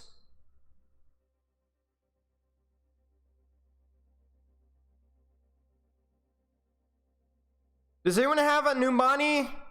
Do I have a Numbani? This is so stupid. I hate this company. Ah! Bonnie. Ah! Okay, we're good. Wait. I'll do this one. No, we're good. We're good. What is this? Okay, ladies and gentlemen. Numbani. Okay. World speed record. Numbani sucks! Respectfully. It is one of the worst design maps in the game. As beautiful as it is, and as many upsides as there are equally downsides, mostly in the fact of how snowbally it tends to be, number one, and also how, like, generally bad maps have inconsistent but stifling defenders advantages. All right, what I mean by that is when you hold a defender's position, it is very, very, very, very powerful, but it can go in the blink of an eye. I'm on the high ground, I win, right? Oh no, I fell off of high ground, I'm worthless, I'm trash, nobody loves me, I have no friends, my mom and parents and they're all ashamed of me, right? That's Numbani. If you haven't been full held on Numbani yet, you haven't been paying attention. If you haven't lost Numbani literally by sneezing the wrong way, you haven't been paying attention. It just happens all the darn time. And that's just not a very well-designed map. Maps should have a little bit more nuance, a little bit more leeway for the attackers and the defenders. You fall off the high ground as defenders, you're screwed. It's over. If you don't clear the high ground as attackers, you're screwed. You're done. Okay? So, attack Numbani. Let's figure out what we could do better to make our experiences a little bit better. Number one, read my lips. Do not walk out of this door with 5 people, ever. Don't. In almost no circumstance, 1% of the time. Oh my gosh. Do not walk out of this choke. Why is the charity track on?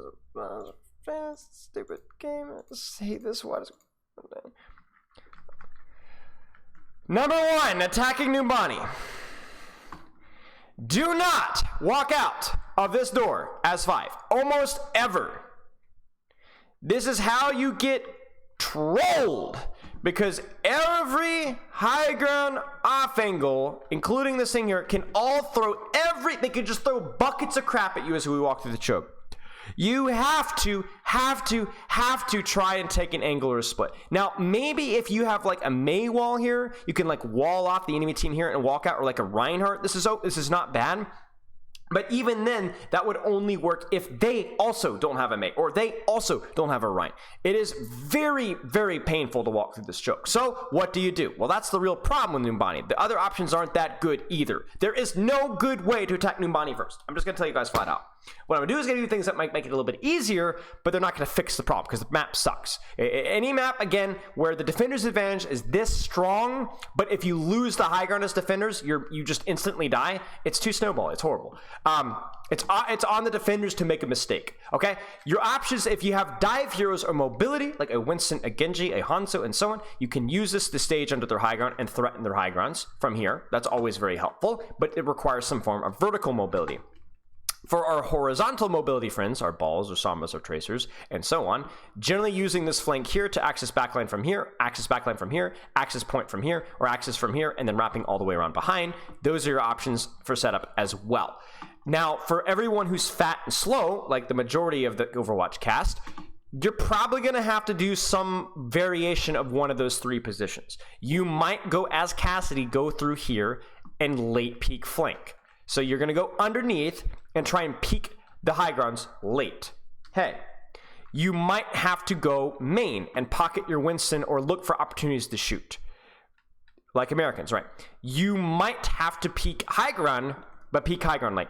The idea here is the way to break Numbani first is not to only play to your strengths, but you need to play to the enemy team's weakness. Now, what I mean by that is if I'm playing a Numbani and the enemy team is holding this high ground here, you're done. You're just not going to be able to take this high ground if they're here. It's just not happening. So you have to hit them somewhere else. You have to try and maybe make them drop on you by taking an angle here. Maybe look to play main. Maybe the Sigma drops and then somebody can take high ground. If they're all in the back high grounds here, maybe then you can take high ground. If they're playing on point, then you can definitely take high ground. So you see like this area of the map, this area of the map, this area of the map. Anywhere where they're not, that's where you need to try and be, because you're just not going to be able to brute force this map. It just doesn't happen. You have to find ways to work around where they're set up. So let's actually look at how the enemy team sets up here just for like some context, okay? So if you look at Team Blue here, okay? If I see this positioning as Team Red, I'm playing dive comp. That's awesome. That's going to make this Numbani attack so much easier, right? A lot of mobility. But I know, as Ana, that I normally cannot go top. But because there's nobody here outside of Tracer, just Tracer, it's a lot more, it's more viable. I could actually peek out here with my brig, maybe kill this Tracer, and then look for dives here. But even here, it's not optimal. Okay, I could also go under. This actually feels a little bit scary, right? Because now the Cassidy on high ground, the Diva on high ground have really good sightlines on me. It might be a little bit difficult. The problem with this map, though, is that to have an effective Numbani first attack is going to take multiple angles that are very split apart. You can't get further apart than this position here and this position here and like these positions here. And in ranked, especially lower ranks, that type of cohesion and timing is really difficult to do. So here's my recommendation. As a lower rank, mid-rank player, you need to not just brute force high ground. Try and look for alternate routes and be very, very attentive to what's going on around you through the walls. Look and listen to what your team is doing from here, or when your team is pushing from here, and try to use those windows to be pushing your flank as a DPS support tank player from elsewhere. Very, very important that you're listening and paying attention to what's going on, because this map gets very split and spread out, and it's going to be you to be able to keep your focus on what's going on around you. So that's the attack. High ground, main, under, and if you're a flanker, you can also even wrap around here. Try to contest their high grounds. Do not go straight to point. It's not good. It doesn't work. It can work sometimes, like, but 99.9% of the time, there's too many angles that can just spam you out and there's no cover. So try to get kills, pursue kills. Yeah. So anyway, and then as a support, it's hard though, because like if your tank goes up here, depending on the support that you're playing, if you're playing like a Reinhardt and you're an Ana and you might have to go with your Rein. But what I might even do is if I was like playing with a BAP and a Rein and I'm playing Ana, if my Tracer goes underneath, you know what? I'm going with my Tracer. My Rein already has BAP. I'm going to go with my Tracer. I'm going to go with my Tracer and I'm going to try and set up nades. And I know that sounds crazy, but I'm telling you guys, as Numbani first, you have to do this. You have to do this. If your tank doesn't need healing immediately, you need to look for opportunities to split apart and like split up the enemy's attention. Because if you get the drop off of high ground, it's huge. Okay, so for defenders, defending first point Numbani, abuse the high ground. I like having a two-pronged approach. I like some presence on this high ground here, especially with heroes that have some form of range, Zenyatta, Hanzo, Cassidy, Widowmaker, Baptiste, whatever. And I like having some form of pressure on this high ground here to make it difficult for them to take it, right? And the nice part about this high ground is you also have pretty good vision on this flank here and stuff that's going on underneath here. If I were to play this with like a Sigma, for example, this composition with like a Sigma or even a Reinhardt or even a Winston, I probably would not be where the Diva's at here. I don't like the Diva's positioning here. I would prefer to hold here.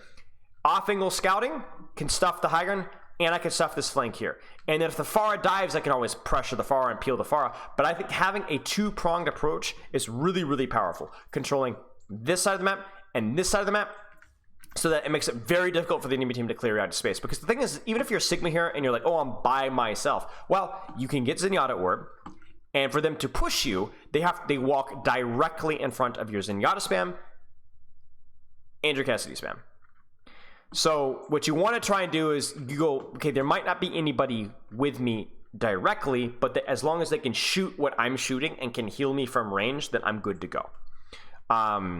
Now, if you were to play like a Reinhardt May Moira comp, you probably want to start all grouped up on this high ground, and maybe have like one of your DPS take an angle here. But most of the time, if you're playing like a dive, spam, any sort of range or some sort of a hybrid, you generally want to try and control both high grounds and only touch point when you need. You really should never almost need the touch point, because you could shoot point from the high grounds. And then really, it's just this simple, guys. Beat the crap out of the chokes. Beat the crap out of the chokes. Beat the crap out of the chokes, and try to do your absolute best not to drop off of high ground. When you drop off of high ground, you're pretty much cooked. Supports, don't stand here. Stand here. Stand here. Some form of cover is really, really important, because if somebody does come out on high ground, you want to have some way of cover. Okay. All right, we keep moving on. I'm trying to think if there's anything else to kind of keep in mind. This is a really, really high risk, high reward flank to be aware of as supports and DPS. If flankers do take this flank, then it is all in, all or nothing. So just kind of keep that in mind. It's really the only flank that they can get onto you, and occasionally they will lurk behind you and be waiting for you to drop. A lot of Numbani is just listening. Like, one of the best things you could do with Numbani is just listen. I remember playing Brig on this map. I remember playing Sigma on this map, and just doing a great job, if I do say myself, of just, oh, somebody's underneath. Tracer, ping Tracer, whip shot her, throw a little spam her way. It really, really messes them up. Because remember, all the flanks are so isolated from each other that if you just scout them out and just put a little pressure on them, it makes it really hard for the enemy team to set up what they want to set up. I've seen supports play back left by the stairs on defense. I assume you here. It's okay. The danger with this one is then it allows like certain heroes to just then take this high ground for free and like wrap around this side of the map for free. And it also means that if I'm playing Reinhardt here on attack and I walk out of this choke, all of the damage I can block with my shield. Everything that is a risk to my team is in front of me. There's nobody over here that's shooting behind my shield. That's why this is bad, because as a team to walk out of this choke, you have to worry about this and the perpendicular angle here. So stacking here as a support means that, maybe you're a little bit closer to your team, but it does mean that you lose a lot of that crossfire, which is really, really important on this map. So it depends on the support hero, but most of the time you don't want to be all in a giant line on this map. There's too much lateral pressure that's available. You could get booped pretty easily here as well. And obviously there's a lot of heroes where this boop is scary. Lucio, Wrecking Ball, Doomfist boop is really easy here. There's Pharah boop is really scary. There's a lot of boops that are pretty spooky here. So anyway, second point, defense. This is this is why I say Numbani is just an awkward map, because there's so many things where it's like it feels like it should be good, but it's just not. First thing here is this choke here, like holding this choke here, like, oh, this is really good, right? Well, the problem with this choke is the fact that for your team to have good positions on this choke usually means they have to play like on high grounds that are like really here or like back here. So that generally what ends up happening is you'll have a tank holding this choke here, and the DPS and supports are like way back here, so the tank ends up dying. It's rough. I actually don't recommend holding this choke very often unless you have a lot of ultimates that you want to use, or you have like a Reaper, Reinhardt, May comp where everyone can kind of push up with you. Because the best positions for most DPS and supports are back here. Not here. We don't want to, like, the DPS and supports don't want to be here. There's just no good angles. There's no disengage routes. It's on the low ground. It's not good. So what I would do is, as a tank and as a DPS and support, be very attentive to where your tank or where your backline is positioned and try to play around it. If your tank is stuffing the choke, you might have to play up on this aggressive high ground. You might have to try and play here. It's not great, but you have to make the best of a bad situation. And in a tank, if you turn around and you see your soldier, Hanzo, whatever, playing back here, you might need to give up and play like this position here, or even all the way on bus. It's very awkward. This section of second point is very awkward for defenders. You also have to keep in mind that there are several pathways to contest you. There is the hard flank from spawn that can reach you from here. There's the hard flank from the high ground from there. Defenders, you can also contest the anybody that's on the enemy high ground. If they come out of spawn, the Ashe and coach guns up to here, you can wrap around and catch her from there as a flanker. I'm trying to speedrun it. I don't want to have a 45-minute map review. It's not good coaching. You need to be aware, obviously, of defenders. If you're on this high ground, this is going to be the easiest way to access you, through these back stairs, through this hallway, and they can reach you, so just be very cautious of that. This is a good position most of the time, but you don't want to be out here. You want to be closer to the door frame and then kiting back this way so that you can peek your supports or disengage this way. This room is okay. Just keep in mind that if you get pushed in here, you're split from your team, and you can't really kite back to your team, so just keep that one in mind. And then the second point is still pretty awkward. The high grounds are decent, but the Numbani high grounds are very hit or miss, because you're essentially a door frame lover. Because if you're here, you're fine. If you're here, you're fine. If you're here, you're fine, but between the frames is really, really ugly in terms of cover usage. So holding high ground is really good if you've got any sort of range as a support or DPS, and sometimes even like a tank like Sigma, right? But it does mean that you're going to need to try and find a high ground where there is a door frame so that you have a little bit more consistent cover. I do really like trying to not overstack my angles as well, so I don't like having everybody standing in this high ground here if we're on defending this point here. If we can have somebody setting up to control this angle here, or maybe setting up an angle from this high ground here, that's always very valuable. As always, we don't want to be all clumped up. Even if we're on high ground, we would like to have an angle here, a slide off angle here, a slide off angle here. Do be aware that attackers will try to off angle you from here. From this side of the map. Obviously, there is a mega here as well, so it's really good for enemy flankers and DPS. The other thing to kind of keep in mind as well for defenders is that the path to your high ground, again, if you have backed off to the second point, the enemy team will be able to take stairs and peek you from here. In addition, and depending on how far you've backed off, there's this path underneath that they will access your high ground and threaten you as well.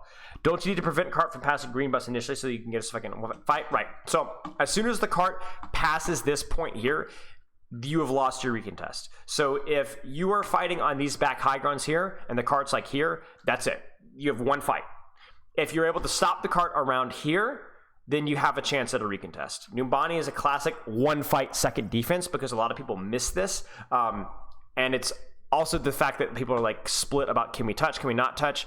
I mean, that's the other thing about second defense, guys, right? When you're coming back from a spawn, I generally like rolling out high ground whenever you can so that you have a shorter drop to point and you get clear out the high ground for your team. If you're trying to recontest cart like this, it's just you're running down a murder, or a death trap. I mean, look at the distance here. No cover, nothing. And your supports sit back here and have to heal you from a million miles away. They can't do anything. They can't land any nades. They can't do anything. So what I recommend as a tank DPS support, whenever you can, try and rotate and clear out high ground second defense so that you have a better position for your team and you also take less damage along the way. But yeah, flankers, this side of the map is really, really strong. It's obviously not high ground, but there's a lot of really short, tight sightlines. There's a couple of really useful health packs you could play around with as well, right here and right there. So play around that. Good access to backline. Just keep in mind that your supports oftentimes will be on high ground. Supports, please do not play here. I beg. I would legitimately rather have you play somewhere on this side of the map here where there's better cover, but this is just horrible. You're just so far out in the open. You have no sight lines, no angles, no nothing. You die to anything thrown your way here. Okay, attacking second point. Equally miserable. This choke is brutal. Win it by abusing the fact that their backline is generally going to be playing all the way over here. So you should be able to take safe angles like taking this way if you're a DPS or support if you can. And then as they back off, just be aware that this high ground is pretty lethal. Controlling here as a flanker is good. You can use that to wrap around to threaten their backline. Tanks, be disciplined with your cover usage. Corner, to corner, to corner, to corner, right? Don't just stand out in the open here. Do your supports a favor. Take less damage. If you've ever been spawn camped on Numbani, which by the way is a thing, I guess I should probably mention that. Sometimes spawn camping on Numbani is a thing. Attackers do not forget that this door exists. It's not a very good spawn door, but it's something, and you can even use it to wrap around and go up to high ground and then try and break the spawn camp that way. But remember, the best way to break a spawn camp, if it ever does happen to you, is just to get a kill or 2 kills. If you get a kill or 2 kills, their spawn is a lot farther away than yours is, so it's okay to trade. Because at that point in time, you'll have a better respawn advantage and you'll be able to break the spawn camp. Okay. From here, we could go around. I highly recommend if you're a flanker looking for opportunities to contest high ground and using that high ground for your own advantages. Once we get to the corner here, immediately should probably start having people to swing wide and control the side of the map. Or if you're playing something like a soldier, you could do it here as well. This flank is also something that occasionally is useful. Like let's say if you're playing Widowmaker, this is a pretty cheeky angle that you could take, but not a lot of heroes get a whole lot out of this. Theoretically, you could use this as Tracer and use this to sneak up and flank on their backline, but it's not the best. It's generally a very long pathing. I guess that is one circumstance in which you could use it. If, like, let's say the cart was here. If you're playing like Tracer Sombra, you could sneak around underneath the high ground and then get to the high ground without having to, go out in front of the enemy team this way. But generally, this side of that really, really strong for anything that's short, medium sightline. Snipers, you're going to want to be using high grounds. You're going to be using flanks like this, looking for opportunities to peek out like the door frame right here is really, really powerful.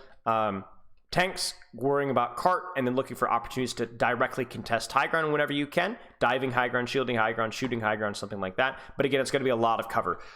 The danger here is that once you cross this car here, there isn't a lot of cover. So what I would recommend doing is trying to be very careful about when you do, as a backline or DPS or tank, rotate out in the open. Try to not stand here. Try to, even if it means migrating into here as a support, moving to here as a tank, moving in towards this direction. Heck, even a support going for like an aggressive rotation here is actually pretty safe, or like in here. So always using cover where the high ground can't see you as easily. I'm trying to think if there's anything else crucial to know on this map. I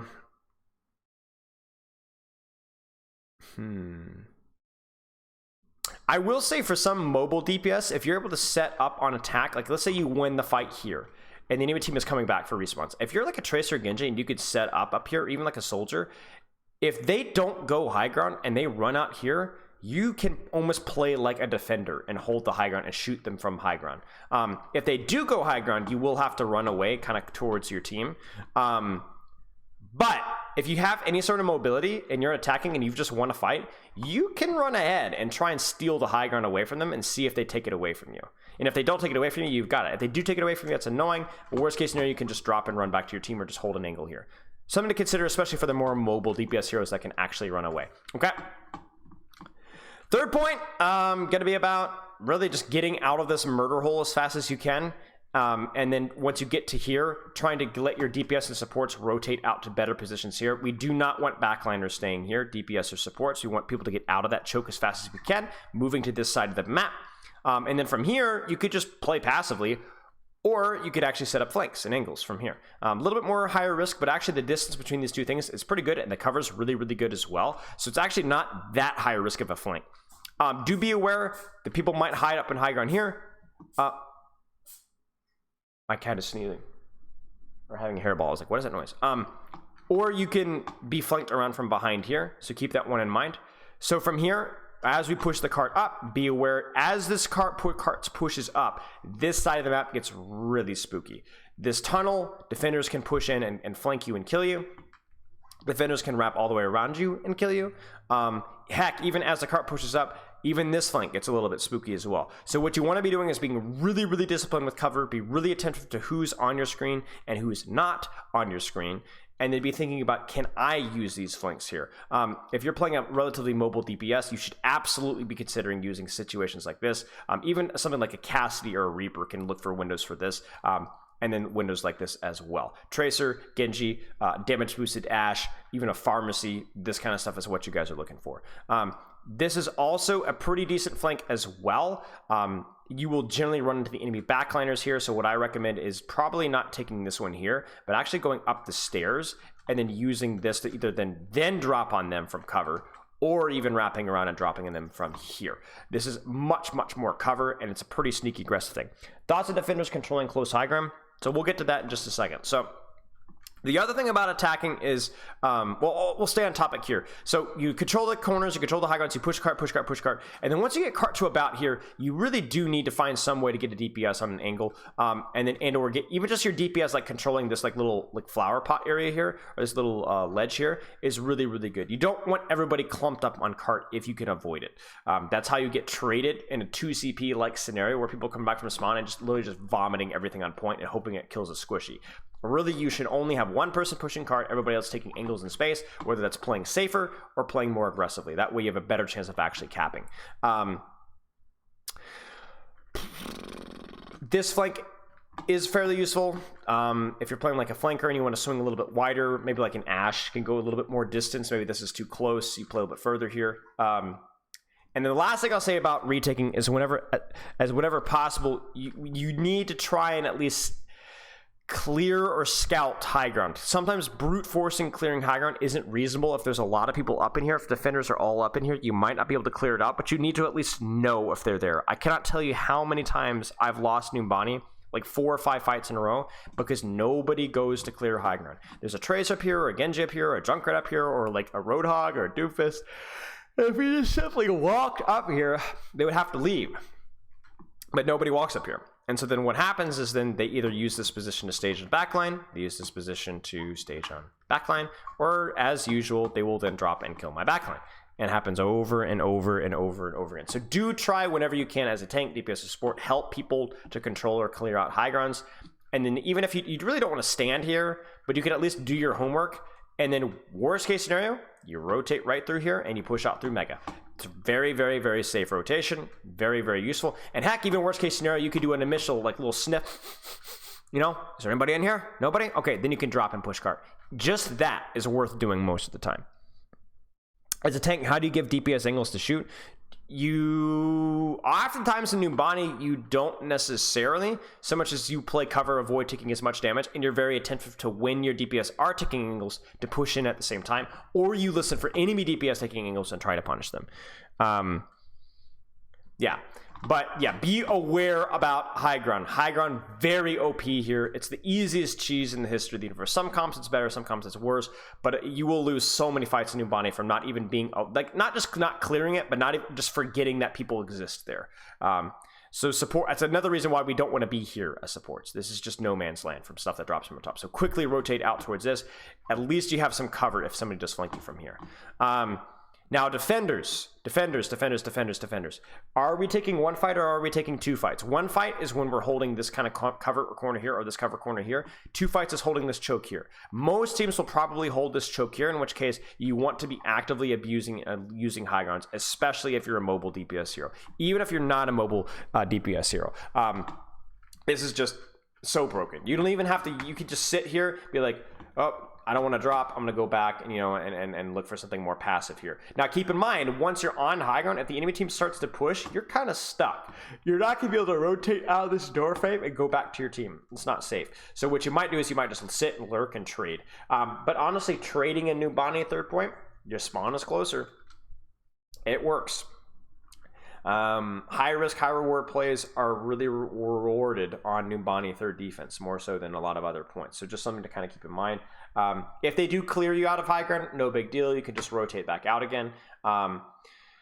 This flank is a little bit greedier, but it's doable, especially if you're like a Trace or Sombra, something like that, something very fast. It's very good to stage from that. But really, you should be trying, if you're holding this choke here, your entire goal should be, if you don't clear people off of high ground, we're going to punish you over and over and over and over again. You should just, every time they don't clear high ground or don't even try to look on high ground, you should punish them. This angle is okay for defense as well if you're playing on more of a long range hero. It's not bad. Just keep in mind that if you don't have a pocket, you're not likely to get much healer support. Supports, please play covered. I do not want to see my support sitting out in the open here. For close holding, you can always play like a position like this, or even this cover or corner here is okay. This cover corner is okay as well. It means you can't really kite, but it's all right. Heck, even if you're playing more passively, playing on the tree or right around the tree is significantly better than playing here. And then as the fight migrates to this position here, really important that you guys don't all walk out of the same choke. Try to utilize this door here. Try to recontest from this door here. Heck, if you're playing for a high risk, high reward play, you could even sneak around behind and go for a flank like this. Really, really, really, really good. One disadvantage that you guys may notice is that you can't really access this ledge from defenders if you don't have mobility or like a soldier rocket jump. So you will have to go for something more wide if you don't have that mobility, or something more narrow like here. You can't really use this ledge right here. This as well, pretty decent. Be aware that they will use it on you, so keep that in mind. Supports, please, please, please. There's no excuse on Numbani third point defense to not have cover. Door frame here, cover here, cover here, cover here, cover here. There's just no excuse for you standing right here. Nobody should ever be standing here, like really almost ever. And even if you're here, you have cover. So please, please, please use cover. Please go for trades on Numbani third defense. Play for backline. Don't just shoot tank necessarily, especially if you don't have a lot of ultimates and you're like, shoot, we need to clutch. Play for these aggressive backline trades because your respawns are better. Don't come all out in the same door so they can all focus fire in one location. And yeah. Questions, ladies and gentlemen. Any questions? Heroes that are good in Numbani, anything with mobility on first and second point, the high grounds, it's really, really hard to not have some form of mobility or range. It's more of an open map in a high ground map. So heroes that have a lot of vertical mobility especially, or heroes with decent range like an Ashe, Sojourn, and so on are pretty decent. Even better if you have a combo of the two. Third point is definitely a lot flatter outside of the initial high ground area.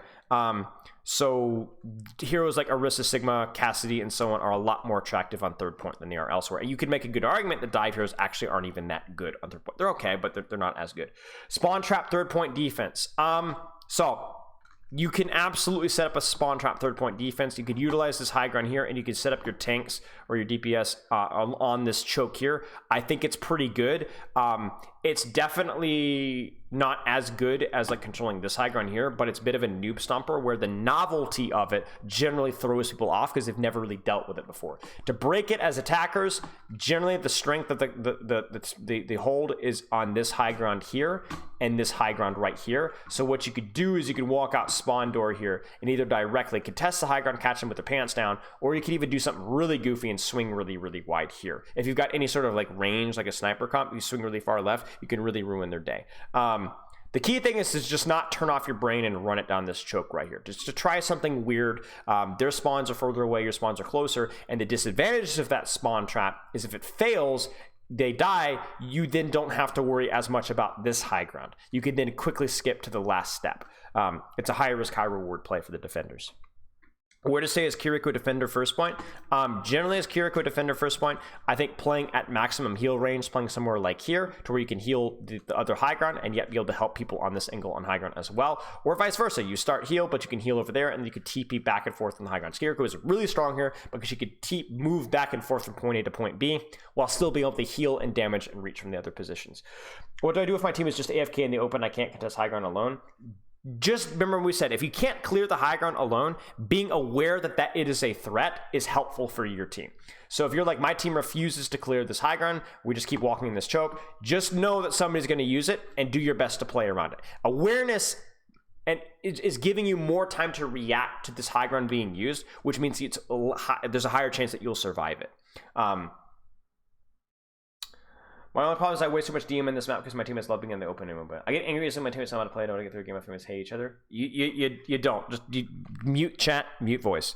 Wouldn't you get your Suzu Force if that's a common safest monkey jump spot? Well, obviously, if I'm here as Kiriko and I see a monkey walking up to here, then yeah, I should probably get a little distance so I don't get landed on. So then I might switch my angle from here to here. But I think starting here is probably fine. If they go high ground, you're in an okay position. If they go Winston here, okay, then we back off to this corner here and then I heal and damage from here. You would obviously have to adjust based off of, I mean, that's the thing with Numbani at first point, attack and defense. A lot of it is reacting to what you see the enemy team doing, because there is a lot of obscene variety with what you see. There isn't like a set thing to beat Numbani. Not a fan of this map. Hope you guys found that one useful, because if I can make this map a little bit less bad for everybody else, then there was a success. But yeah. Yeah, you're very welcome. You're very welcome.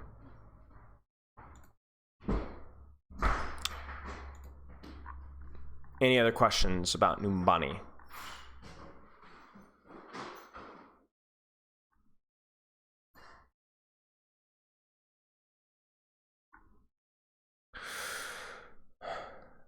Yeah, sure, of course. I mean, the thing with map guides, is you're never going to walk away from any of my map guides and be like, oh, I know how to play the map now. I know everything. What you'll do is you'll glean a couple of tips or tricks or little adjustments that'll make the map just a little bit better.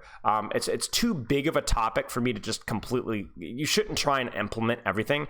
But if you're able to like listen to this and be like, okay, that was something interesting. I could definitely implement that. And if it makes the game a 5% better here, 5% better there, then it's worth it, you know? It's just too complicated of a topic. And so I throw a glut of information at y'all in the hopes that something sticks so that you guys can actually get something better out of your games. What would you see as the strongest pick here? I mean, really, it's going to be something with mobility up until third point. Kiriko, Winston, Diva, Tracer, Genji, Hanzo to an extent, Echoes, anything. Is Rein good for Numbani? It depends on the player. I think Rein is actually okay on first point defense. Rein is like the defense pick in Numbani, but I would say he's strongest on third point. Heroes that are particularly terrible on this map, any hero with low mobility. Orisa, Sigma, but ironically, those heroes do pretty well on third point. Okay, I'll check it out. Thank you, too. Take all the flanks. If they're playing too far away to dive, then you can take all the flanks and you should be able to catch up on them. Sombra is really good in this map, I think, up until third point, yeah. All right, chat, I gotta roll. Loves, kisses. This Saturday, 12 p.m. EST, we're starting stream early this Saturday. We have a support coaching seminar. Jump in my Discord, check out the announcements channel if you guys want more information on that. It's free coaching potentially. What I mean potentially, I mean you could submit your code, but I'm not sure whose code I'm going to be going with yet. But I'm offering free support coaching seminar. We're going to be coaching every single support hero in the game, giving a brief overview of how to play the hero as a whole. So give that one a check out. Loves, kisses. Thank you guys so much for the gifted subs. Oh shoot, chat, I forgot. I have 33 push-ups I have to do. I almost forgot the gifted subs. I did 75, right? And it was 108. So 33 more. I almost forgot. 3, 4, 5, 6, 7, 8, 9, 10, 11, 12, 4, 5, 6, 7,